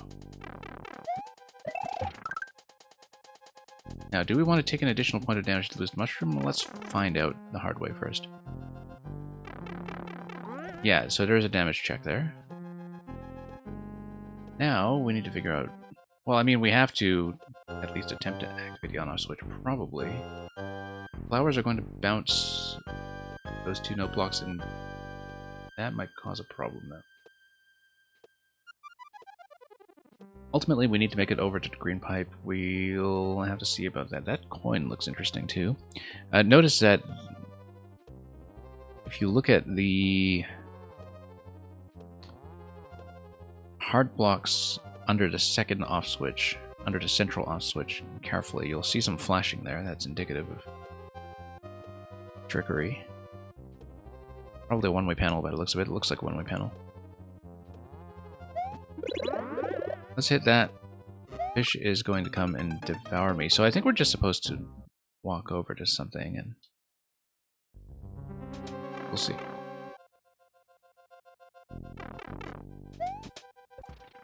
Quite a lengthy sequence at this point, since we're that far along.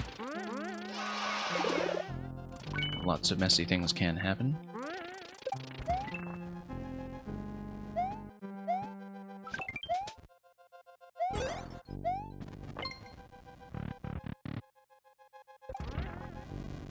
Fish.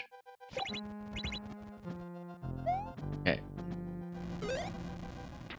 Duck through this, and then same idea over here.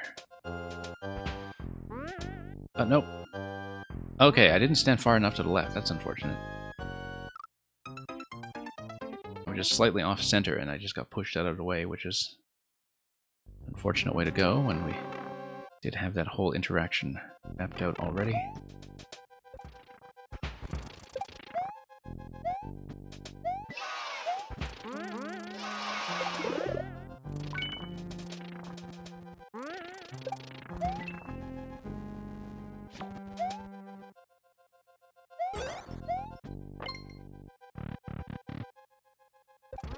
Fish on the left. Fish on the right.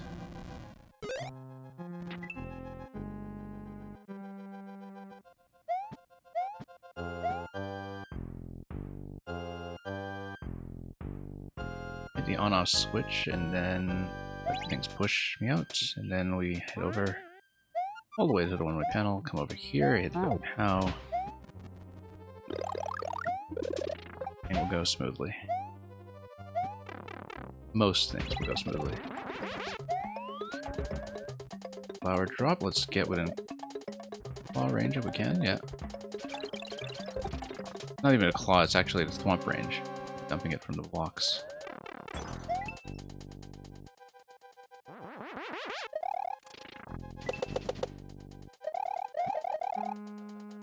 Come down here, take damage, stop this.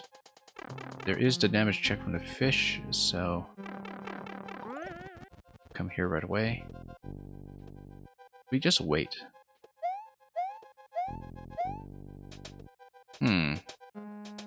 That's interesting though. I think maybe one thing that might be happening here is, okay, if you release the on-off switches, then the flowers come down and dunk the blocks. What if you come here without the mushroom, though? I mean, the fish would definitely still spawn at the same location and act as a... No, because the fish would come down and hit the cloud. And then maybe there's a power-up change here that happens.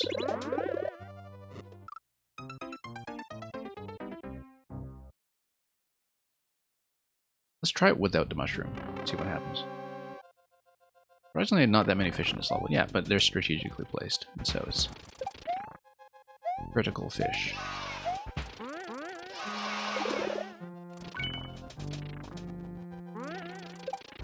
Alright, let's see this. Oops. And we'll make it through.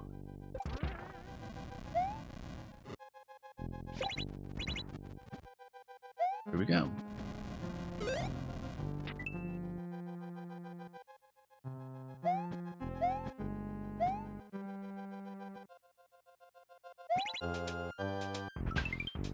And we even got the one-up mushroom for our trouble. Which is very kind of the level. I think we need to try it without the mushroom. Case that affects the interaction in the next room. There is the fish check, but...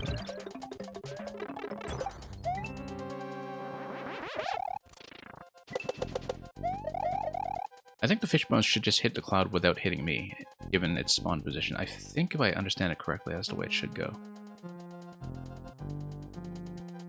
Although you're spawning out of the pipe and you might collide with it directly, right? So let's try it without. Let's just make sure we take a hit here first. Yeah. So maybe there's a change in the interaction here. No, there isn't. Unless maybe you duck. Let the fish jump over you.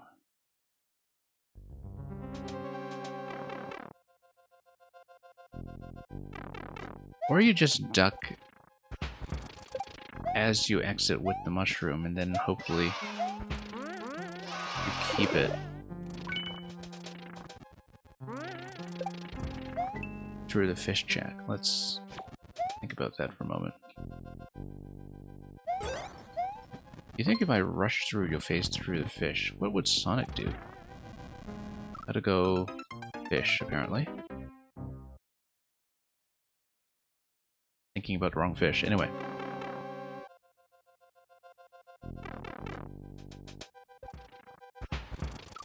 Yeah, let's not stand here. Still thinking about the wrong part of the level. That's just classic maneuver over there.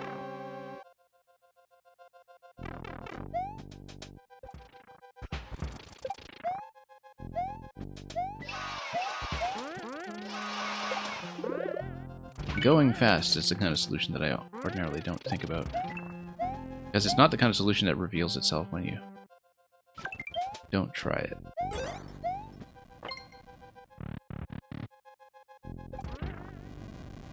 Okay.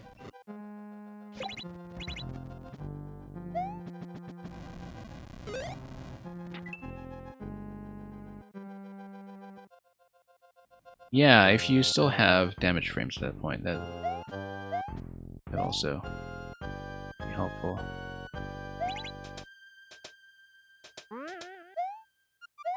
Up here. Blocks, come back down.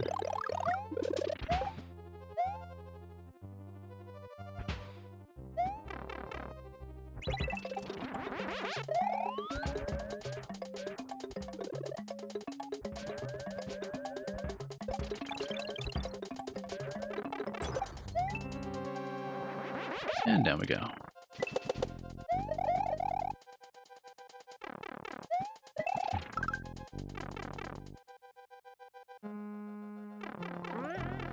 Oh, whoops. And I did that only to hit the spike. If I crouch, the fish actually will hit the cloud before I get bounced up. No, that's what it is. And then I can take damage with the mushroom here. Or, oh no, you can phase through that too. Okay, never mind. That works too. And then you have a reactivation, but then you can... Oh, one-way panel, right? Or not? Oh, one-way panel. That actually worked. 50 coin and then checkpoint, but then there is going to be some kind of change at checkpoint given the way we spawned in, right? There should be with the Yoshi's hatching like this, I think. Or this is actually perhaps a twice.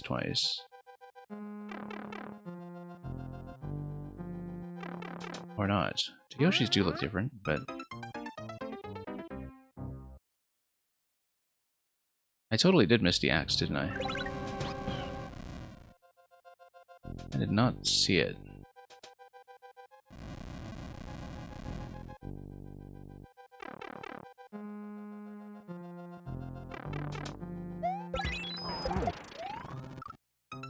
And then here, the key does come quickly enough. Let me think about this. I did not see the axe, so...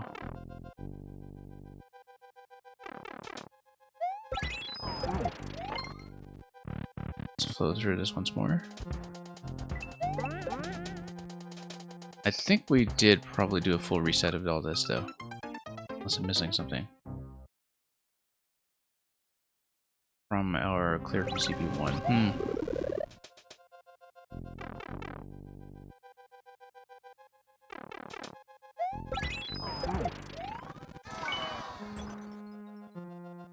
Let's see.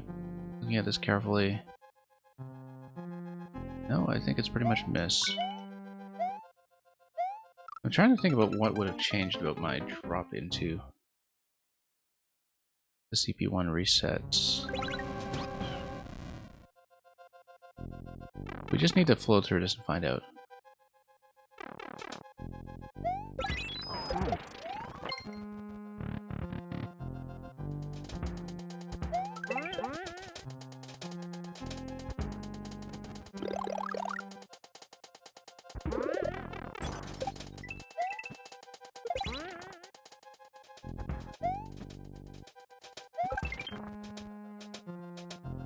Possibly there's some critical difference here that we just didn't see.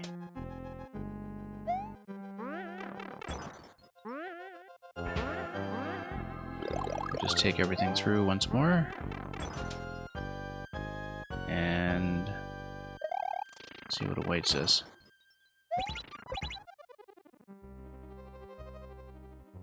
Oh, whoops. You don't understand red coin ELB shenanigans, so you're safe there. Yeah. I mean, given that we haven't been picking up red coins, so...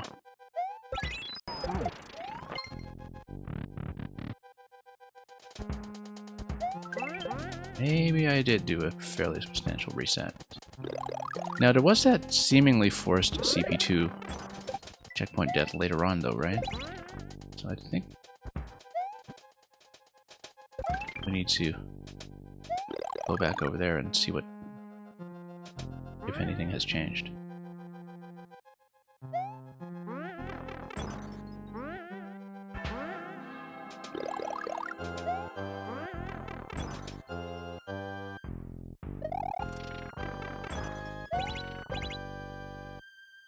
Let's let this work its way around and then drop. Drop.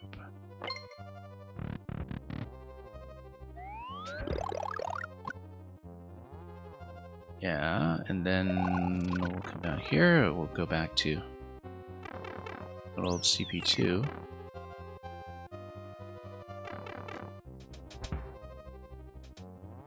Come down here. So what happens when we attempt to clear from CP1? We don't know yet because we haven't seen it happen before. Right, because, no, I understand. So, because the expectation is that you're going to die and reset at CP2, this is new content for me and might actually be a faster path to the clear, given that there is a clear available from CP1, obviously, in order for the clear check to happen. So if we continue, something will change, and we need to find out what that something is. Because of what is or isn't broken at this point.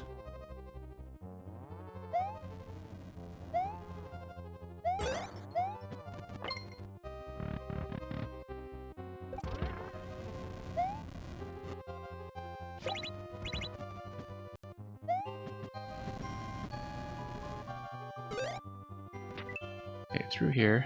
It's already reset, huh? Okay. Well, anyway, we're back here.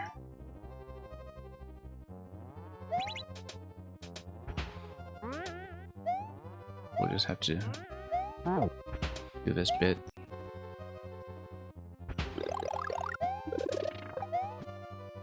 Pay a little more attention this time to wherever we're heading.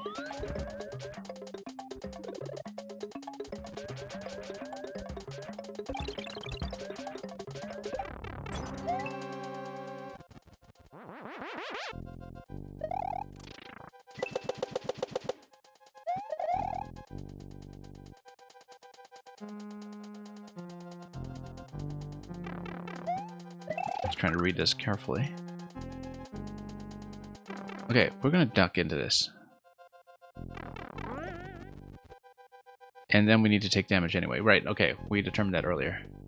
And we just run through the fish. So that is a bit of a forced check.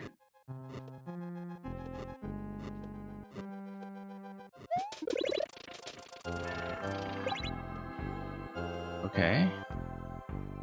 Oh, the axe is right there. Yeah, I see it. I see it. So we stand on the left. Yep. That's where I missed it. So...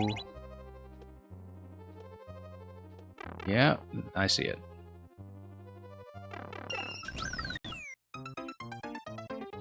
So we'll take the flag and we'll flow through it again and get back there.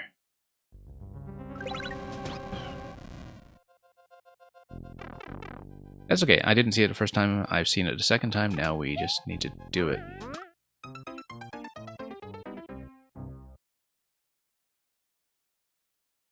Yeah, when I exited the room the first time, I just didn't even look at it. I thought the pipe was the expected path out, and I was tracing my way to it carefully.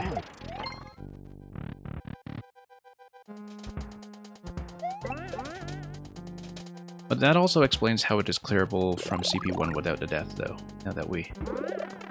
whoops. Know how some of that's going to work. Naturally, we're going to die quite a bit until we piece everything back together. But yeah, we'll do the Mad Mantis puzzle suggested by Zucchini after this, but then that will definitely be the last thing today.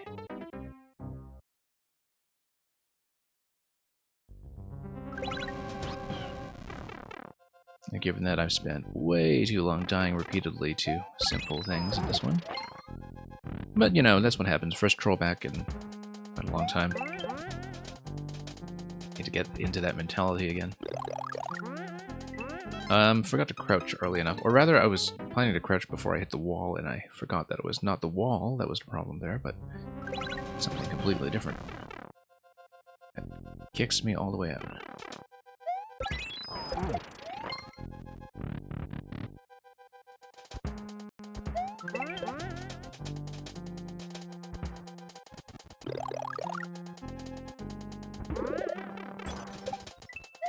Okay.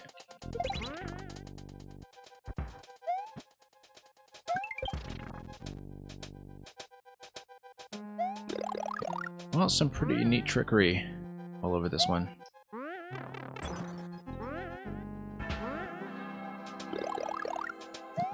I think the Claw Yoshi interaction earlier that we were talking about was definitely one of the standouts. That's something that's difficult to actually work into a level, but you made it happen.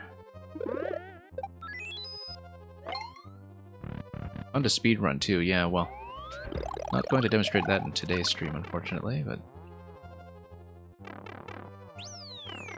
The trick is that after the fish later with the on-off segment in the last room, we're going to try our best not to overshoot.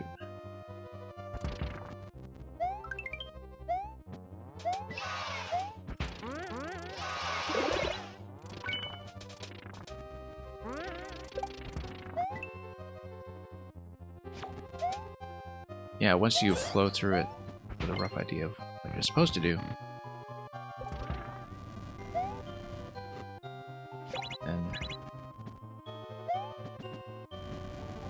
not really too many interactions at once, it's just a lot to remember.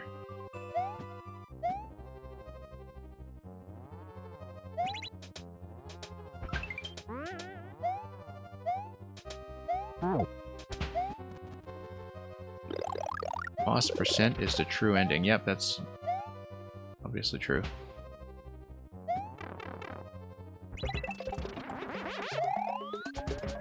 Speedrunning away to the boss percent record. Now that's something.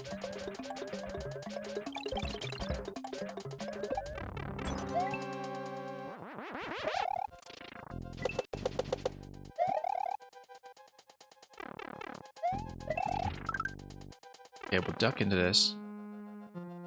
Not that it helps, because we need to take damage anyway. And then we stop dead in our tracks between the two blocks. We don't get pushed above the semi-solid. That's the main thing that we need to avoid.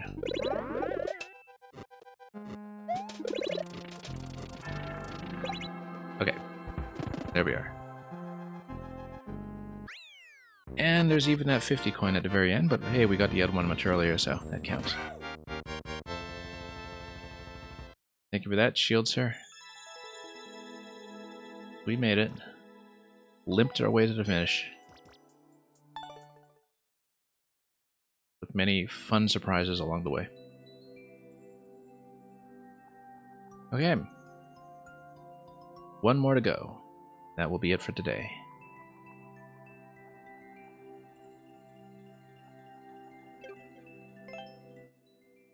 And yeah, cheers, Shieldsir.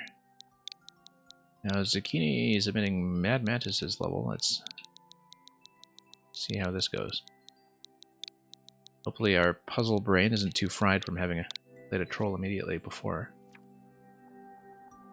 Mantis's Merciless Madhouse, 1 clear by Zucchini. Maniacal music and a mystery may manifest madness in your mind. More info. Should we do more info now, or get the 1-ups to post a proof of it here? Okay. Let's see. Oh, see, Plato's part of the puzzle is broken, actually. Okay. That's alright. We'll hold it then, if you prefer to play the time attack.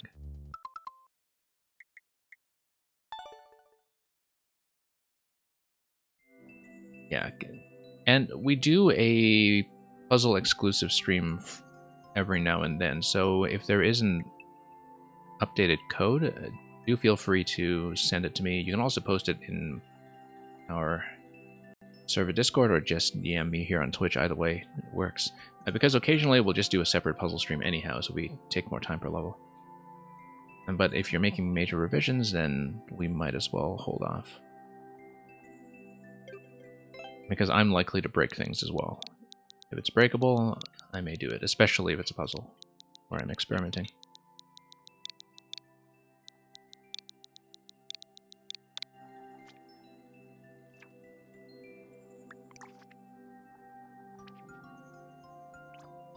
Okay. Play one of your time attacks. Do you have a particular preference for what to do? Okay, we'll just start with the... You know what? Why don't we start with number 1 in the series then? Fresh profile. From about a week ago. 6 coins, 10 seconds. Let's do it. Seems on the record that it might be fairly tightly tuned, so...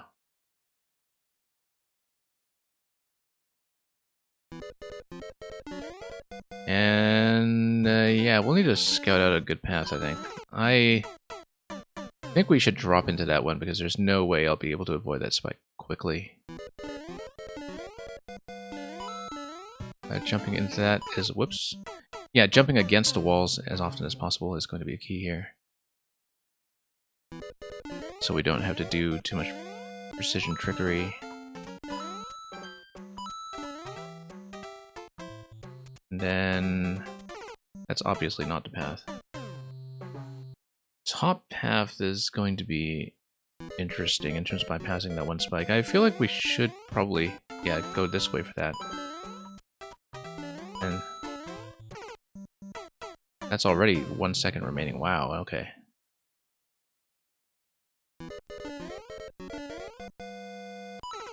I know, we want to jump against the wall for sure. Alright, we'll need to find a good path for this then.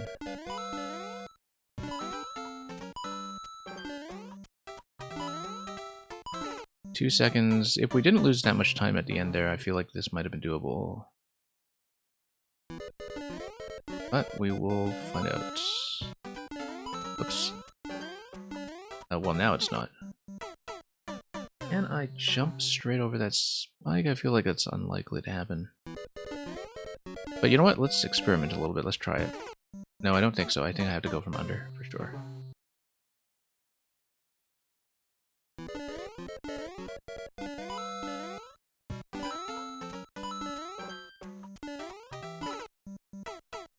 And then maybe grab it on the way back. That might be easier. Yeah, taking too much time here. Hang on. Try it again. And the last coin, there's no way to do it except being careful. No, we shouldn't go top. Yeah, drop in the middle, go top right, and then reach the final one. I previously got 5 coins with 2 seconds remaining. That's going to be a little too tight, but we can probably improve that path quite a bit.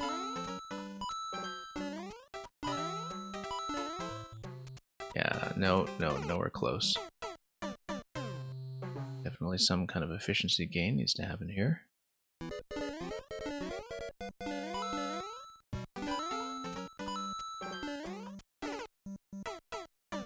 Should just go straight into that one, I think, so we don't lose momentum.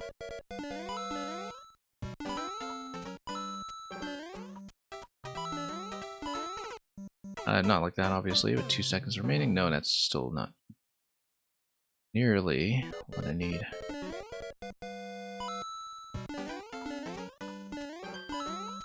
I need to not miss stuff like that.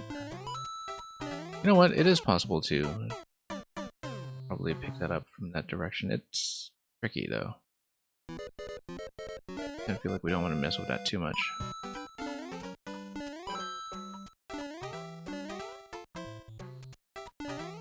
We need to just test different parts of the path until I can stitch together a good road.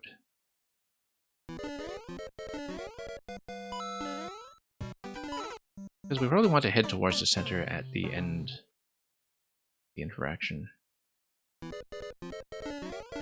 Minimize the total distance that we're adding. Like, we want to double up on our path as little as possible. I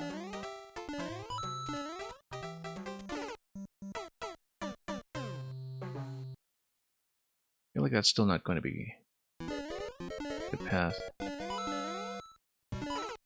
Oh, whoops. Be careful here.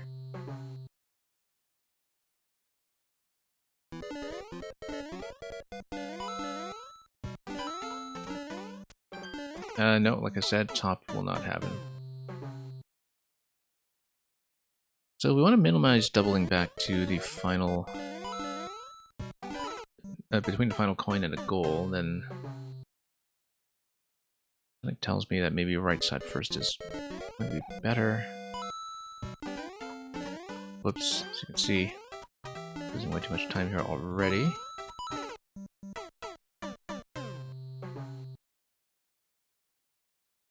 Now, too much additional travel distance from all that. Jump down to that, we go outside. I don't know how much flexibility there is, given that currently the record is within half a second. Seems like we're still forcing ourselves to double back on the latter half of the path a little too much to make this happen.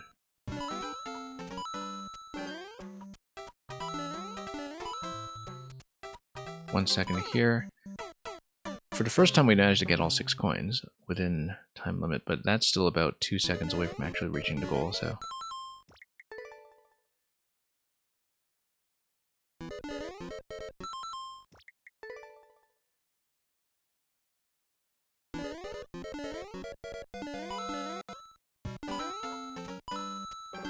Okay. Nice quick efficient jumps if we can.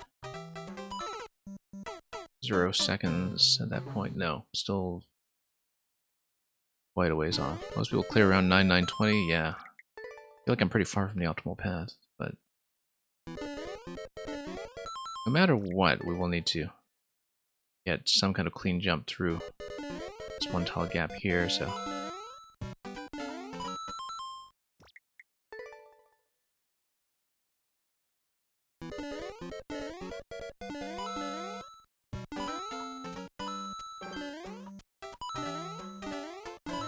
Having an additional jump there is probably a bad idea. Let's...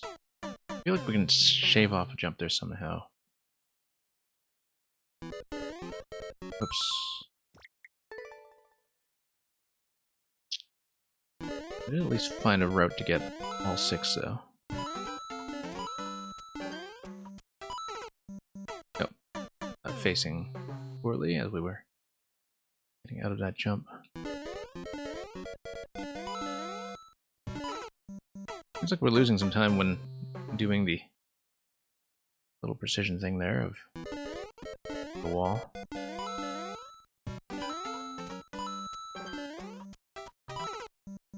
Oops. Still need to save about 2 seconds from this path. Yeah, backing out that way is actually maybe a time save, so we don't spend so much airtime. Yeah, upstairs. No, but we need to be a lot more careful than that.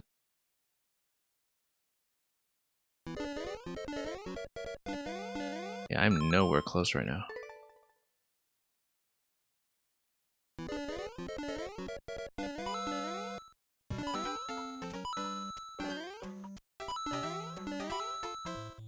Second, 1 second. Yeah, it's still way off. Let's do this side first. No, not gonna be that. Late jump into the corner for the first. Late jump into the corner.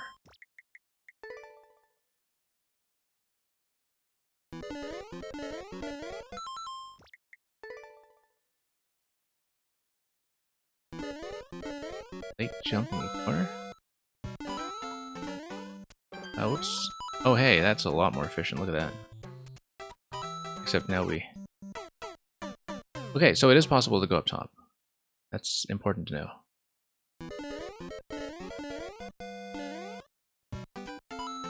Then we need to grab 3 coins here first, I think. Then,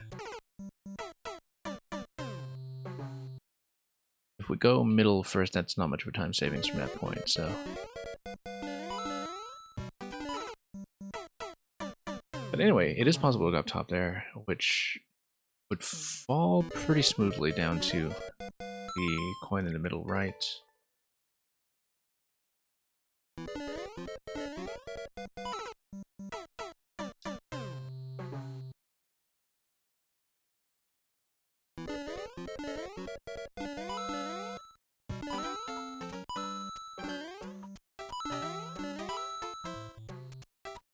Oh, we're losing too much time from accelerating and decelerating everywhere. We think about doing stuff like this where you back out. Oh, this is way too much back and forth. 2 seconds. This is nowhere close. No, I think the original circuit that we had was probably okay.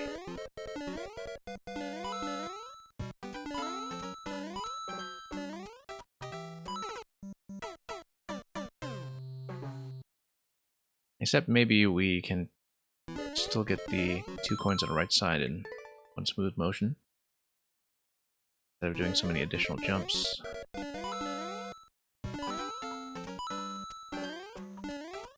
Nope. It's not a smooth motion.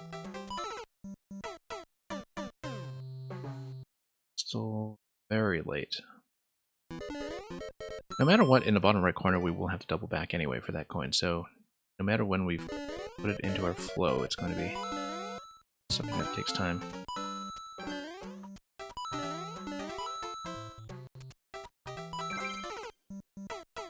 Still way off.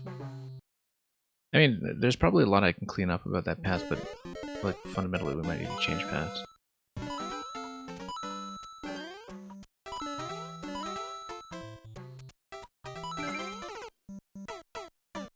Slight improvement, but some significant time saves. Let's play around a little bit. Do like a smooth motion like this. No, not really.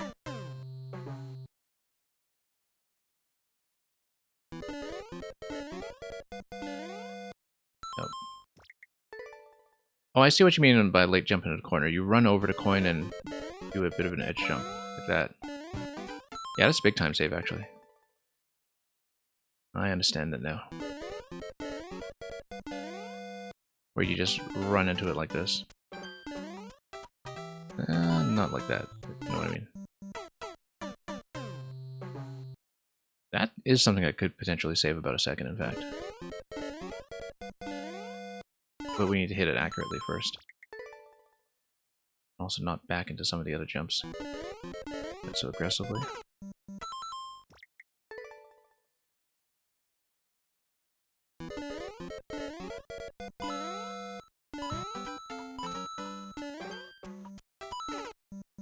And 3 seconds at a point. We're still kind of back to where we were before, but it might still be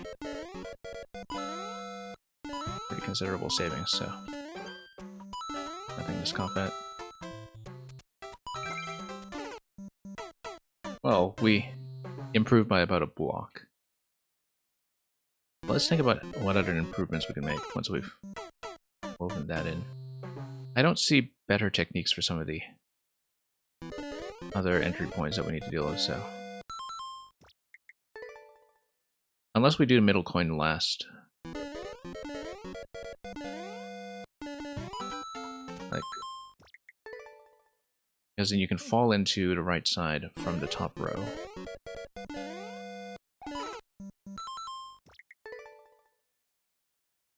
So yeah, even if we miss the coin, we'll practice the rest of the route. And we'll see.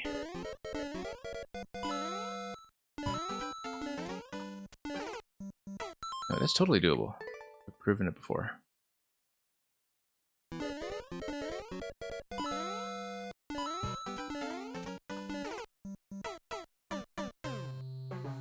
I wonder if I needed to crouch into that, though. I think I might have to.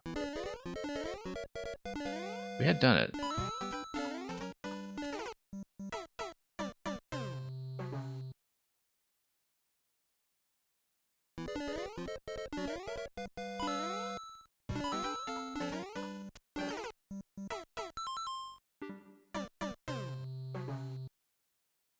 I don't know how we did it earlier, though. Let's practice it. Yeah, you need to be much closer to the edge, and then... I was thinking it had to be a crouch jump. And not one that's too soon. You can jump one half over the spike, yeah. That's the kind of thing I don't know as a non-precision player.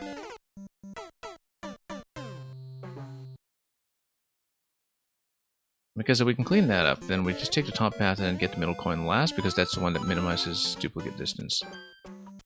So we can do that fall, then do this. I mean, that takes 10 seconds to do that whole route, but that's because we messed up. Begin with. And we'll miss that. That's okay, we'll try to practice the rest. 4 seconds, nah, don't like it. Nope. Okay, then... Yeah, that would still be quite a ways off, because doubling back to the coin just doesn't look like it's going to work.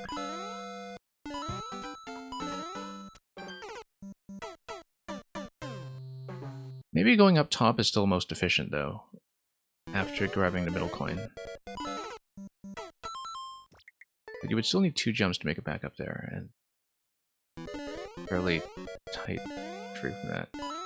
You go. Yeah, no, that's not going to work at all.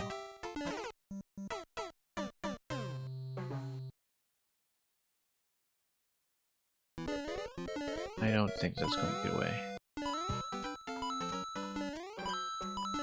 Now that's efficient. That's the best one yet. So as long as we hit both of the upper coins in a single jump, that actually might do it. Yeah, that's a miss. But the idea is that you hit this, and then time up at this point. Then we need to figure out how to improve our time in the bottom corner. What if we are running from this position if I'm... No, that's not going to do it.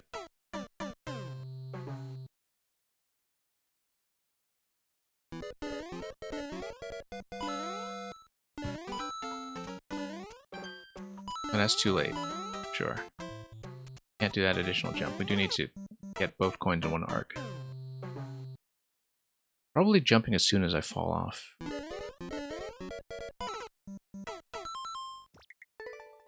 But in the Plan A route that we have, we can definitely make enough improvements and optimizations, I think, that... Oh no, that's way late. That we can reach. Because that's the most promising thing right now, is that we've gotten within about 2 squares of the goal. And yeah, too much slipping and sliding this way and that. I don't know why I'm always falling short a little bit, but possibly I'm not holding the jump well enough. Really need to hold the fullest of jumps. Going through the middle. Oh no, that's late. Might gather some information from the other death marks. Oh yeah, probably. To see what other people have tried. Okay, let's see.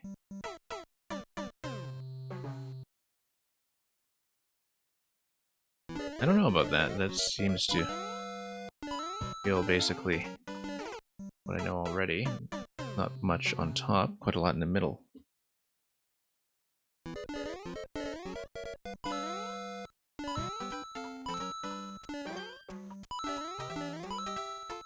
Nope.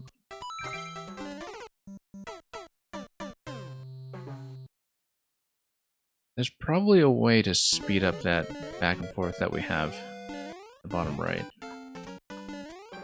So we're not slipping and sliding this way and that. Probably with some kind of jump that we use to reverse into that coin.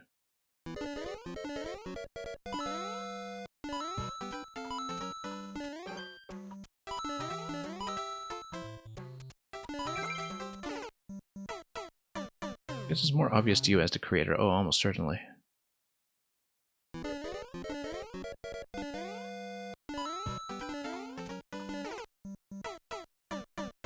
Everybody falls in. I mean... Yeah, unfortunately I don't really see what the death markers tell me.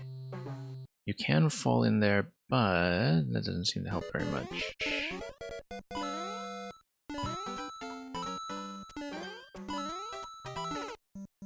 Now, one interaction I had earlier where I managed to get both of those coins in a single jump from below.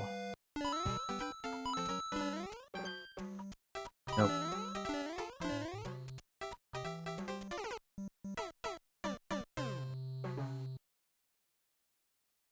Interesting.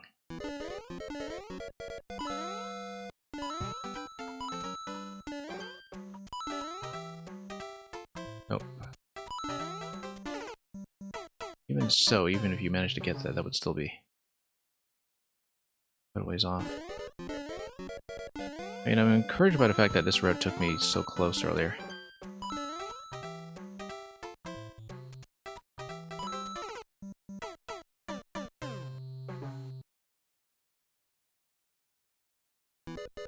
Nope, hang on. Because you want to minimize any doubling back that you would have to do, so... Okay, that's a good jump, except we missed the first one. And that would still be off by about half a second at least.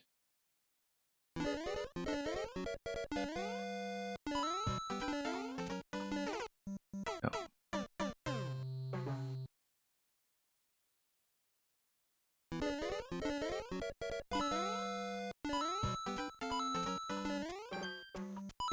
And bumping the wall there is not great.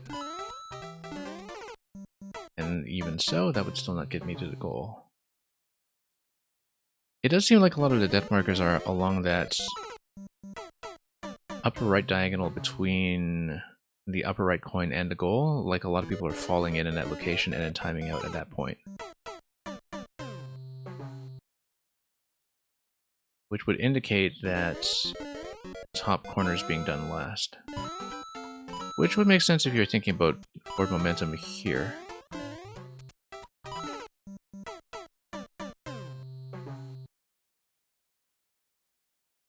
Where you're diving all the way into the bottom right corner and then doing something with that. Right, because if you run all the way to the end, then you can do the momentum reversal off of the wall, right?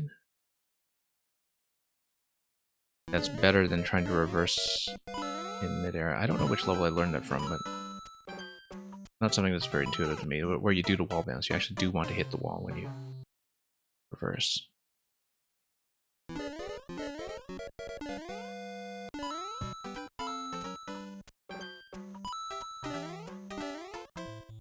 No, that's still way too slow though.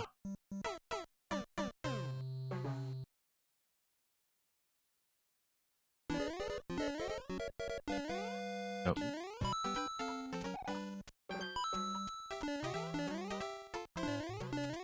Then you can whip around like that.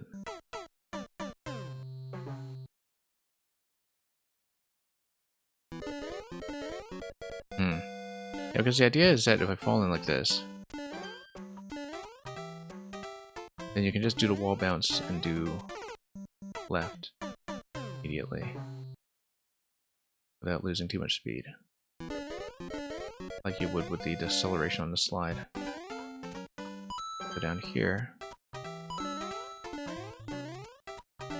That's an interesting bump that we just got.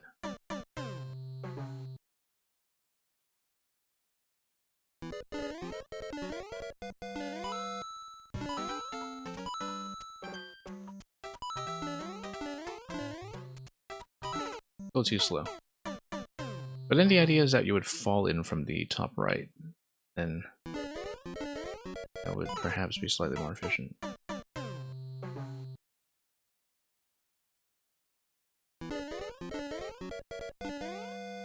Keep missing that, of course. Okay, we'll practice it just to see the rest of the timing.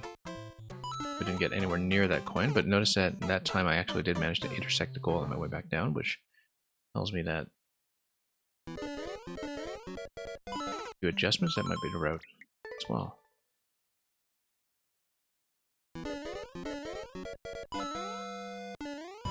Nope, that's wrong, obviously.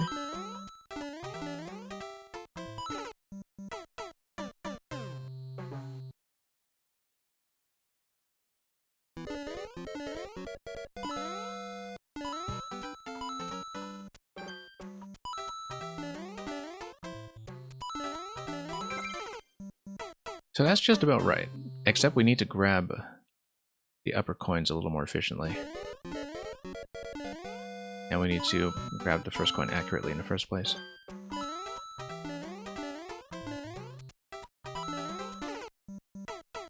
Yeah, we had an extra jump in there, but maybe that route is the most promising one we found.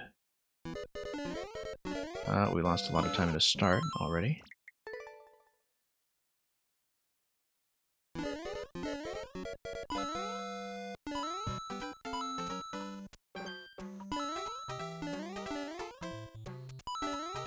Oops.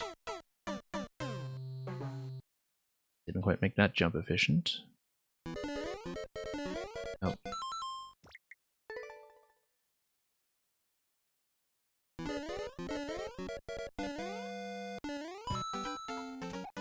Nope. So yeah, that path would basically make it, but it's missing a few jumps.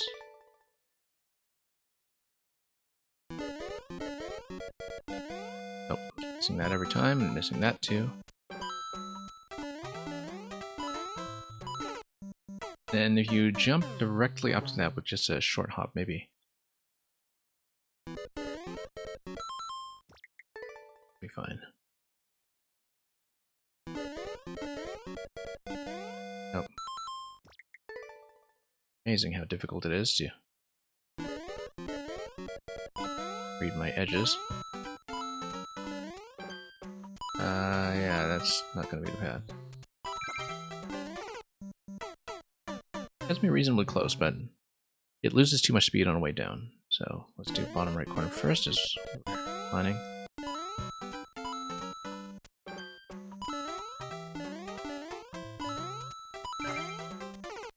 Getting closer, that was one fall away, really. Once again, within about half a second. Definitely that many improvements to be made here. This path.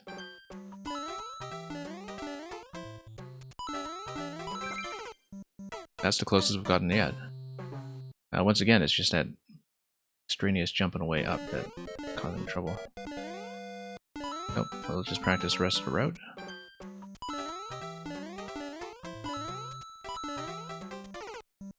Too high a jump there.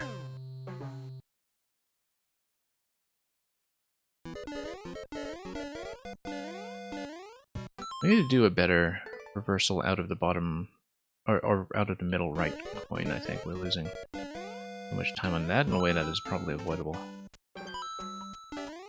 This coin here, we just take the wall up, and perhaps if you take the wall up, you can get up to the coin quickly. Hang on. And you can just do a fall in that grabs top right coin on the way down. Keep missing that, keep missing that.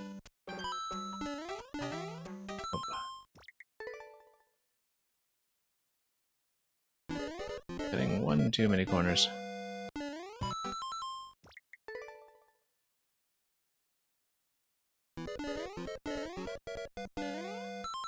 Like, we're at edge jumps generally, even in larger platforming levels, so.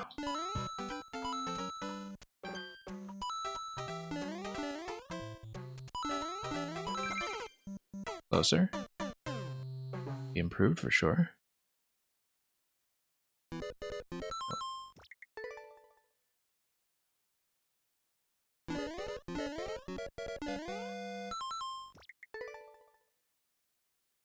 We'll just try it again, but I like committing to the current route, though. I think it's maybe one big improvement away. There's probably at least one interaction here where I'll need to change how I'm doing things, but... Oh, hitting the corner there is not great. We managed to find that interaction. I think we'll be able to do it.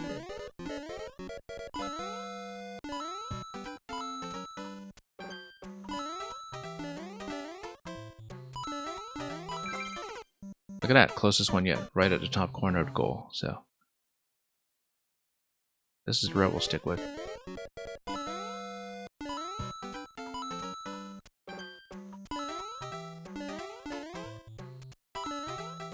Whoops, slowed down a little bit there as I tried to aim for the coin at the end. I think we need to jump towards the coin and just fall diagonally.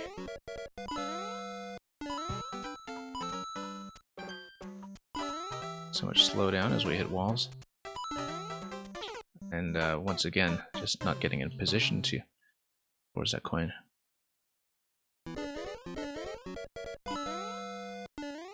Oops, no, that's wrong. Okay, we'll flow through the rest of it just to practice this segment here, and then fall in like that. Looking at how much we're overshooting, if I manage to get that coin 2, still be promising as the route.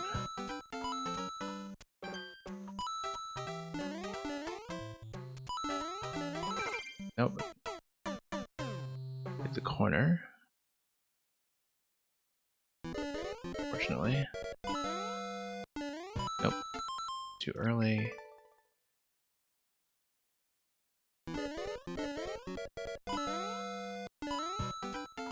Okay. That jump was probably a little extraneous. And we're going to be set back a bit too much, but yeah, top corner of the goal is the best we've done so far, and then I think that this will be doable soon enough. We just need to clean up a few things and being a little more consistent. Overshooting the first jump is not a good idea.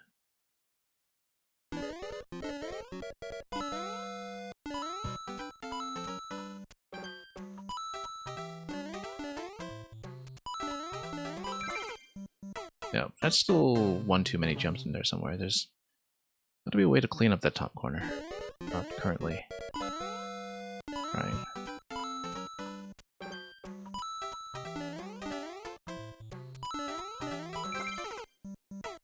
Getting close.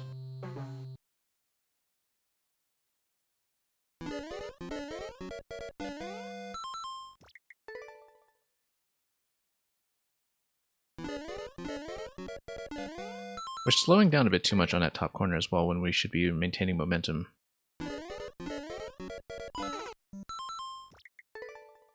Once we hit that pipe in the top corner.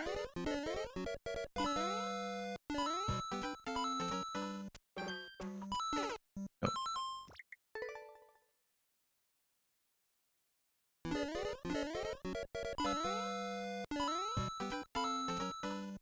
Reverse.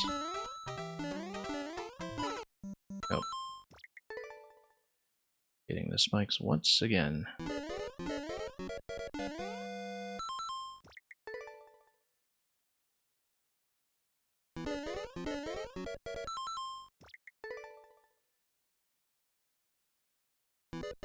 At half-second savings from the record, though, that's got to be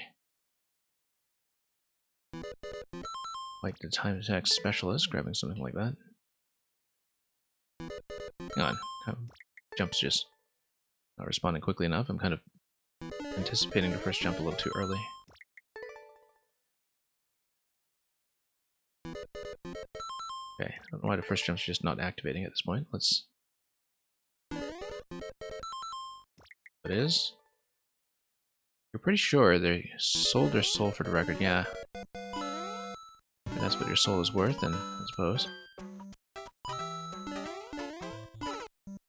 Jumping there's not great when you have the corner to deal with. I definitely do want some kind of efficiency gain on that top part. Practice this a bit.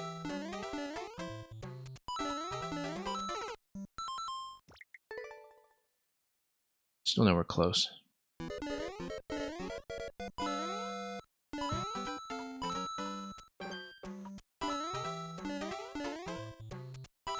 You kind of need to back out early and skid into that bottom right coin.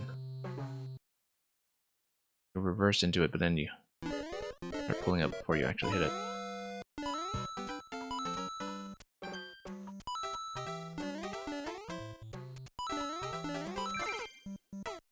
Still failing at the top corner, so... Oh. The first jump can probably be just shortened up a little bit anyway. How am I even holding the dash button into the first one? Maybe it's easier not to. So, assuming that we managed to collect the first coin at all, oops, and the second one. Even that didn't make it. Cutting a few corners too excessively. Oh.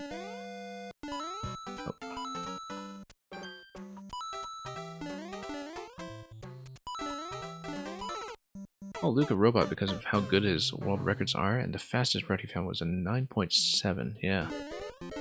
So whoever got this 9.4, that's...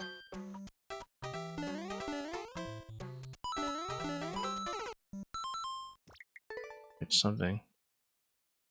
This looks like a doable route, though, given how close we've come. And how sloppy those attempts have been.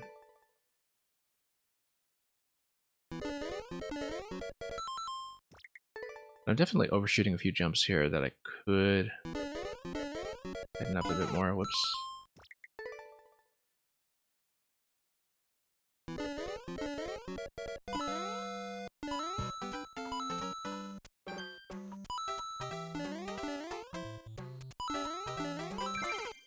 Nope, still way off, but too much of a jump at the end.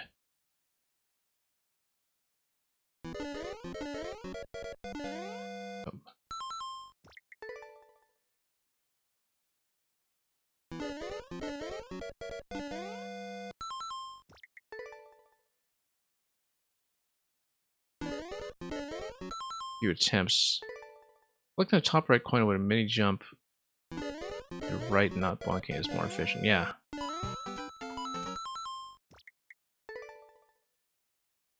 I've been attempting to do that, but every time I've attempted to do that, of course, I've been bonking the spike by going slightly too soon. We'll try it on this practice attempt, even after missing the first coin. Yeah, I bonked, so just shorten up that jump just a little bit to spill over like that.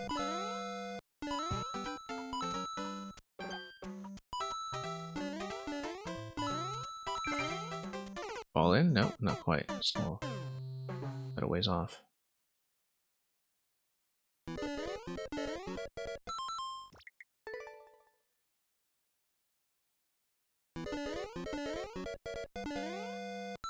Oh, good way to cultivate some speedrun tech for sure.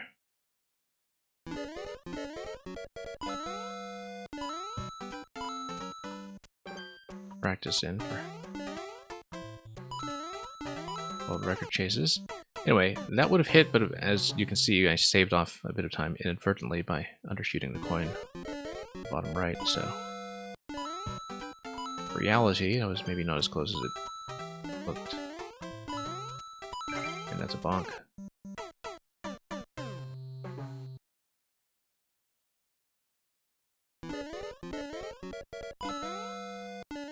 Nope, like that.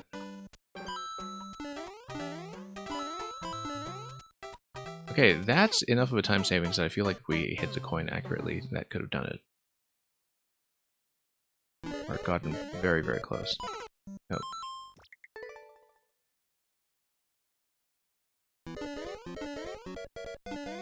Nope. Let's try to actually collect everything at this point.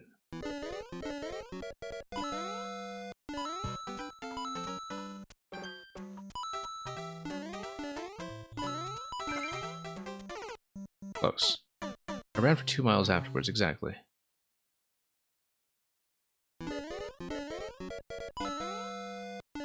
Whoops.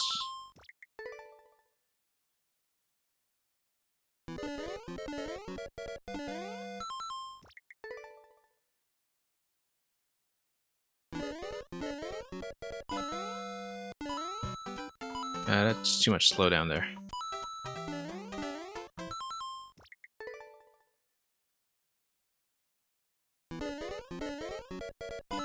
Momentum cut from the second coin is pretty substantial. So you're just dropping it immediately afterwards, so... Whoops. Just jumping too early into that. No. Missing everything.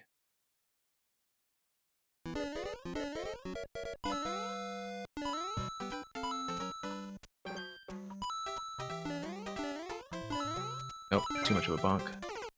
And even so, we managed to get close to the fall.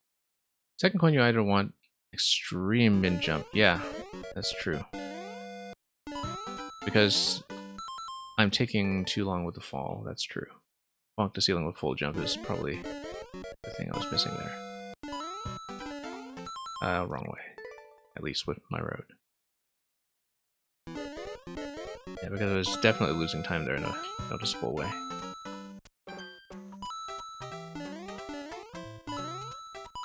Tap jump there, that's still not close enough. Probably because I hit the wall. And...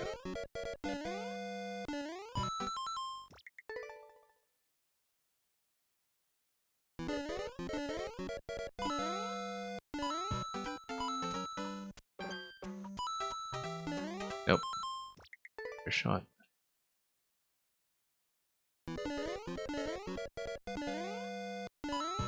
I wonder if on the way out of this reversal we actually would have reversed against the wall? No. Nah, too far over. Not gonna work. But maybe using the pipe. Purple, brown pipe, rather. No. Can't really aim like that. Fortunately, there will be a little bit of back and forth skidding.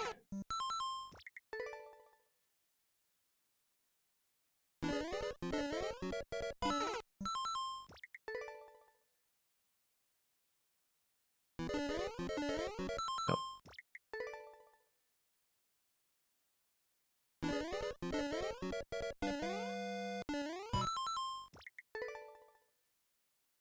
Well, we'll see. I see you're up to 16 of these in a very short time in this profile.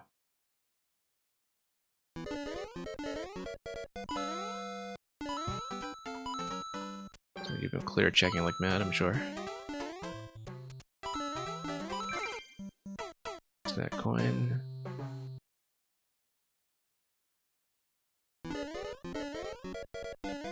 Nope. Jump still being a difficulty. Trying to make 4 a day until you reach 100. That's going to fill up very quickly. Well, 25 days, I suppose. Whoops.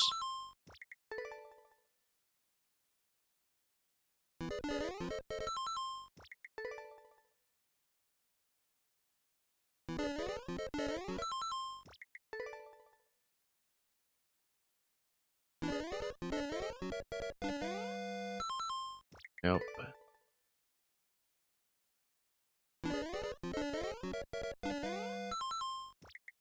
Yeah, not quite making the edge every time.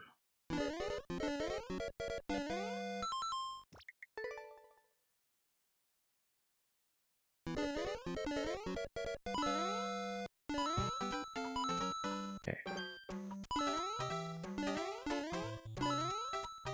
Nope, too much of a bunk. That slowed me down considerably. Not one of the better ones. I don't remember what I did on that best attempt where I got to the corner. Oops. Whatever that was significant.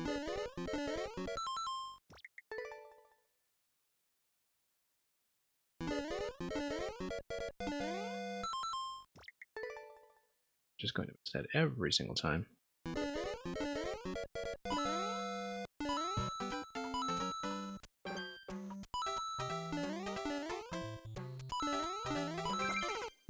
Almost, despite missing that one near the end.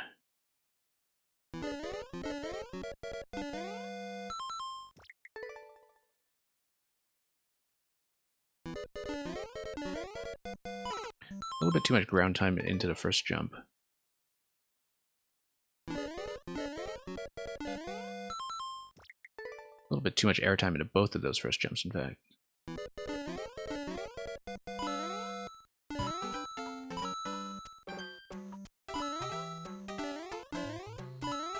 Oh, too much of a bump once again.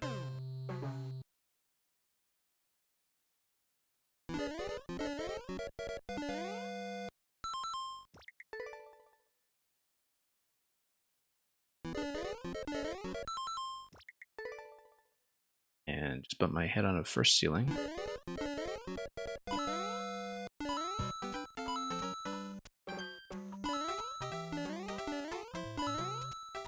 Nope, too far over.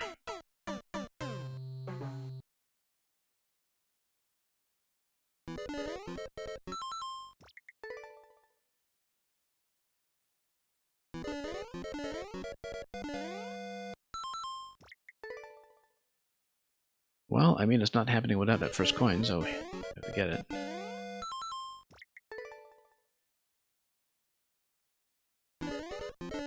My hit rate with it has been rather absurdly low.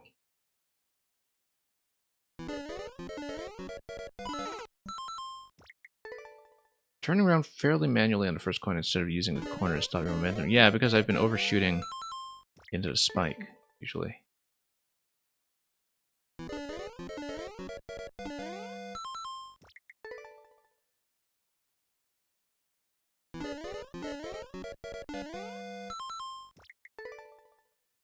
Because if I don't do the manual turnaround, I just run over it.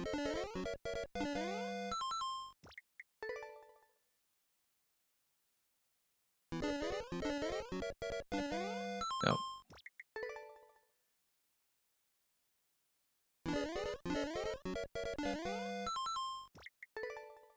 Like I said, very, very low hit rate on the first coin. So.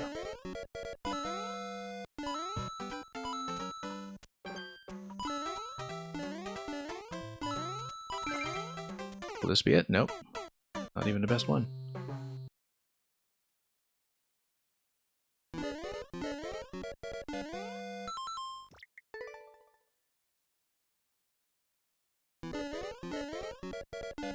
Nope.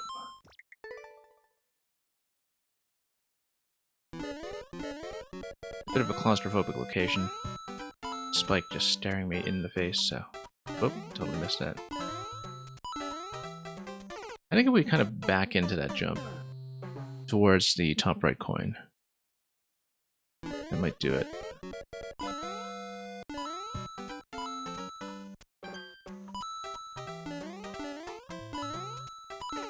Nope, and then I just whacked my head against that. Oh, too much momentum lost everywhere. Nope.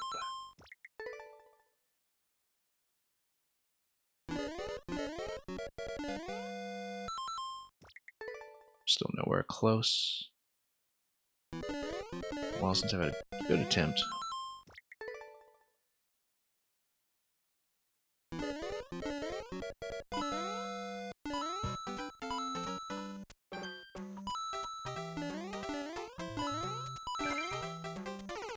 Close. Pretty close. At the top corner, and of course we slipped up a little bit on the final coin.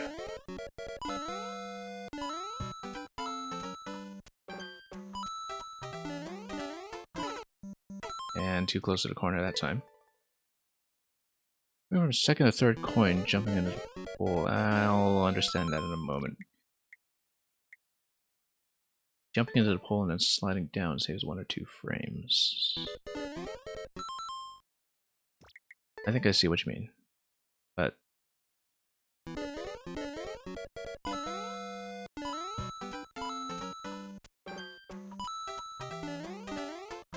oh, nope.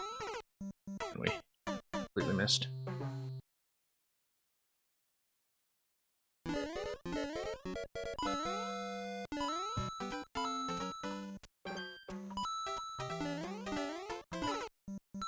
And again, too close to the top corner. That spike. Nope.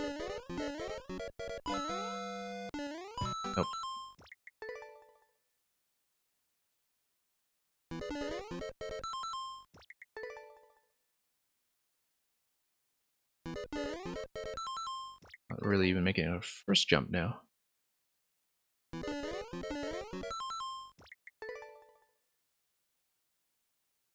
Clean up quite a bit of this. Lost way too much time in the opening already.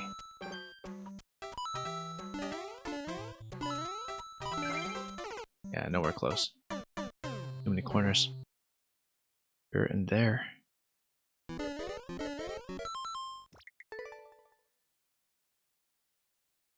Nope.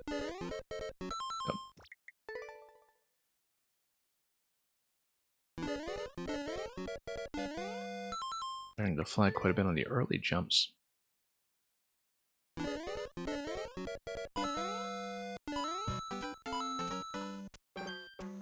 Nope, backed out too early.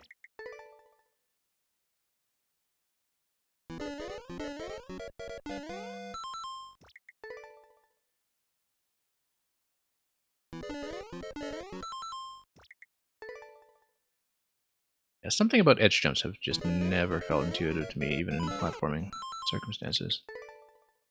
But I think that's because I'm generally locked into thinking about the grid block by block. In spite of all the interactions in Mario that do not work that way.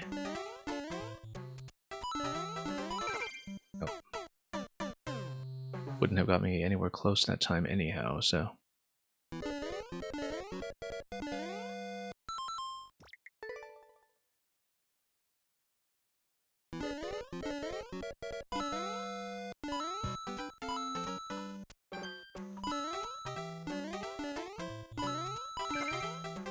Fall in? Nope.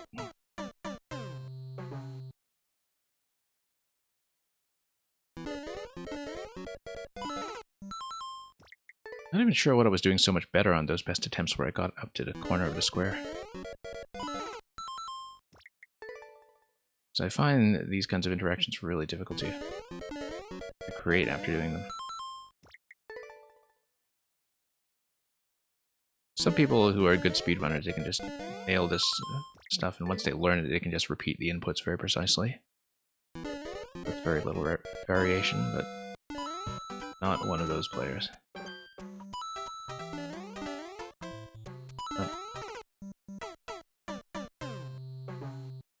That run was perfect except fourth coin. No. Yeah, I had a bit of a tricky turnaround there.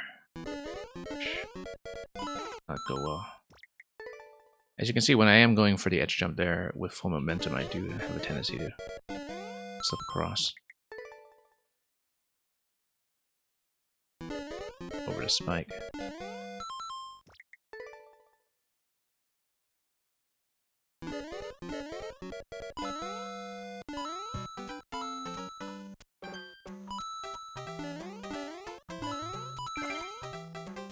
Got it. Yeah, Zogger TBT, unfortunately, we have run way too long, and this was the last one in a queue I plan to do, but hopefully you're able to catch me another day when we're running this, so... 9,975. Well, we eventually made it, and Zucchini, certainly much thanks for the optimization coaching here and there, as we attempted 6 coins in 10 seconds. Yeah, that took some work. Someone else was definitely out, though. 21 clears on this so far. Yeah, a lot of other recognizable streamers in this set, of course. And with 21 clears, that means a couple of people have been working on optimizing this a few times over. And yeah, 16 of these so far.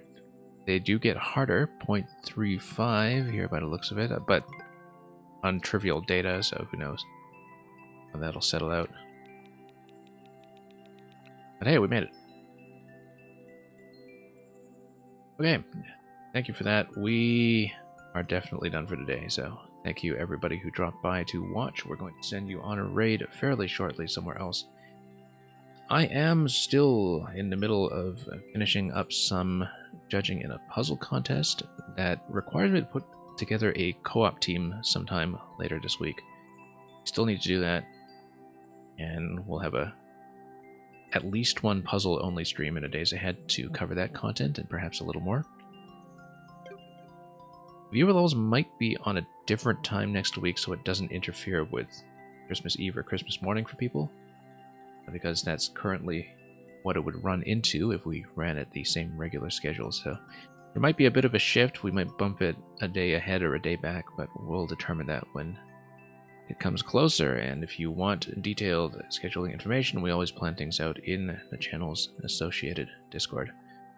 That is all from me for today, though. We played some really good content today. It got to really sink our teeth into some levels at length.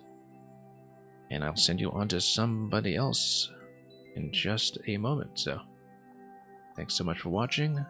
Thanks for all the levels that you sent if you are a maker. We're going to move on pretty quickly. As soon as I see who else is on, I think probably going to send you on to another maker streamer, but we'll determine that in a moment. For now, have a great weekend, have a great week leading up to Christmas for those who celebrate, and fare thee well.